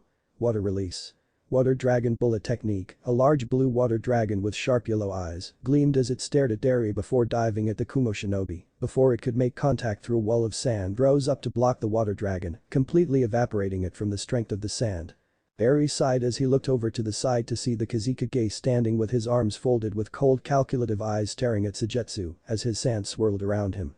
Suigetsu looked over to see Gaara and growled quietly. Knowing Gaara was probably one of the strongest Kazekages with his sand. Looking back at Dari, he chuckled. So you need the Kazekage's help to actually defeat me, he chuckled to himself. Gaara just looked at him impassively. You're here to kill Naruto Uzumaki, that's the only reason I'm here, to kill you. He said, causing Suigetsu to chuckle. You think you can kill me? You're pathetic. Sujetsu growled out as he hefted his sword up. Gaara held out his right hand causing sand to rise up instantly from all around him, pushing his hand forward the tendrils of sand shot at Sujetsu, who narrowly dodged them as they came while swinging his large sword, about cutting through the sand as much as he could. The only flaw about this was that Sujetsu didn't realize that the sand was now all around him in a circle with him in the middle. Is that all you got? Sujetsu taunted. Gaara chuckled slightly, but even though it was low, Sujetsu couldn't help the shiver that crawled up his spine. You're as foolish as the Uchiha. He said as he waved his arm about causing the sand around Sujetsu to rise up, making him tense before he closed fist. All of a sudden all of the sand formed a ball around Sujetsu completely encasing him. Turning to Derry he raised an eyebrow. Do you know any Kaiten he asked, hoping he caught on. Derry looked confused for a moment before frowning. No I don't, but I could use a high voltage of lightning powerful enough to turn the sand to glass.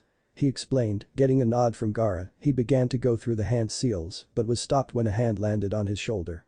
Turning his head cautiously, his eyes went comically wide when they rested on the large breasts barely contained in a blue garment. I'll handle this. May said with a smile at Derry who finally looked her in the face, not the eyes though since he was fairly embarrassed about staring at her breasts, as impressive as they were. She dropped her hand and stepped up beside Gaara, who merely raised an eyebrow at her. Sorry for the interruption, but this young man is a missing nin of Kiri, I'm sure you understand. Gaara nodded his head at the elder Kage, but didn't call back his sand. I do understand. But letting him go now would be bad for us all. He spoke with his usual monotone voice. May smiled at the younger Kage. I never said let him go. She looked at the sand-encased Sujetsu with a frown. I can see that despite being from a different village that you are loyal to Hokage Dono and after watching his battle with the Uchiha. I can see why, though I doubt it is his strength you are loyal to him for. Nevertheless, Sujetsu Mizuki poses a threat to us all, no matter how much of a small fry he is. Gaara raised an eyebrow at her before nodding in acceptance. Maybe an alliance may actually work.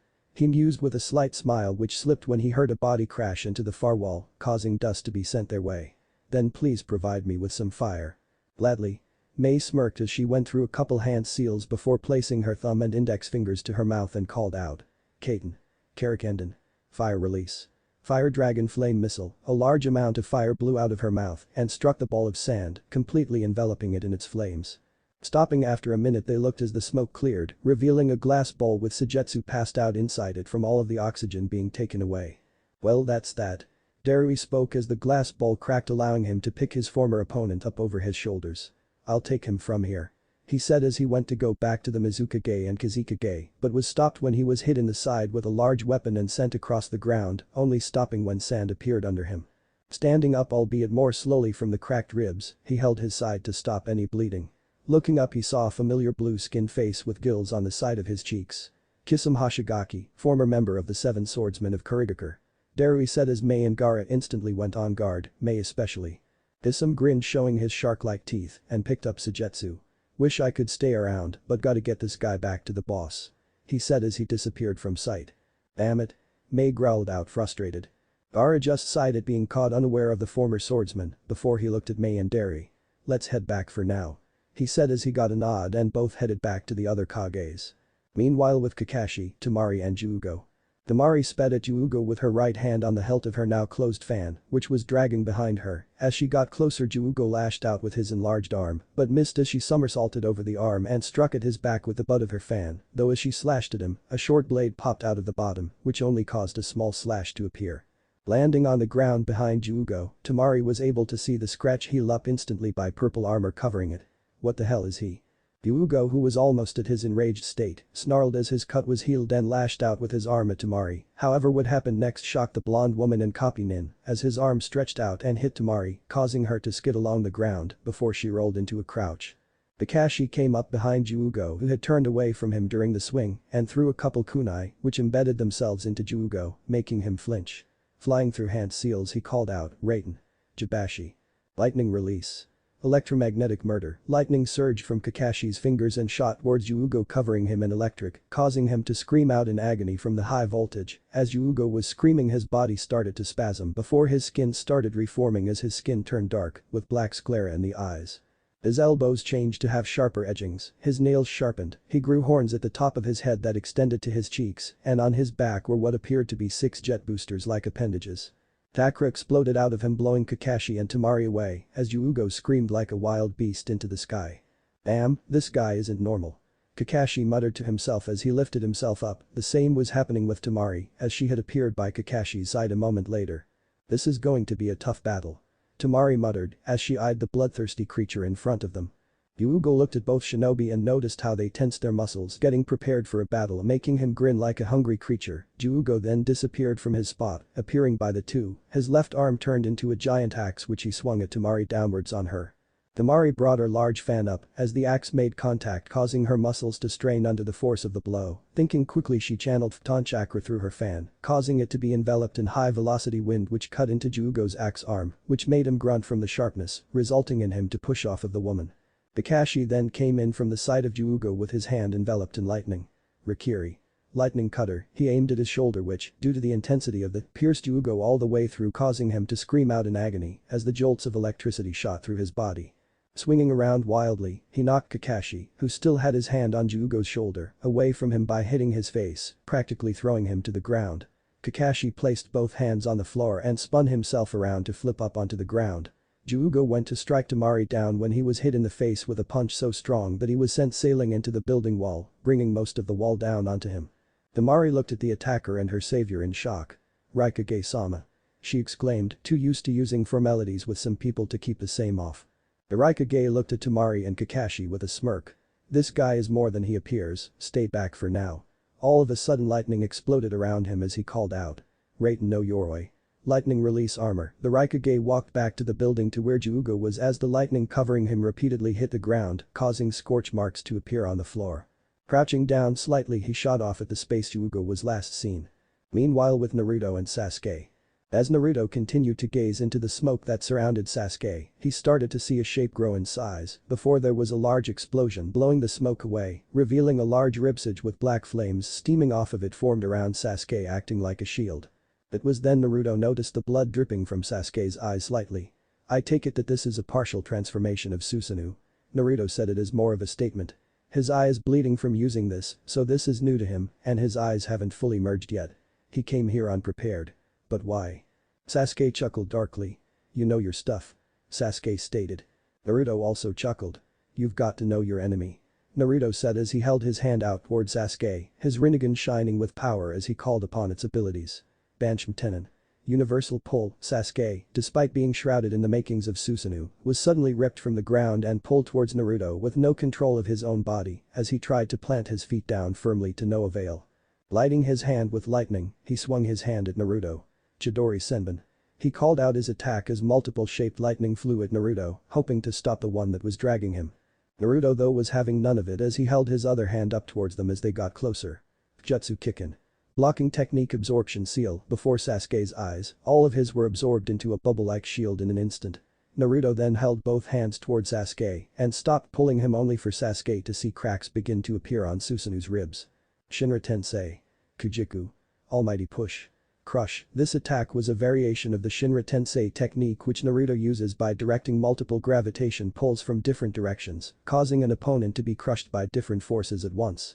With enough force, it could turn a being or an object to dust, as proven by the looks of the ribs cracking even faster. The gravitational field was unable to keep a hold of Sasuke as there was another explosion of power from him, blowing Naruto back slightly from the sudden explosion of power before the dust cleared, revealing a second form which was now a large skeleton with some musculature on it. It now completely enveloped him more and grew horns on its head and 3 hands that had 6 fingers on them. Naruto's eyes widened seeing the Susanoo change form so quickly. "It looks like the more you get beat down, the faster your Susanoo matures," Naruto said to Sasuke while it sounded slightly like he was explaining it to himself as well. Sasuke chuckled as Susanoo's chakra coated him in black flames almost like Amaterasu. "With this power from Itachi, I will finally kill you. To think this is what our powers combined could be like, and yet I'm not even at my full strength yet," he said as he laughed maniacally at the end. Naruto sighed sadly. "You truly are lost. I guess it's about time I finally rid this world of you," he said, getting in a stance ready to kick Sasuke's ass. "No, I'm not lost. I've finally found my way," Sasuke exclaimed as he ran forward with his Susanoo blowing around him in the wind.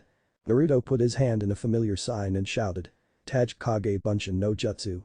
multiple shadow clone technique, another battalion of clones sprung to life and immediately went on to attack Sasuke, while he jumped back with a clone, holding his hand out chakra swirled around it before forming a Rasengan. The clone then placed his hands on it, causing wind to pick up all around him. Infusing it with a Rasengan, making it go from the normal blue to a pale blue, while a Fukma shuriken-like shape formed around the edges, expanding a wide range as the wind from it cut the ground around him, while lifting up the rocks from the vortex that formed above the.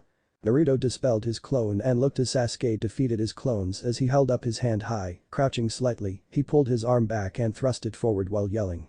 Futon. Rasen Shuriken. Wind release. Spiraling shuriken, the sword across the large chamber, completely destroying the ground floor and tearing into the many columns, despite not touching anything. Sasuke looked on in shock at seeing such a thing that contained so much chakra and control. He became even more shocked when Naruto actually threw it, which made him wonder just how such a thing could happen with something like that. OSH, he wasn't able to finish as the hit Susanoo with such force that it blew him back into the building, crashing through wall after wall before the ripped Susanoo apart, but it didn't end there as Susanoo kept on rebuilding itself as the formed a giant chakra dome, trying to break through the skeletal Susanoo until they eventually died down, leaving Sasuke panting, while his Susanoo once again revealed a new form once the dust that had been collected dissipated. When the dust cleared, it revealed Sasuke, who was surrounded by a large spectral figure. On its left forearm was a bow doubling as a shield. In the right hand was an arrow. "You lose now, dope, you should have learned you could never beat me," he said with blood running from the side of his mouth, whilst one of his eyes closed slightly from the amount of bashing through the walls. Naruto looked at the ethereal figure that surrounded Sasuke, towering over everything in the shape of a demonic-looking knight, as the crossbow on its left forearm was aimed at him with an overly large ethereal arrow placed in its loading spot ready to fire. "You think your Susanoo can defeat me? I have to admit it's impressive, I never thought our fight would push me this far. But it won't be enough." Sasuke smirked. "You seem to know quite a bit about Susanoo." Sasuke started with an underlying question of how. Naruto chuckled. "When I defeated Pain, he granted me with a gift to help me in my fights in the future." Pausing, he tapped the side of his head with his index finger. Knowledge, everything he knew was transferred up here, all of his hand seals, fighting styles, other people's abilities. Apparently Pain had fought Itachi when he first joined to test him. Itachi was forced to use Susanoo, giving Pain the chance to learn and observe such a strange ability. Sasuke was shocked that Naruto had been given all of this knowledge by the leader of Akatsuki, knowledge that could contain valuable pieces of information. "You're telling me you practically know all of Akatsuki's secrets?" he asked, feigning sarcasm in order to get Naruto to catch him out. Naruto chuckled. At first, having such information was troublesome to say the least, having images flash through your brain at intense speed and then all kinds of information popping up all the time really started to put a strain on me. So I had to arrange the information in my mindscape to access whenever I wanted to. Sasuke snarled at Naruto, thinking he was trying to outdo him by thinking he's better than him. "Well then, I don't see how that knowledge will help you when you're dead," he said as he aimed the crossbow at Naruto with a black arrow flickering ready to be fired. "The only person who will die here is you, Sasuke. The end of the Uchihas will start with you," Naruto said, preparing for whatever Sasuke was going to do. Sasuke laughed maniacally. "Haha, you think that I will die? Ha, you really are delusional, you haven't changed one bit." "Dope," Sasuke said. A second later the arrow was fired at Naruto at lightning fast speed. Naruto was too quick for the arrow though and held his hand up once more. "Shinra Tensei. Almighty push." As the force hit the arrow, it stopped it in its tracks when all of a sudden the arrow seemed to get narrower before it broke through the invisible force. Naruto's eyes widened as the arrow broke through, something that had never happened before. As the arrow got closer, he counted the interval in which he would once more be able to use it again. 5. 4. 3. 2. 1. Holding up his hands once more, he whispered. "Shinra Tensei. Almighty push." This time the force blew the arrow away, vaporizing it as if it never existed. "Sorry Sasuke, but you're gonna have to try harder," Naruto said, noticing that not much of his chakra reserves had depleted due to him using his usual rather than his new ones or his personal. All of a sudden Sasuke started coughing up blood while Susanoo started flickering. "Damn, I need more time for Itachi's and my eyes to properly merge together." Sasuke then dropped to his knees while Susanoo vanished, leaving a battered man on his knees. Naruto stared at the man on his knees as all of the Kages and their guards appeared beside him, except for the Raikage, Temari and Kakashi. "Is it finished?" Gaara asked as he walked up to Naruto's side. "I think so." Naruto was unsure what had happened to Sasuke. "Man, he looks pretty beat up," Kankram said as he eyed Sasuke's tattered clothes and blood all over him. "Well, I guess I have to admit you are strong," the Tsuchikage muttered reluctantly, although it brought smiles to people's face that he admitted something like that. Hokage at the age of 16. It's almost unheard of. At least I know Konoha didn't choose poorly after what I've seen. He knows the technique that made his father our nightmare. Should we kill him or take him? The Mizukage asked, unsure of what to do. Naruto sighed and reached back to grip Hyorinmaru before pulling the sentient blade from its sheath as he started walking forward. It's time I finished this, Sasuke's become insane, there's nothing of the Sasuke I once knew. He said with regret, knowing if he was smarter when he was younger he could have changed things.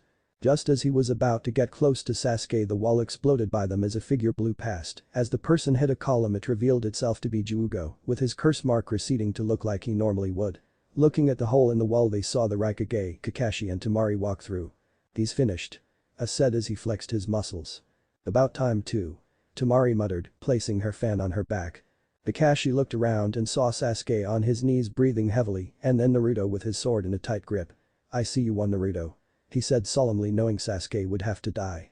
Naruto gave a nod and was about to walk forward when all of a sudden he stopped as he felt a tug on his body. What the?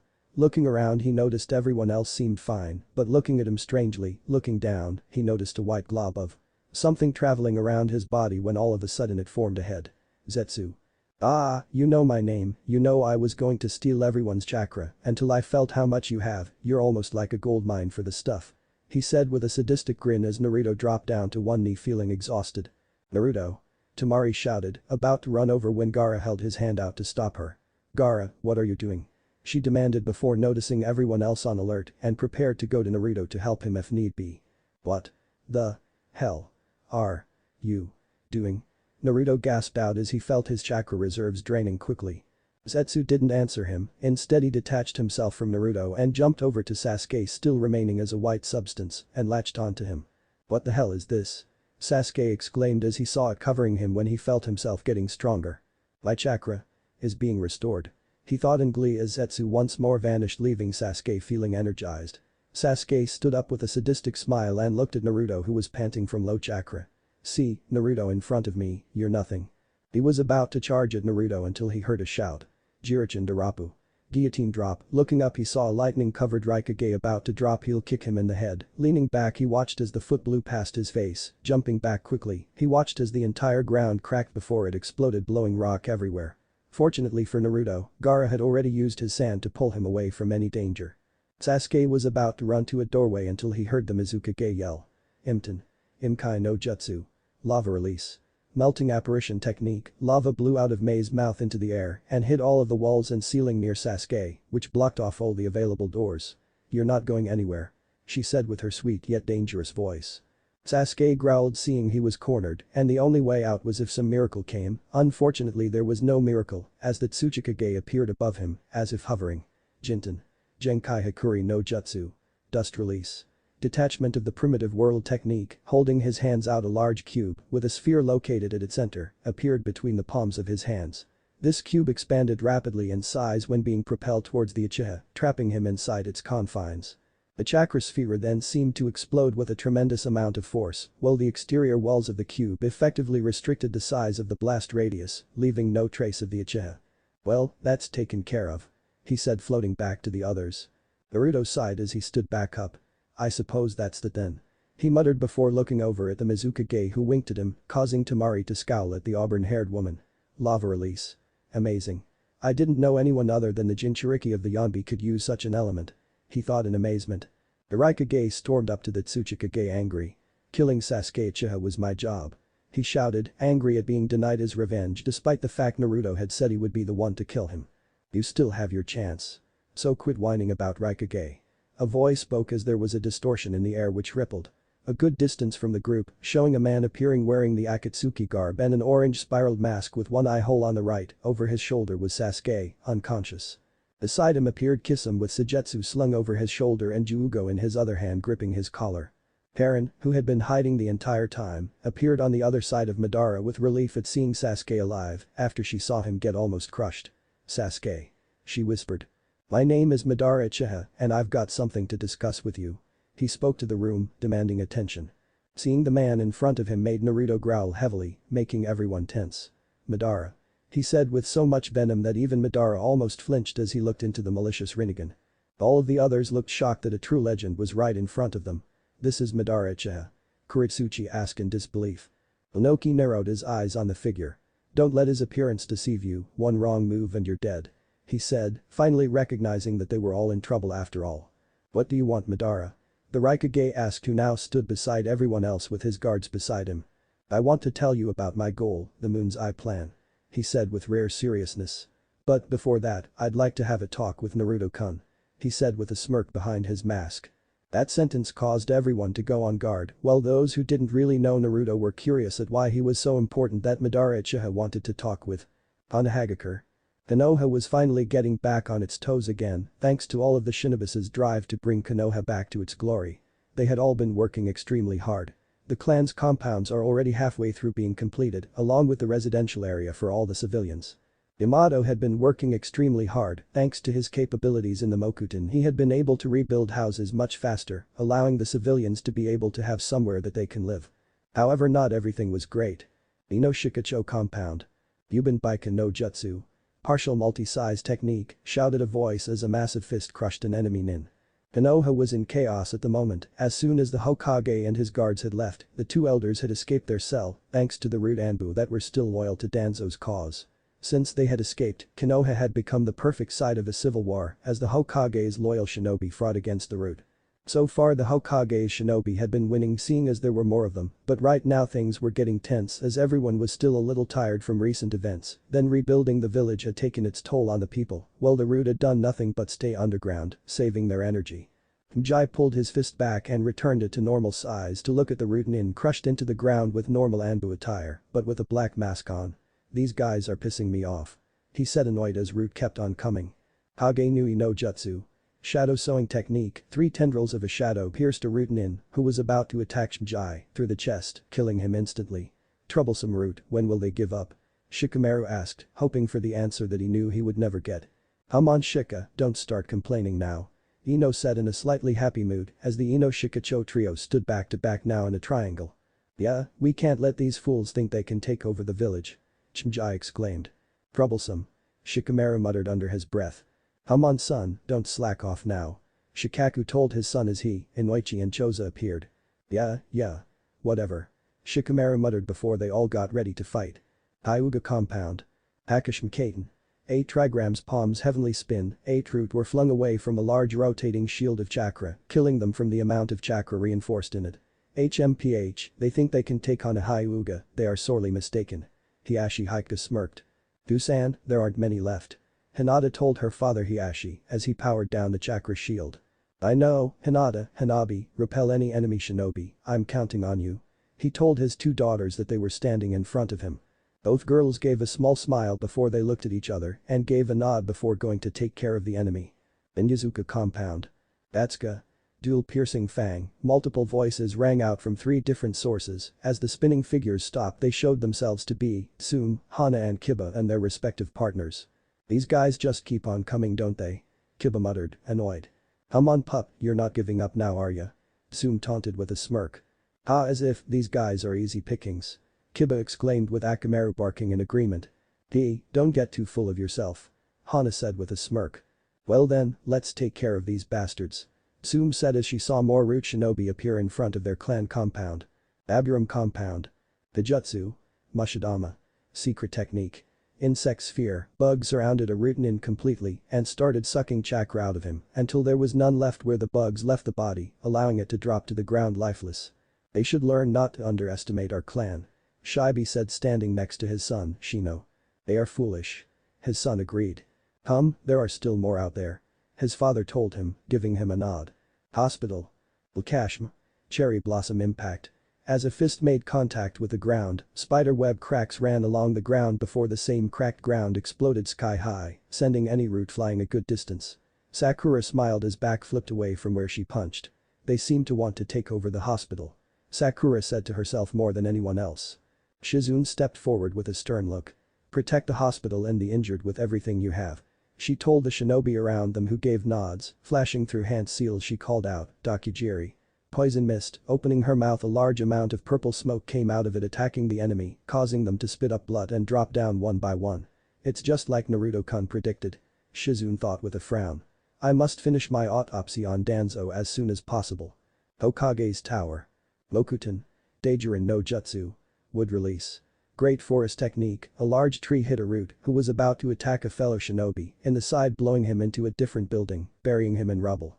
Yamato separated the tree from his arm. This is getting ridiculous. He muttered to himself before hearing a commotion in the Hokage tower, in the very room Tsunade had been placed in to protect her. Cursing to himself, he ran through the doors and up the stairs as fast as he could, jumping from the wall to reach the higher level quicker. However, as he reached the top floor and ran along the corridor, a body came flying out of the doorway and through the wall, leaving a gaping hole. What the hell is going on? He heard a familiar voice demand with irritation. Tsunade-sama, you should calm down, you've just woken up from a coma. He heard Yuga's calm voice through the wall. I don't care. Now tell me why I have men in black attacking me in my sleep. Yamato smiled as he heard Tsunade awake and began to walk towards the doorway to make sure everyone was fine. What do you mean I'm no longer Hokage? He paused in his walking, feeling sorry for Yuga at the moment. Huh? Naruto. Naruto is the Rakudame Hokage. Are you shitting me? Okay, get me Shikamaru then. And a very large bottle of sake because I think I'm going to need it. Is that wise after just Let me my goddamn sake. Deciding he could speak to them later, Yamato sneaked off before they could see him. Tough luck Shikamaru-san. But at this point it's every man for himself in the face of Tsunade-sama's temper. Thanks for listening. I do hope you enjoy it. Turn on that bell notification. Like, subscribe and comment down below. And also check out the other videos I have created and enjoyed it. See you guys next video.